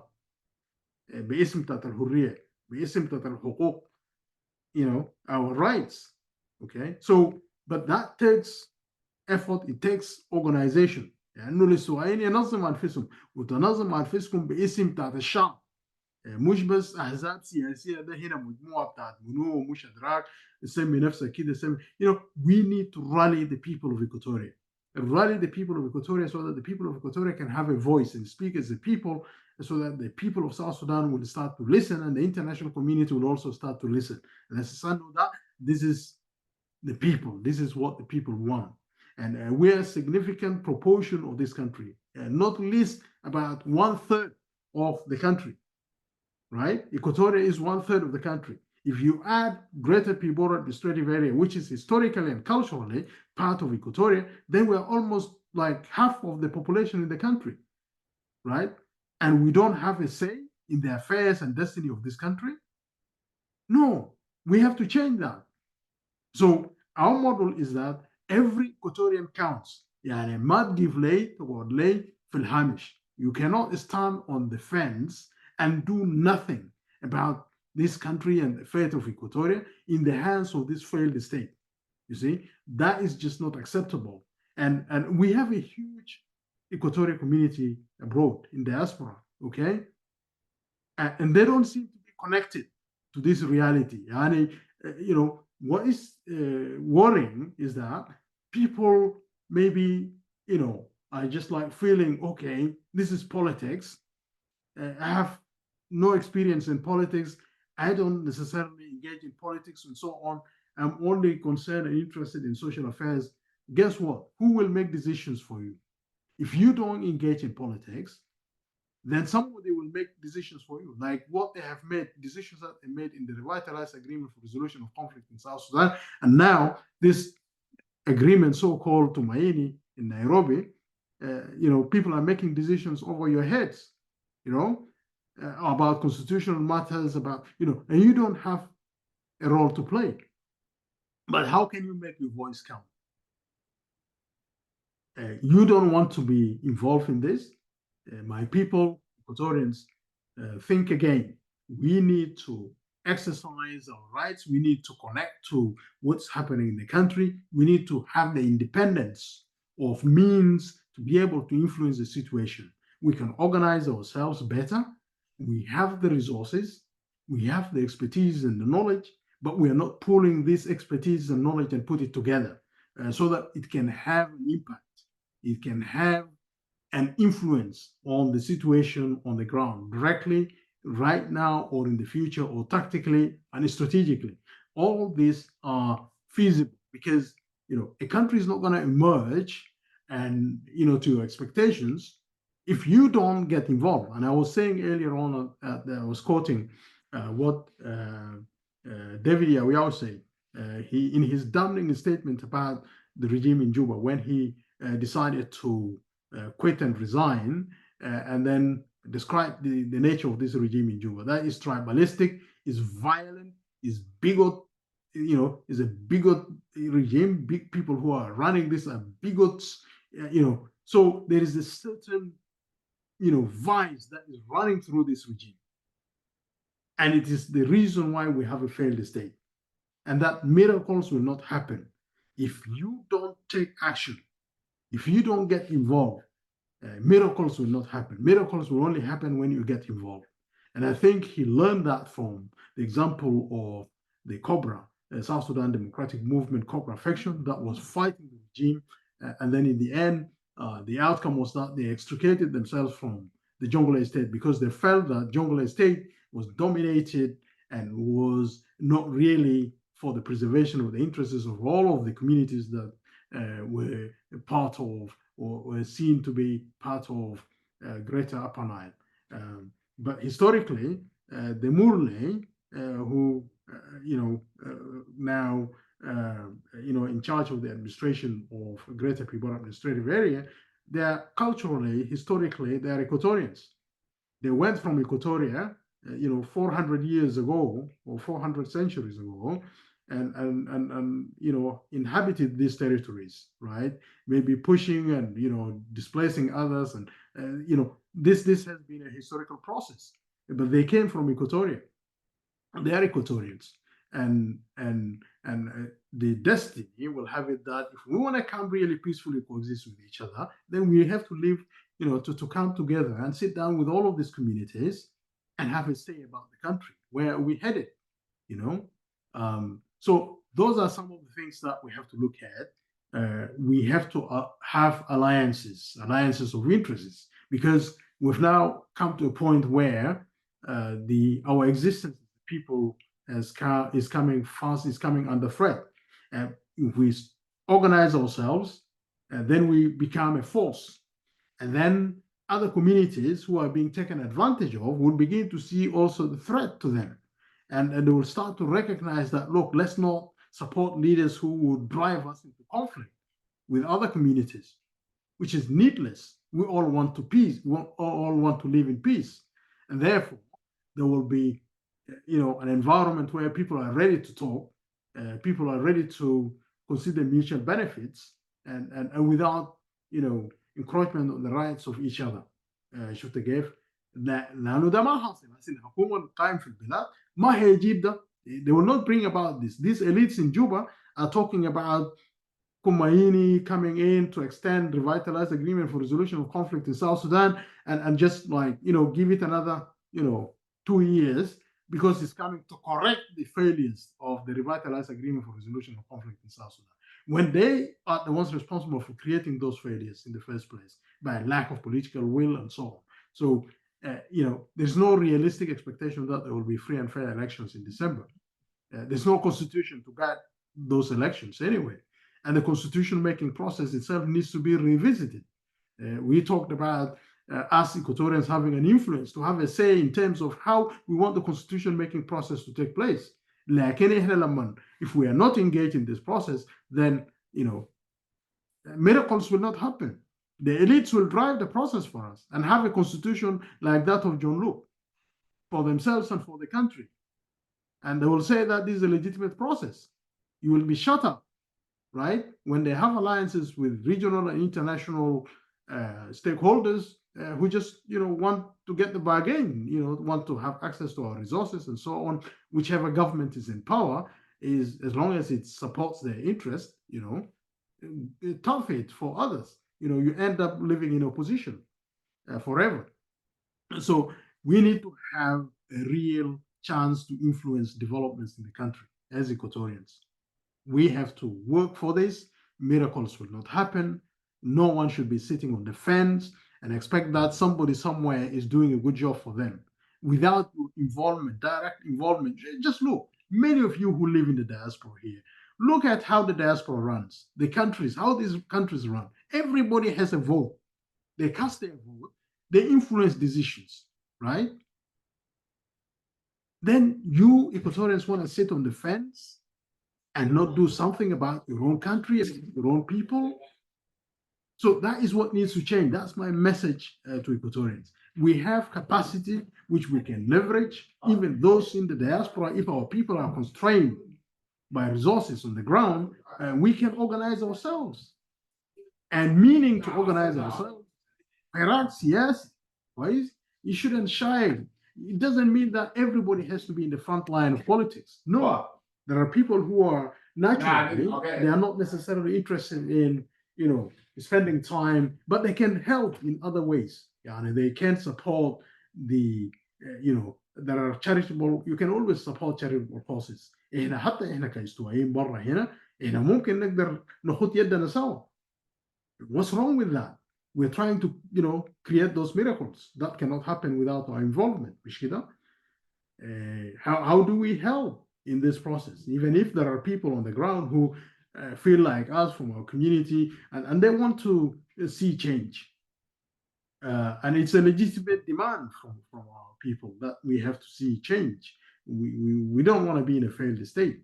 مش كده? So my message to Equatorians is that the way forward is to be organized and to pool our resources, to pool our energy, to pool our knowledge, and to organize effectively, you know, with the objective to influence thinking on the ground, to influence political change, so that we have expectation for what will be the outcome.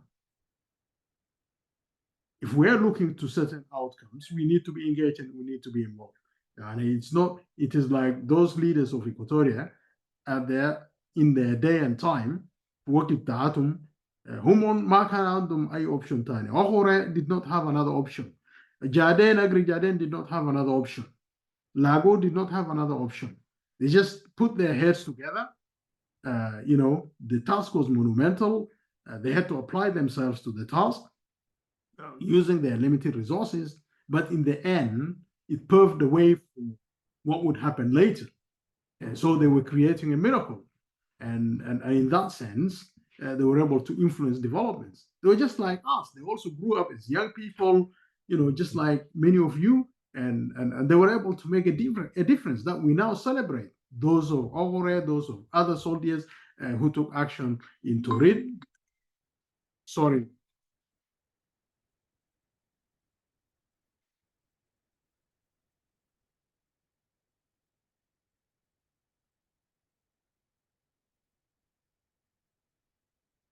Sorry, I'm in Clubhouse. Sorry, I'm in Clubhouse. I'm talking. Sorry. Yeah, sorry about the disruption. Yeah, so you know, the key issue here is that those leaders in 1955, subsequently the Anyanyas and so on, they had a monumental task. They recognized the mission that they were on, and they took it upon themselves to sacrifice their time with whatever limited resources they had in order to realize a certain ambition, in order to realize a certain vision. But today, I think we're even in a far better position than they were. We have the social media, we have presence in the diaspora, we have presence in many countries. We see how politics is conducted in those countries through organization, political people, you know, organizations and like political organizations that are well organized, how they mobilize and so on and so forth. Why can't we invest our time in creating similar institutions for ourselves and for people and for younger generations? Equatorians tomorrow, how are you going to participate in politics if you don't invest in creating the institutions that will work for you? So that's my message بالنسبة للشعب الاستوائي، أنه ما في مهانة وما في خيال للعمل السياسي والتنظيم السياسي، وده من حقك، ده من حقك. Don't dismiss it. You know, you can contribute in many ways. There are different ways of people being able to contribute, but you cannot just afford to sit on the fence وتقعد لك والأوضاع غير مستتب في الاستوائية ولا في جنوب السودان ككل. إحنا عايشين في دولة فاشلة. الدولة الفاشلة ده إحنا عندنا فيه رأي. وبالتالي إحنا المفروض شنو؟ You know, we have to invest. You know, we have to invest our time, our resources to help in a way. كويس؟ ما بالضرورة إنه لازم كل زول يعني يقدم أكبر من الطاقة بتاعته، لكن إحنا عندنا بكل زول بيقدر ينط.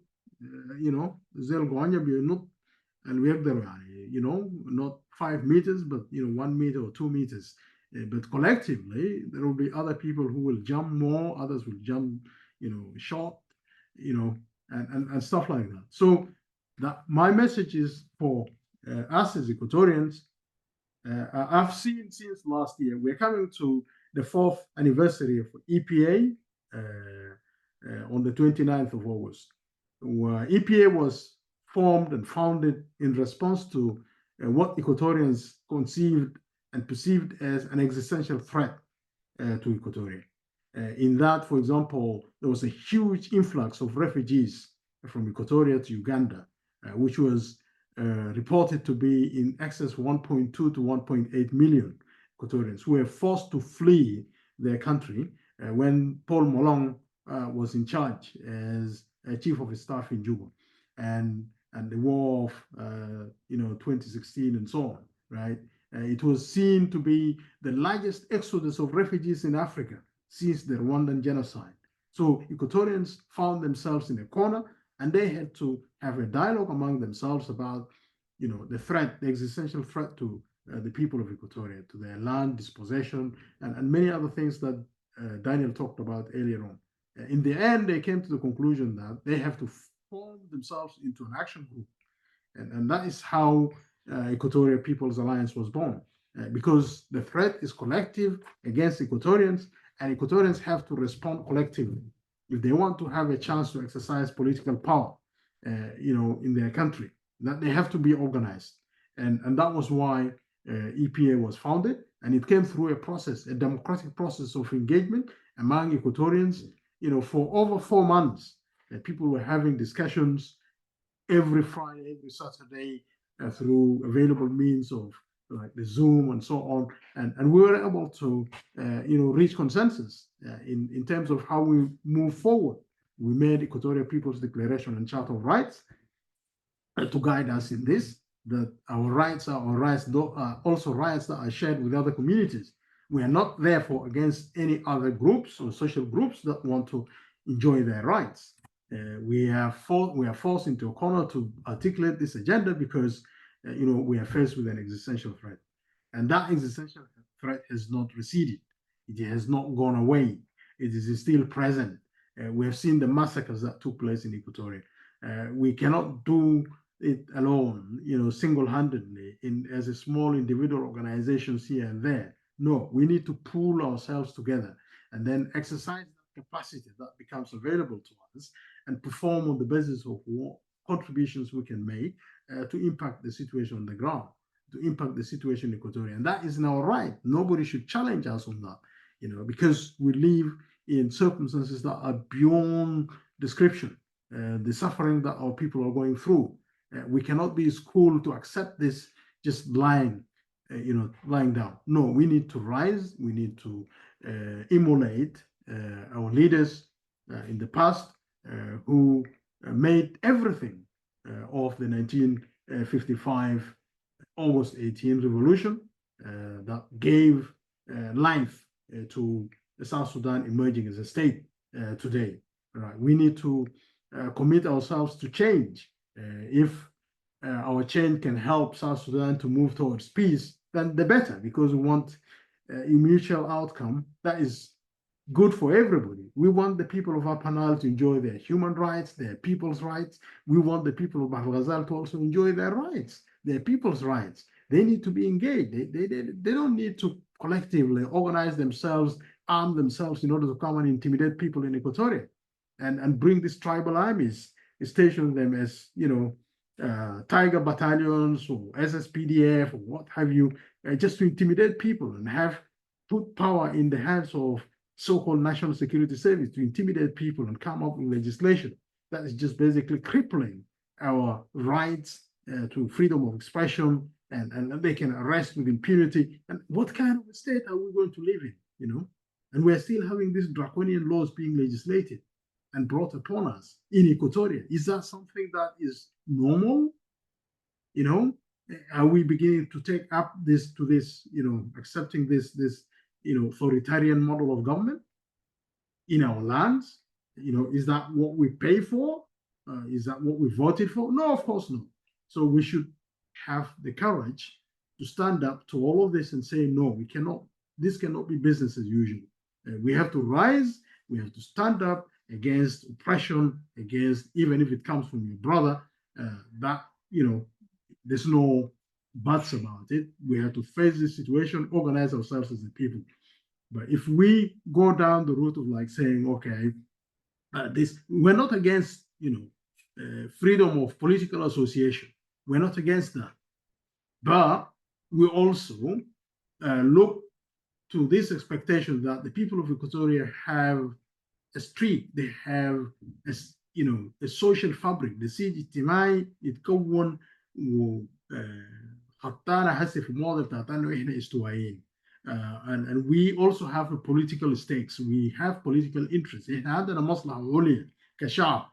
فاحنا ما بس كده مجموعات, you know, بسيطة. You know, we are more than 1/3 of the country, and then we cannot be isolated from the political process by our own selves or by intimidation.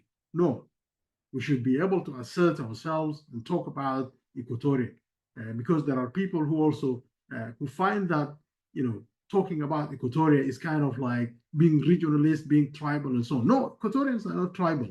You know, 35 communities and different social groups coexisted together and lived together, you know, in peace. How can they be tribalist? They are not tribalist. You know, calling for Equatoria being a country or a nation, it's not tribalism. It's about rights. It's about concepts of modern state creation, you know, for liberty. It's about liberty. It's about freedoms, you know. So I think that is my message, Brother James, to Equatorians. And I probably just want to say something about South Sudan as a whole. South Sudan is going through a very difficult time. As we know, there are conflicts which are permeating the social fabric in Bahr el-Ghazal, example, Apug versus this, and there is this social, you know, tension, including those in Upper Nile, and also the politicians from Upper Nile and Bahr el-Ghazal, and they are not necessarily offering a model of coexistence in terms of building the nation. They are wrangling among themselves. Too many political organizations, which is okay in a democratic country, but they, you know, they are not really addressing the key issues, right? Not addressing the key issues of how we want to form this nation. And there is also lack of trust between these politicians from Upper Nile, Bahr el-Ghazal, and politicians from Equatoria. The Equatorians have been made to be subordinate. Look at those who are eager. Look at, you know, they are playing at the periphery. They are not at the center of decision making, right? Because it's all a very tribalistic model. Riek Machar is dependent on his Nuer constituency. That is bedrock. That's where his bedrock support is based. And Salva Kiir is the same. Some of these Cholo politicians do exactly the same. I've experienced this when I was in Addis Ababa in 2018, when I was participating in the peace process.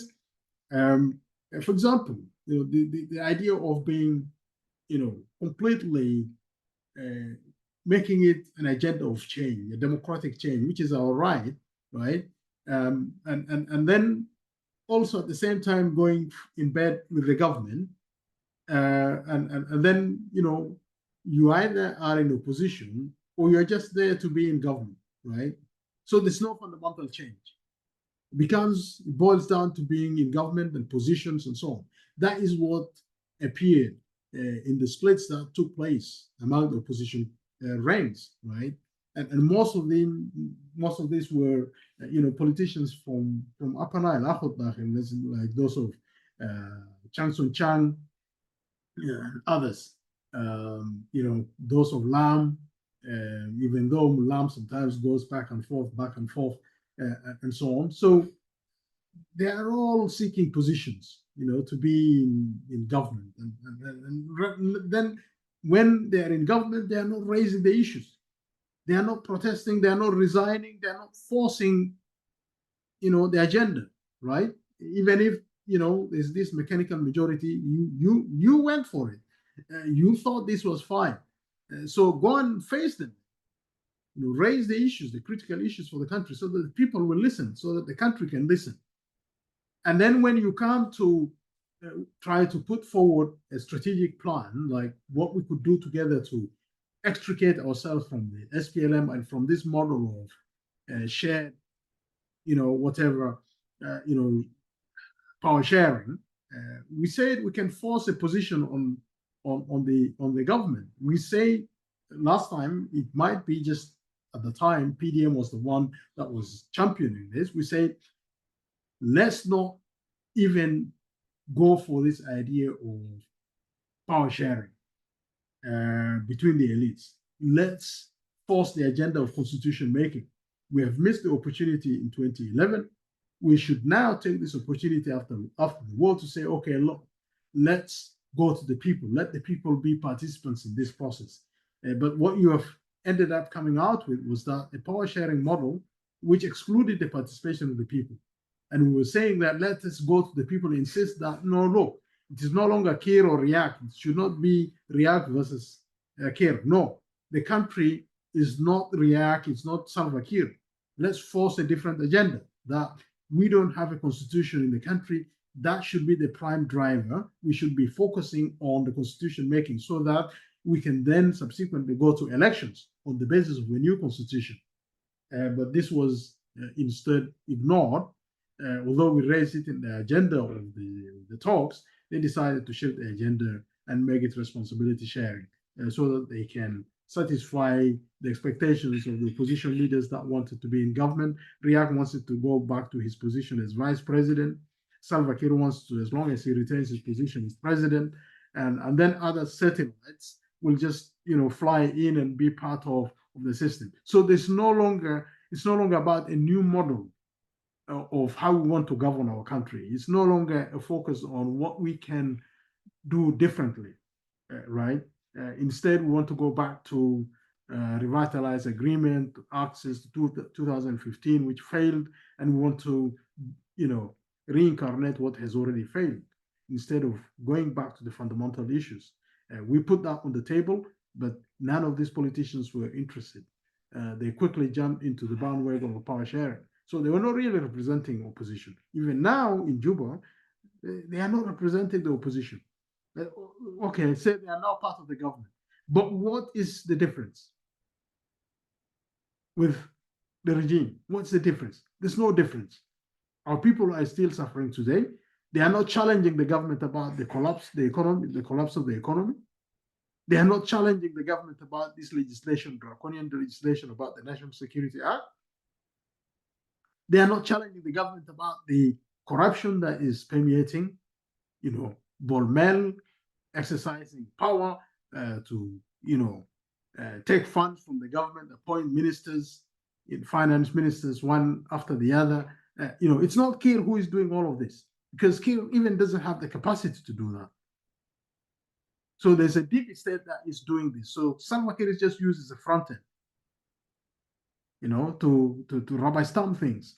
But do you think really Salva Kiir has got mental capacity, intellectual capacity to understand the different structures of government, the accountability that goes with it, the creation of a legacy? Does he understand these things? He doesn't. And it's a waste of time for our people to have him as a president in the country. You look alone the embarrassments that he has caused the country. Can't read from the text, cannot even speak independently on his own account, relying on prepared material that he's struggling to read. Confederation of Eastern Africa, or he can't. It's just like exposing the country, and we are capable of better than this, right? But now look, because he's Gen is SPLM, official, and we have handed power to them, and they have no shame to do something good for the country. Is sharing the spoils with those of Bormel, his family, and so on. So that's where we are. So anyway, it's not really, I don't trust many of these politicians from Upper Nile. They are not standing for change. They're standing for preservation of the status quo, of benefiting, especially that, at least if you're a Juba, in your government, you are a minister in government, you have V8, you can travel. That is what they expect. That's what they want. They don't want to visit people, the common man, address them. They don't have even, public rallies to talk about their vision for the country or for the individual parties. Nothing of that sort is happening. So what is the use? What's the use of them having a power sharing agreement with Salva Kiir? Just saying yes to everything because they want to retain their positions in government. Equatoria, we cannot go down this route. Other South Sudanese, you either stand for change or you're not, or you're just part of the same, dirt that's being, is dirt that is coming out of Juba regime. Thank you. Stop here.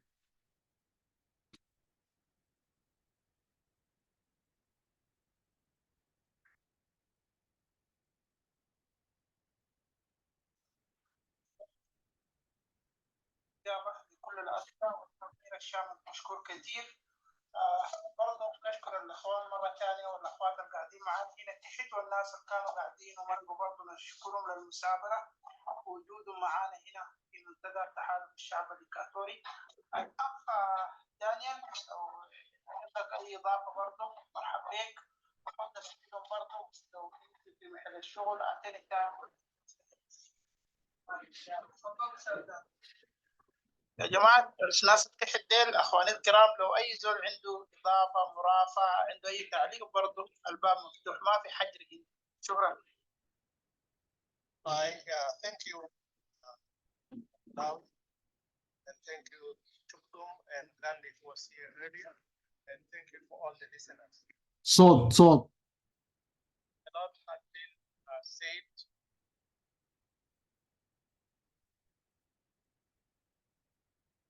I'm just going to be saying my final conclusions here. The first point I want to say is that a question was asked earlier about the differences between the current leadership of Equatoria and the previous leadership of Equatoria that actually sparked the uprising of Torit of August 18, 1955. And Dr. Hakim has mentioned that clearly. That time, the generation of leaders at that time, they came at a time when there is a need for emancipation of the people, Tahrir al-Shu'ub. And they are part of the Pan-African movement at the time. So therefore, they were grounded on those ideas of freedom, ideas of independence, and ideas of peace, ideas of creating an independent state. Our leaders at this time, especially those who hail from Equatoria, most of them are not really disciplined to that level. This, of course, in addition to the fact that many people are now running after their own personal interests. And the struggle of the SPLA also has added another dimension. يعني الحرب الجامبو SPLA ده يعني زرع روح جديد بالنسبة لشعب جنوب السودان بصفة عامة وبالذات شعب إيكواتوريا، لأن الروح بتاعت اللي هو يعني the pride, the spirit of pride for Equatoria, for Torit Uprising has already been if it is not destroyed, it is reduced to the rubbles. لأن الناس بقى ما فخورين. اللي حصل في الفترة ده إن السياسة بتاعت nationalism بتاعت السودان الجديد بقى دخلوا في وسط الناس And then everybody who is not talking about the idea of New Sudan was seen as a يعني زول بتاع انفصال، زول بتاع تقسيم. عشان كده يعني كان بقى في تخويف، يعني كل زول ما بيتكلم باسم بتاع السودان الجديد بيعتبروه خائن. عشان كده كلام ده يعني خوف الناس بصفة عامة، وخوف الناس بالذات في استوائية. وإحنا ما ننسى إن يعني تكوين الحركة الشعبية دي يا جماعة وتم على أساس إن جنوب السودان اتقسمت ل3 أقاليم اللي هي الاستوائية وبحر غزال وآل النيل. فبالتالي بقى كان في خوف، الخوف ده استمر لحد هسه، فبقى في سياسات ما كويسة يعني. وإحنا كان بنتكلم كده ما قال يعني ده يعني we are trying to target other people, but that is the reality. The politics of fear was inflicted on the people.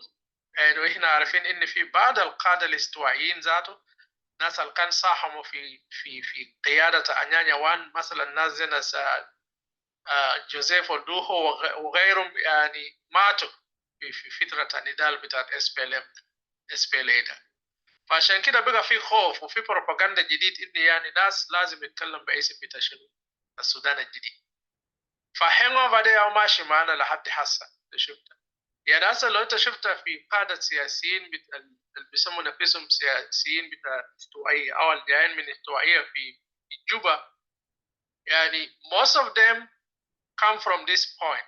They come from a point in we don't talk about our regions, especially بعد استقلال جنوب السودان في 2011. Because before the independence, every region has their own caucus. يعني كان استوائيين انهم caucus بتاعهم حتى في البرلمان بتاع جوبا ده، حتى دول اللي كان في SPLM ده انهم caucus بتاعهم بتاع استوائية.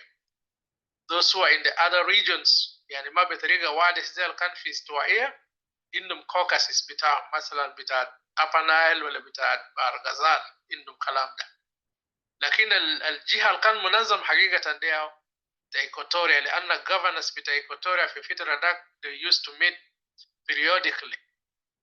كان ده كليمن كونغا ولا كان ده يعني لويس لوبون ولا ده بكاسورو. They used to meet and they used to host Equatoria conferences. وكان مطالب بتاع استوائيين حقيقة واحد.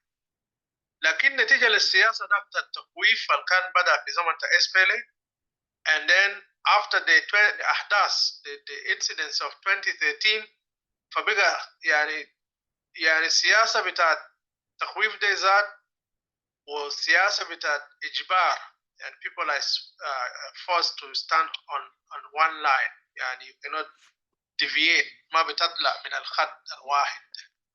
فعشان كده كل الناس بقى خايفين شفتها، وحتى ناس تانيين برضو اشتروهم يعني دفعوا لهم قروش، وكلام ده واضح يعني حقيقة. when we say this it is not like we are making it up.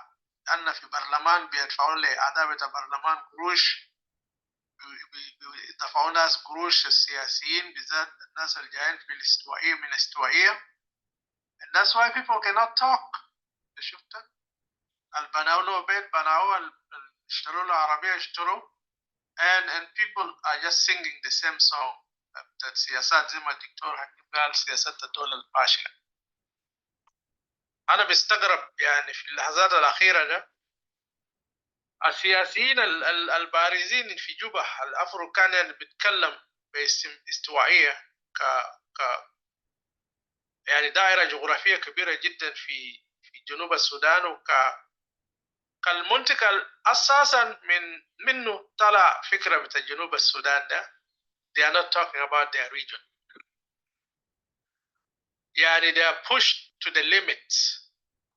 مثلا نائب الرئيس يعني دكتور واني إيجا في موضوع بتاع disappearance بتاع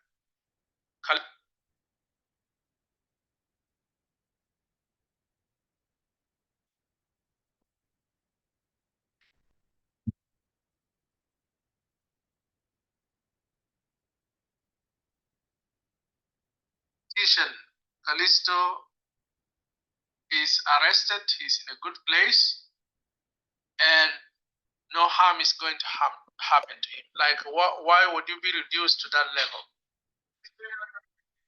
Yes, I'm here on the phone. I'm on the phone, please. So why would you be reduced to that level where you can just be on the defensive mode? ما انت كان تقول بالحقيقة ان كان في حاجة ما صح وتكلم في الصح. But the fact that you are pushed to the limit and you are talking from the margins بأكد اني even though the government is in your constituency انت ما عندك صوت واضح كده. الخوف ده لسه باين. قبل 3 أيام تقريبا نفس الشيء مع وزير بتاع مجلس الرئاسة اللي هو مجلس الوزراء الدكتور لومرو. He was addressing a group of people. I don't know what was the occasion, and he was saying that why Equatorians were crying. Why Equatorians were crying all this time before independence, during the times of the implementation of the peace agreement, after independence, and now. Like, really, why would you talk like that if you are a member of parliament and you're actually the minister responsible for all the ministers? It is like a prime minister. First of all, he should have thought that he is representing Equatorians in this capacity. ما هو تعيين بتاعه في المكان ده كجماعة ما تم بس يعني تعيينه كشخص. But he was given that position based on the Equatoria weight at the time.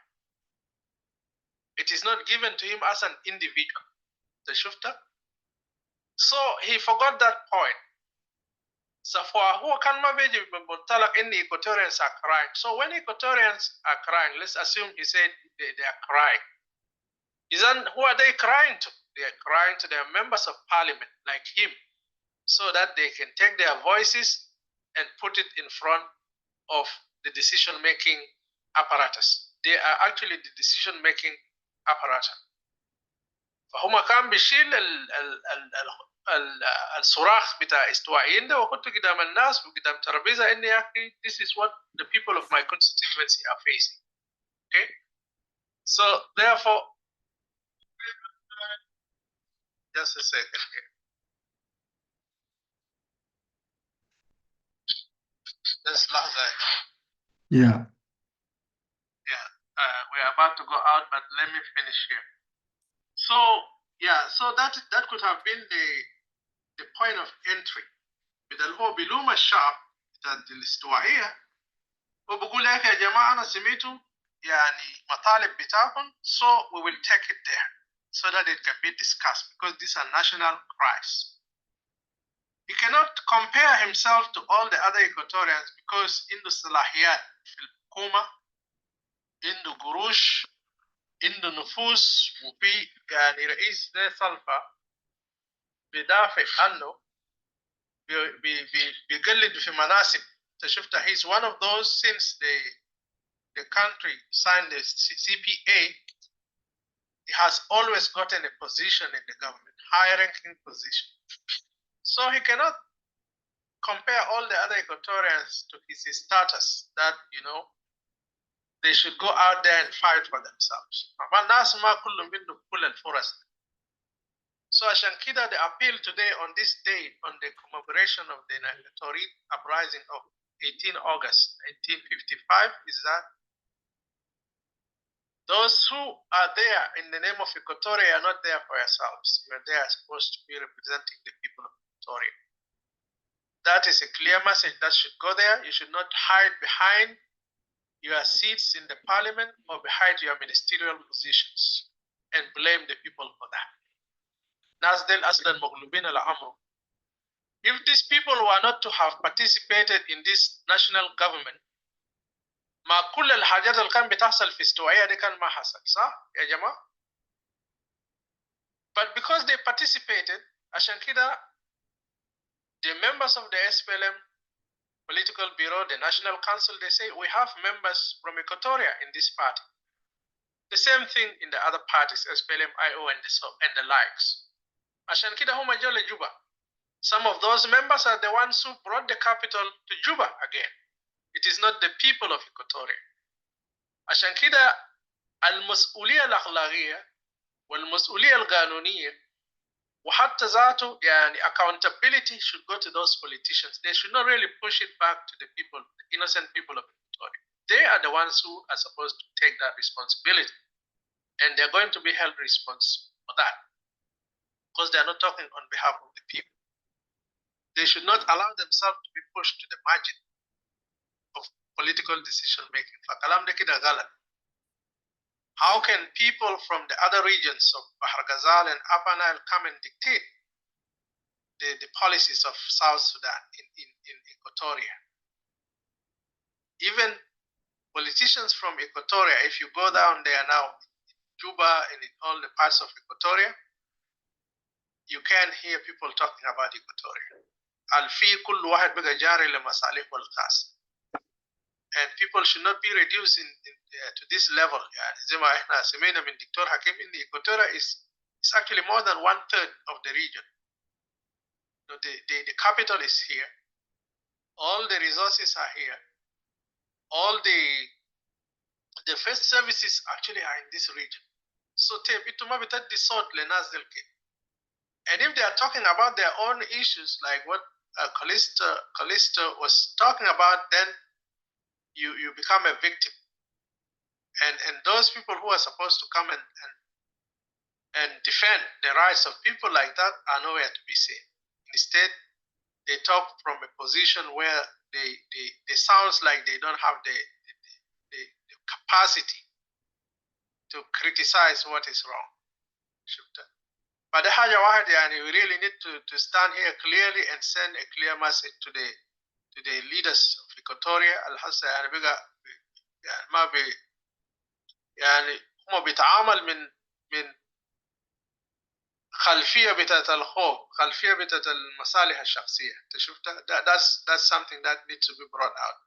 And the second point إني في ناس يا جماعة حتى هم ما بيتكلم باسم بتاع استوائية. We need to know that there are people who listen to what we are saying here in EPA, and in fact all the other voices that are talking on behalf of Equatoria, there are people out there who are listening to it, and they encourage these voices to continue to talk about Equatoria. And if we don't talk about Equatoria, then the case of Equatoria may actually get lost in the process that is ongoing now. ده يعني نقطة مهمة جدا.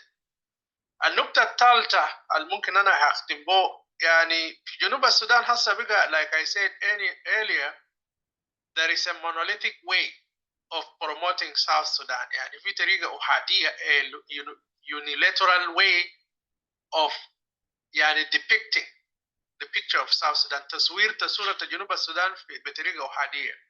Okay? So, and that is not something that is acceptable. South Sudan is not a monolithic country. It is not a monolithic region. It is not a monolithic system. يعني ما نظام أحادي. So the حاجة يعني in occasions like this, those are the things that we need to bring out, that it is a diverse country. And those are the status that should be promoted. يعني حسن الناس وصل لمرحلة إني يعني in order for you to promote your region or promote your tribe أنت بس تلبس لبسة معين منطقة بتاعك رقصات شعبية, and you think that in this way you are actually promoting your إثنية بتاعك أو منطقة بتاعك. No. Representation of your region is not only reduced to a mere representation of cultural aspects. صح احنا عارفين في جنوب السودان هسه في سياسة بتاع شنو فرض الأمر الواقع. The depiction of South Sudan like this one يعني ethnic group or two ethnic groups, and because of that بتلقى المكونات التانيين بقى داير يعمل نفس الشيء. They dress up in a certain way, they try to dance in a certain way, thinking that they are promoting their culture within the diverse country. لكن no. هل ده عنده تأثير في سن القوانين؟ No, it doesn't have any bearing. You can dance your cultural dance as much as you want, but when it comes to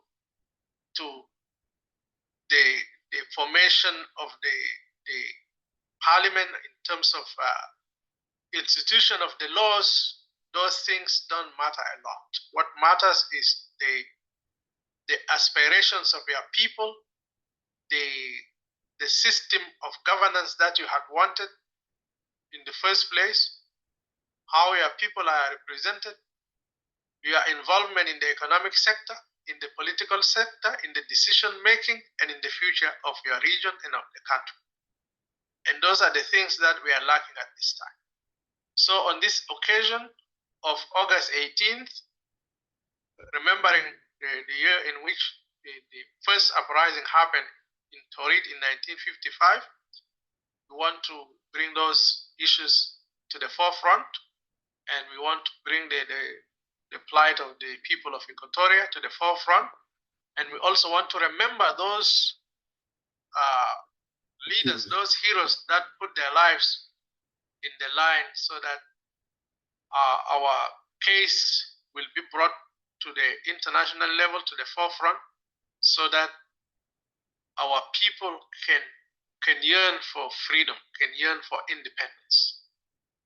So with this, we just want to pay our respect for the people who have lost their lives all along in the history of this nation and in the history of Equatoria, and the innocent civilians who have died as a result of all these things. Some of them died innocently like that. But we should also remember that when we talk here, we talk on their behalf, and that their death should not go in vain. So with this, James Tongolawi and Dr. Hakim and Chukudum and all the people who are listening here, I just want to say thank you for being here with us today. We are here. We cannot say we are the best leaders of Equatoria, but we are very concerned. We feel we have a moral responsibility to promote the plight of our people. We have the moral responsibility to say the truth, and we have the moral responsibility to promote what is right for our people. At the end of the day, before you talk about anything else, you need to talk about your constituency. All the other regions, if they are not talking about their constituency, by talking here, hopefully they will also know that there are voices here in Equatoria that are talking about these people here. If you look carefully in South Sudan, it looks like there is a conspiracy against the truth, against the people who want to assert their sovereignty. Instead of being viewed as people who are asserting their sovereignty, people who wants the right thing to be done, and it was mistaken for regionalism, it is mistaken for people who want to make Kokora reoccur again, and so on. Lo masala nas bugul inni Equatorian zenas bita Kokora, like now how many years now since the South Sudan gained its independence? Makanna bugul ya khalas atla. Even though people are now being pushed to that point. لكن الفي at the moment we are just promoting the plight of the people. وإحنا عايزين الحاجة الصح لازم تتعامل كان في البلد وده بيتطلب مجهود كل الناس يا جماعة. We cannot just be there to watch and expect that something good will happen. ده بيتطلب لمجهود بتاعنا كلنا. في الوقت اللي إني أفرض ناس كله هيجي ويتكلم باسم بتاع constituency بتاع Equatoria, I know people are free to have their political affiliations. لكن if you look even in the other countries like United States of America or UK, every people have their own caucuses. كان ده في أمريكا بتلقى ده caucus بتاع governors, democratic governors or Republican governors أو black caucus كده. ليه؟ لأن جماعة they are promoting the plight of their people. ده ما بينظر لهم إن مناس انفصاليين ولا كده بدو. they should be viewed as people who have come to promote the plight of their people and of their constituency. All the leaders that are in Juba, when they are sleeping, they don't even think about this. So عشان كده أنا بختتم هنا وبقول لكم شكرا لكم. ربنا يعني يكون مع استوائية ويكون مع شعب بتاع constituency بتاع استوائية. And you know, all the policies that are being practiced here in Equatoria, if they are not based on truth, they will not succeed. There will come a time when history will be rewritten again in favor of the people who deserve it the best and the most. Thank you very much, and may God bless us. We're here, and may God bless Equatoria.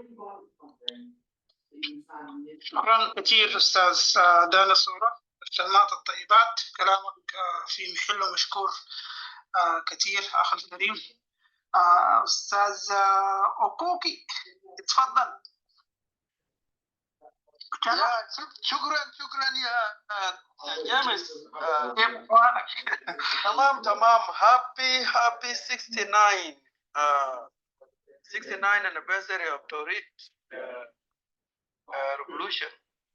This is important, you know, when we talk about South Sudan or Sudanese history. It is not something that you can deduct or subtract from the whole event. Otherwise, you're not telling the truth. I also need to extend my thanks to all of you, the EPA, Equatorian People Ally. Dr. Akim, thank you. That was very eloquent, well elaborated.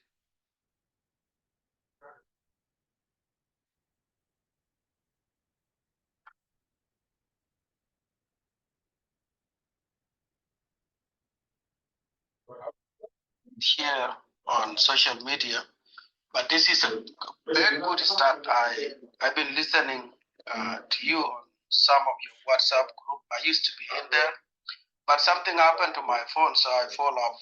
And yeah, it's a good move. You know, you have to be bold. Anything that comes with liberation,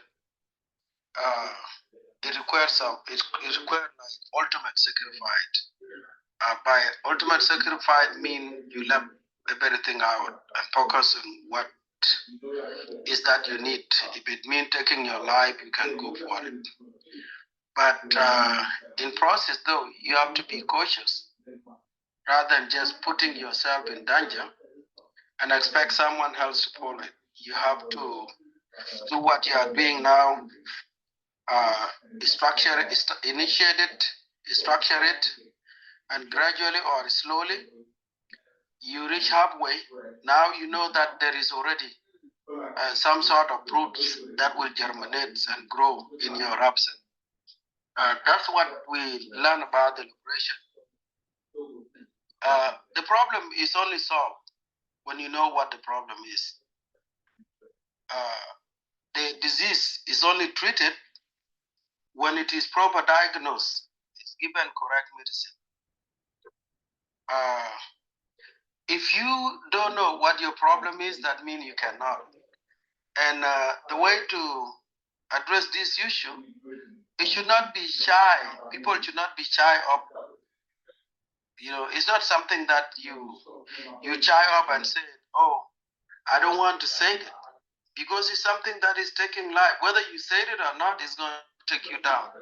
So why not just say this is the problem and then let everybody else look at it? So yeah, this is very encouraging. It is very encouraging move. If I were you in that shoes, I would just continue with that, with the status position.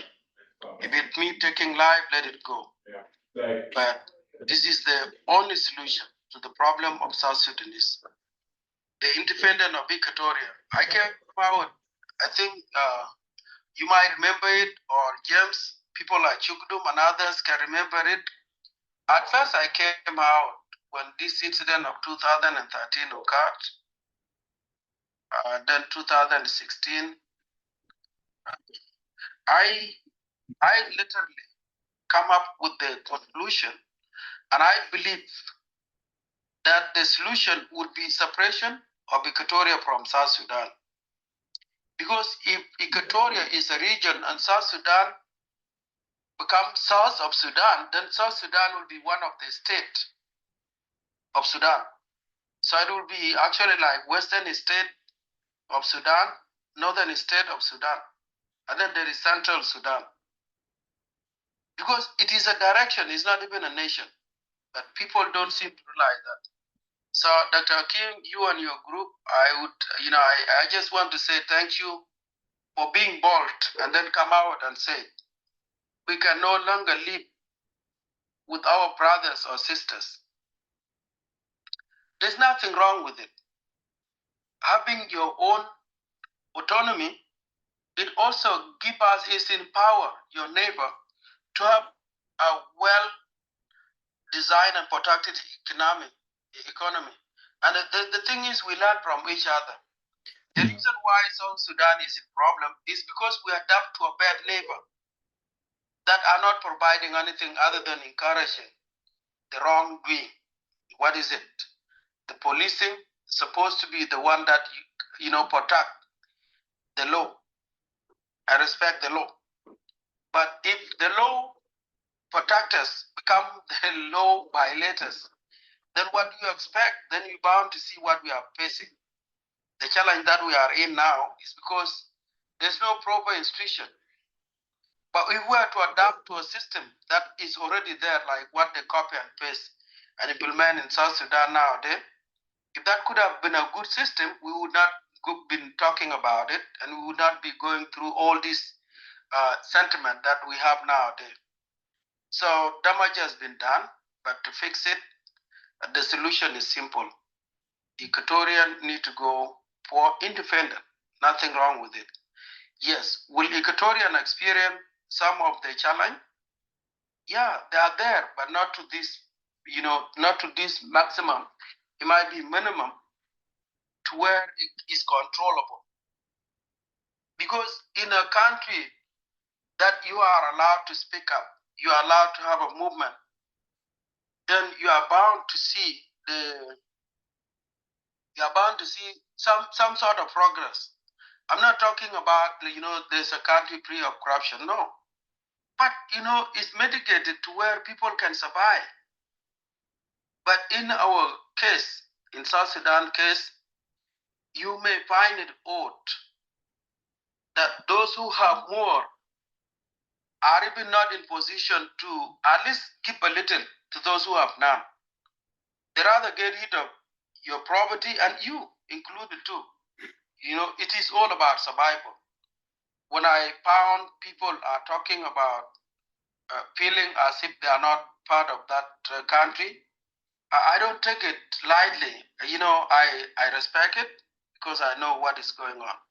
And this, when I came out at first, I was labeled, oh, you are, because you hit the Denga, you are not a good person, you hit Jim, Jamana. There's nowhere someone can just all of a sudden come out there and say, oh, you hit Jim. But what is it? What is it into it? If I hit Jim, let's say I hit the entire Jim, then what does it affect the Jim, or what would it affect me? I woke up in the morning, I don't even have to see Jim. Okay, I eat my food, I go to work, I don't have to see Jim. What does it change in my life? But the fact that they are affecting like the whole country life, then why can you just stay apart? Let them stay in their place and you stay in your place. And then have this mutual respect, or if there is an agreement, then you can compromise on issues that are matter based on the bilateral, rather than having them in a decision making. Okay, because that is where we have problem. The problem that the country is facing is that they want to control it all, and when it's left to them, they have no way to fix it, and they don't allow other people to fix too. So this self-imposed tribe on the rest of the other majority, the only way to do it is leave us alone with them. And I say this, because to us there, we already give in. We are no longer in that position of resistance. to where we can say, no, you can know, because here is what happened. Like, let's say if I talk now and say, oh, I don't need Jiang here, then automatically I will find out that, oh, I'm already talking to my niece. I'm talking to my nephew. I'm talking to my cousin. What does that mean? Now I have to find a way how to live with these 2 or 3. By doing so, because majority take it all, so I will automatically adapt to the way of life. And their way of life is what affect everybody. So what does that mean? We will now be seen to be at the same level. Whatever behaviors we will have, we categorize under that thing. And this was my fear from the get-go. Okay, the Jing, when they first entered your place, they will not come as an enemy. They will come as a relative. They will come as a friend. But over time, when they gain a certain ground, now you see their bad part. That worst part, you cannot take it away because it's part of you now. It's already in your blood system. It's like, having a chronic disease that is immune to the diagnostic medicine that are prescribed to it by experts. So basically, what I'm trying to say is, if you find out there is the same debate that happened to us there with the war in Barakazal, is what is now taking place. But this could have been avoided from the get-go. When I say this in 2013-14, if majority of Equatoria were to listen, and then avoid championing fake nationalism, fake tribe called nationalists, then a lot could have happened. Even we, those who left with them, we could have changed because Equatorian are the composition of so many tribes that are better educated and has a respect to the humanity or coexistence among themselves. And that can be extended to affect our way of behaviors there. Because what it is, the only way it affects it is if I find myself in Juba, then I would be forced or opted to act like the way Jibian are doing.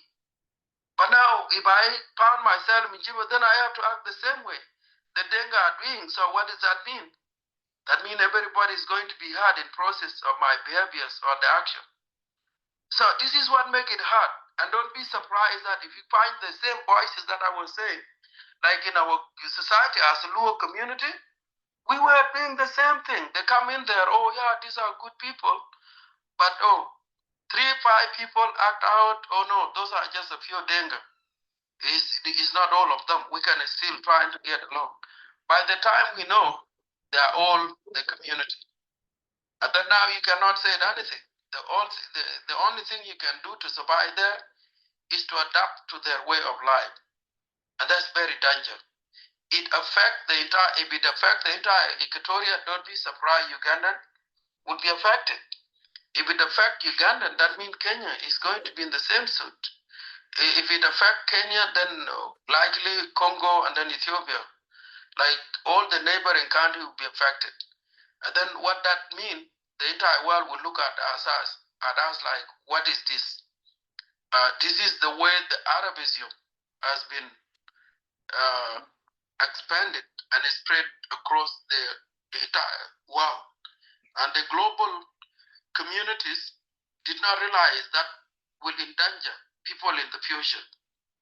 Now what happened right after the Soviet Union, we were faced with how to deal with the Arab origin or Arabism, that attached to the word called Islam. Now the good thing with the Dengism in case of South Sudan is that they do have some of their juju that might actually change your heart to act like things are going to be better tomorrow.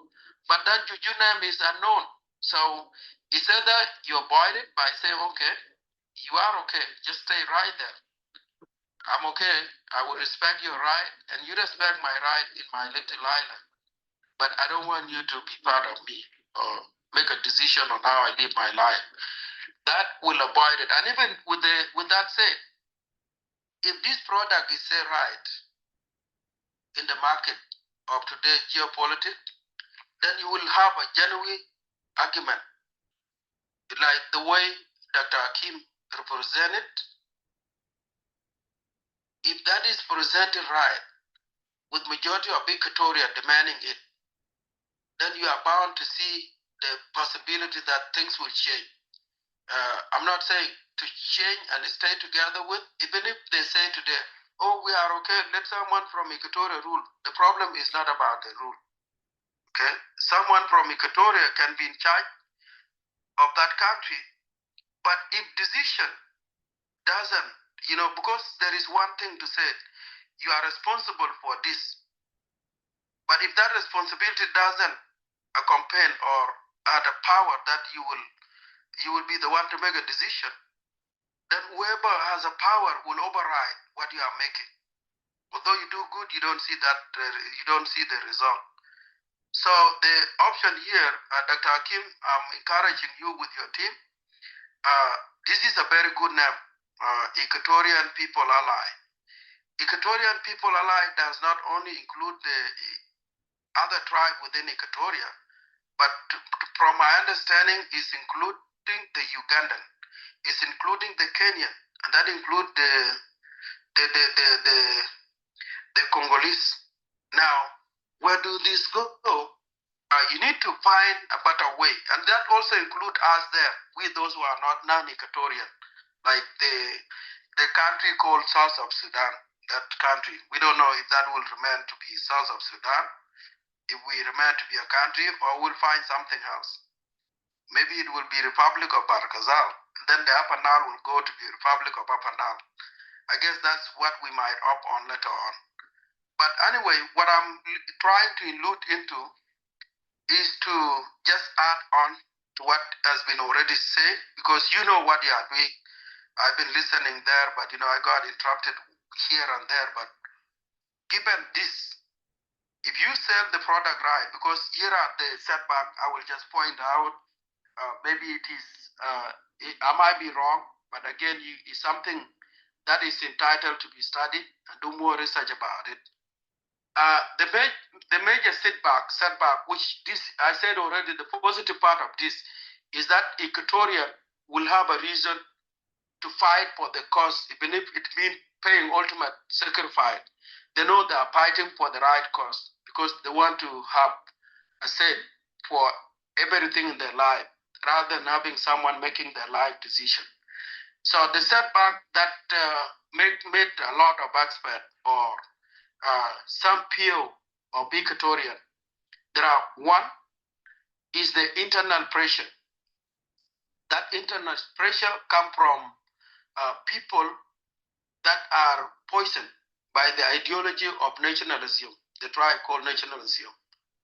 And with them saying that, not because they don't know what is happening, they know the end game is that they want to have Equatoria. But in order for them to have Equatoria, they need to get rid of the current system.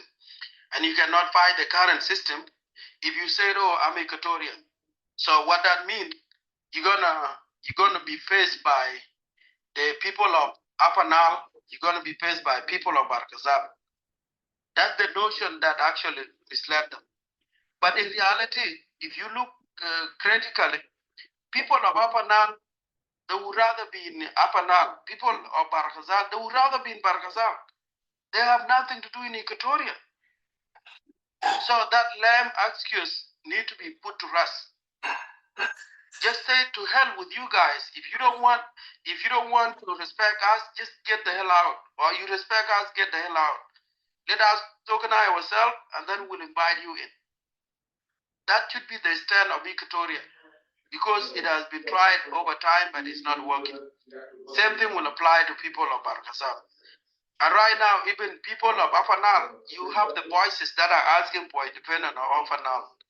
People of R-ARCSS, you have the voices that are asking for independence of R-ARCSS. This is the internal pressure that these people are working on. And the way they also prime it, in order to achieve the goal, then let's call ourselves the national movement. What that means, maybe the voices that are concerned that there is operations that people who are deprived of their right, either in Barghazal or Rafanal, might come and join us in the name of removing the system. And if we remove the system, then we will just say, okay, like what Garang did, and said, okay, we Equatorian are not really, we don't have things in common. Let's just go for separation, like what Garang did. But what they miss out here is that from the past experience,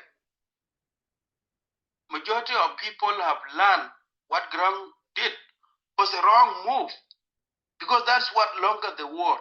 That's what claimed the life of 4 or 3 point something million of life, displacing maybe double that. Now, or exiling them, sending them into exile, of which some of us are victim of that incident. So here, you find out people are resisting, and if you look carefully, you'll find out that this movement that are claiming to be a national icon are not even gaining support. They are not getting a new recruit, and some of them have no arm or military force that can at least help. They are just lobbyists, or they are just political activists like other people who are calling for separation. So you should not compromise your position at this point and then allow your focus to be diverted with people that has the international interest. Now, again, at this point, you should not allow yourself to be diverted with people who have the international interest. The international community are convinced that what is happening in South Sudan is a tribal war. Now, if you don't want the country to be governed based on the tribal system, then you might go up on for the regional system where each region can have self-autonomy, but that's not possible. Now what you need to do is, if that is not possible, which we tried already, and we know it's not possible, then Equatoria can try to use whatever system they had in place.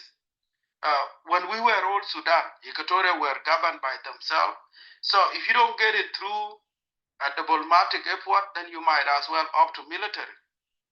And what that means is that you will have to have economic goal, because you need to have a logistical support to facilitate both movement of the double group who will go around and campaign in places like Kenya, Uganda, the neighboring country that will be your next neighbor. You will have to change what is happening, and it's out there. You can show them by evidence saying, look, man, we're trying to work with these people, but they are nothing like us. Now our borders are always experiencing problem.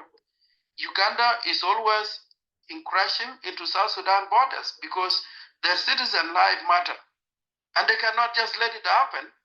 Kenyan are even logistically, all this, there are a lot of things that you can represent to these people. Look, man, before this, we're living side by side. There has never been an activation or deployment of this massive troop along our borders. And if you look at who's causing it, it's because of so and so.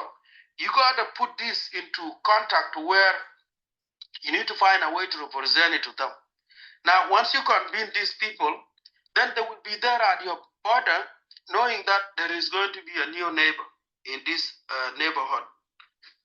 Some product or that property is sold.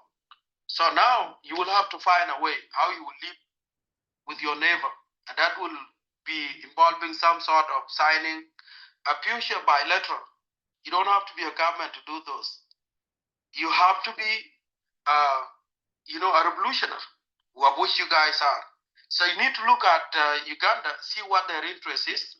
If it involves the oil, if it involves the gold that is exploited in Eastern Equatoria, you assess those kind of things. And then now you think with them and say, look, man, this is what possible. I'm not going to promise you everything, but in the meantime that I'm available. Because you know well, that in the revolution, the revolutionists don't make it. But it becomes an historical for those who will lead this. But as long as we have a good relation right now, then I'm sure, I bet you, that will continue for the next generation. So we need to restore peace and hope that we used to have.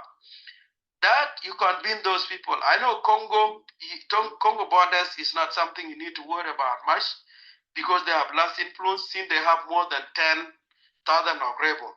In case of Congo, you will just have to evaluate the move. If the government is the one that is powerful than the rebel, then you can go with them.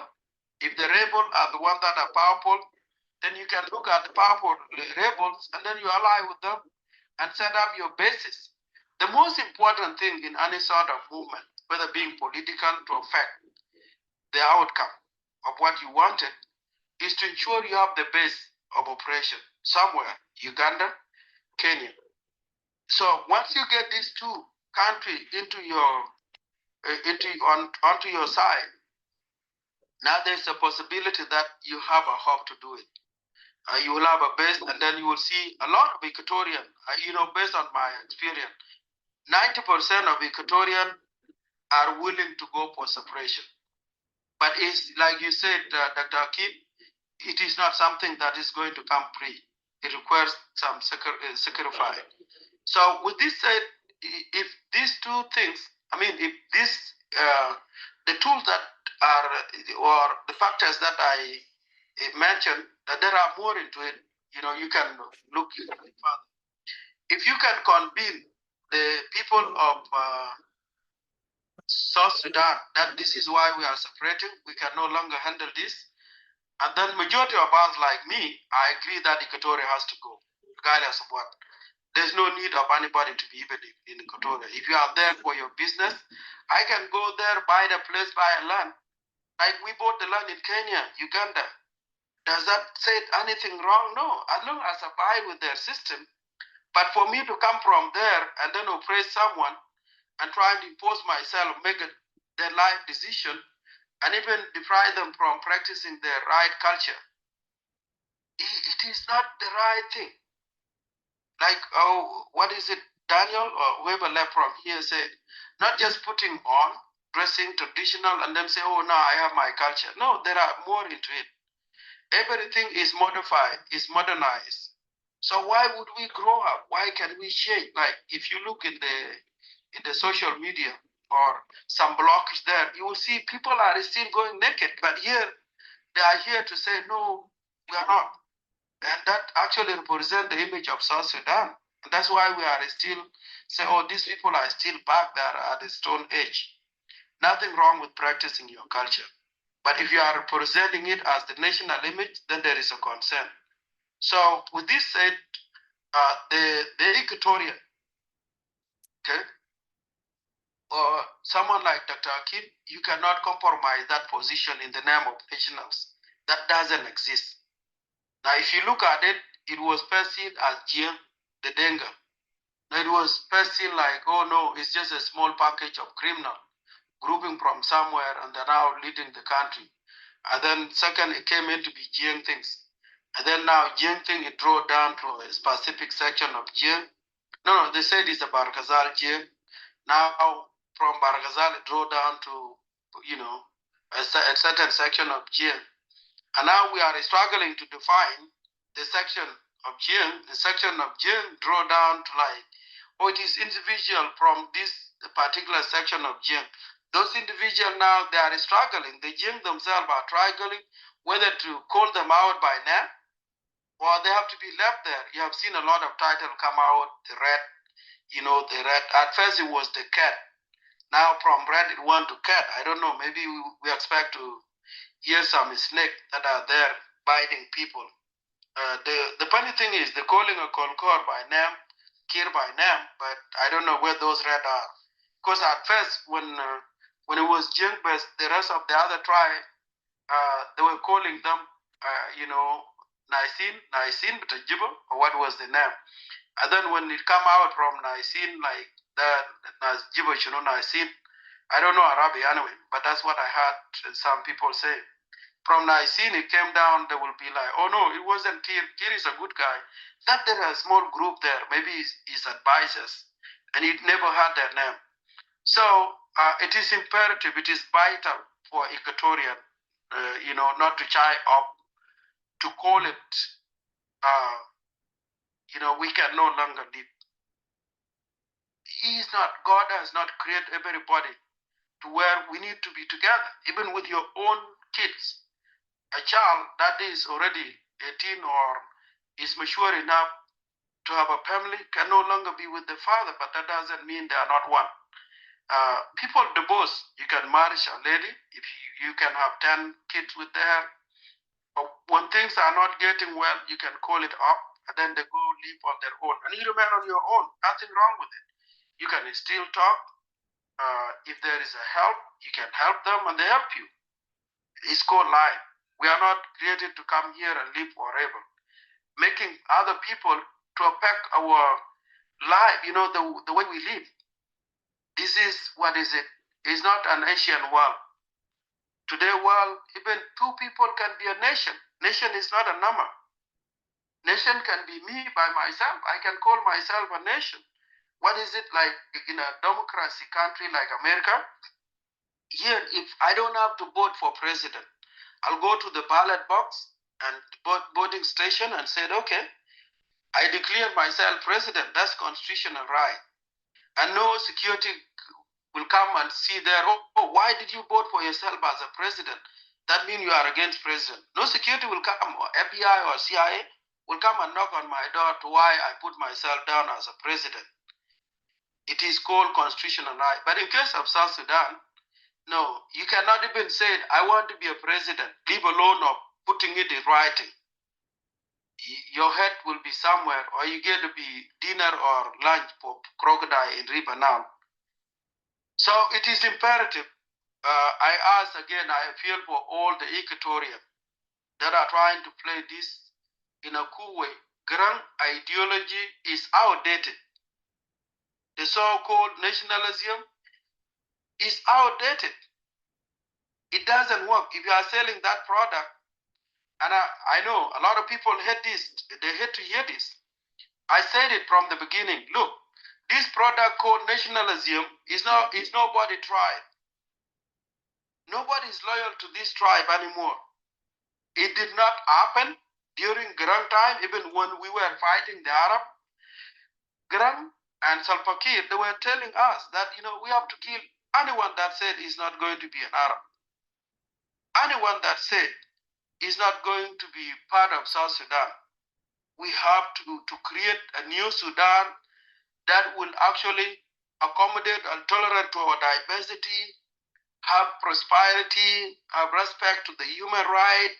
You will have all this kind of freedom of movement, freedom to assemble, right to assemble, freedom to own property, freedom of everything we're promised, even to practice your own religions. What happened right after we got the country? Where those freedom are now? Freedom of press has been taken somewhere. It's something that you will never talk of. We heard Mokwenlo came out and said, anybody that will open him out his mouth, you're going to be hung or go hang yourself before we get you. So with this, my brothers and sisters, there's nothing wrong with you telling someone that you can no longer be friend with them. Friend can be an enemy. This is something that we know is by nature. Friend can be enemy.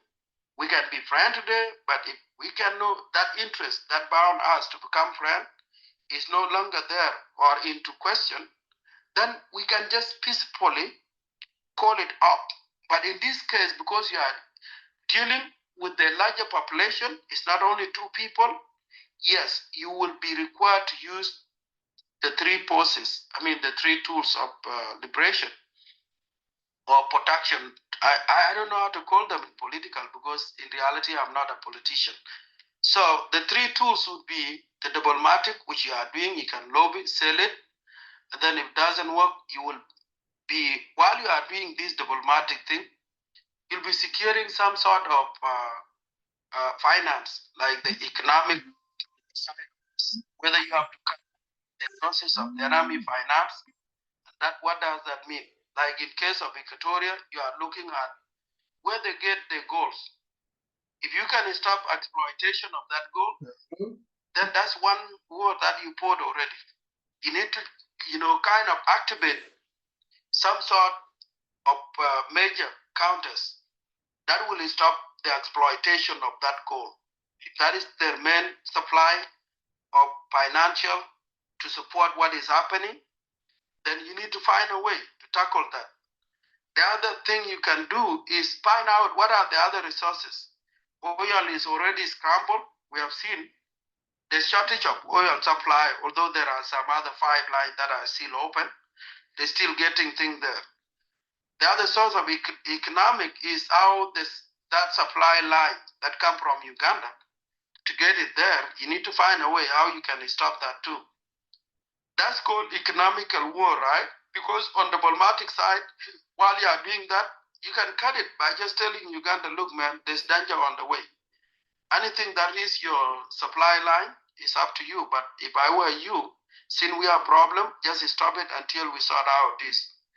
And that's where you guys can do that. Equatoria are at advantage. It's only that you did not reach out to the right people in your neighboring future country.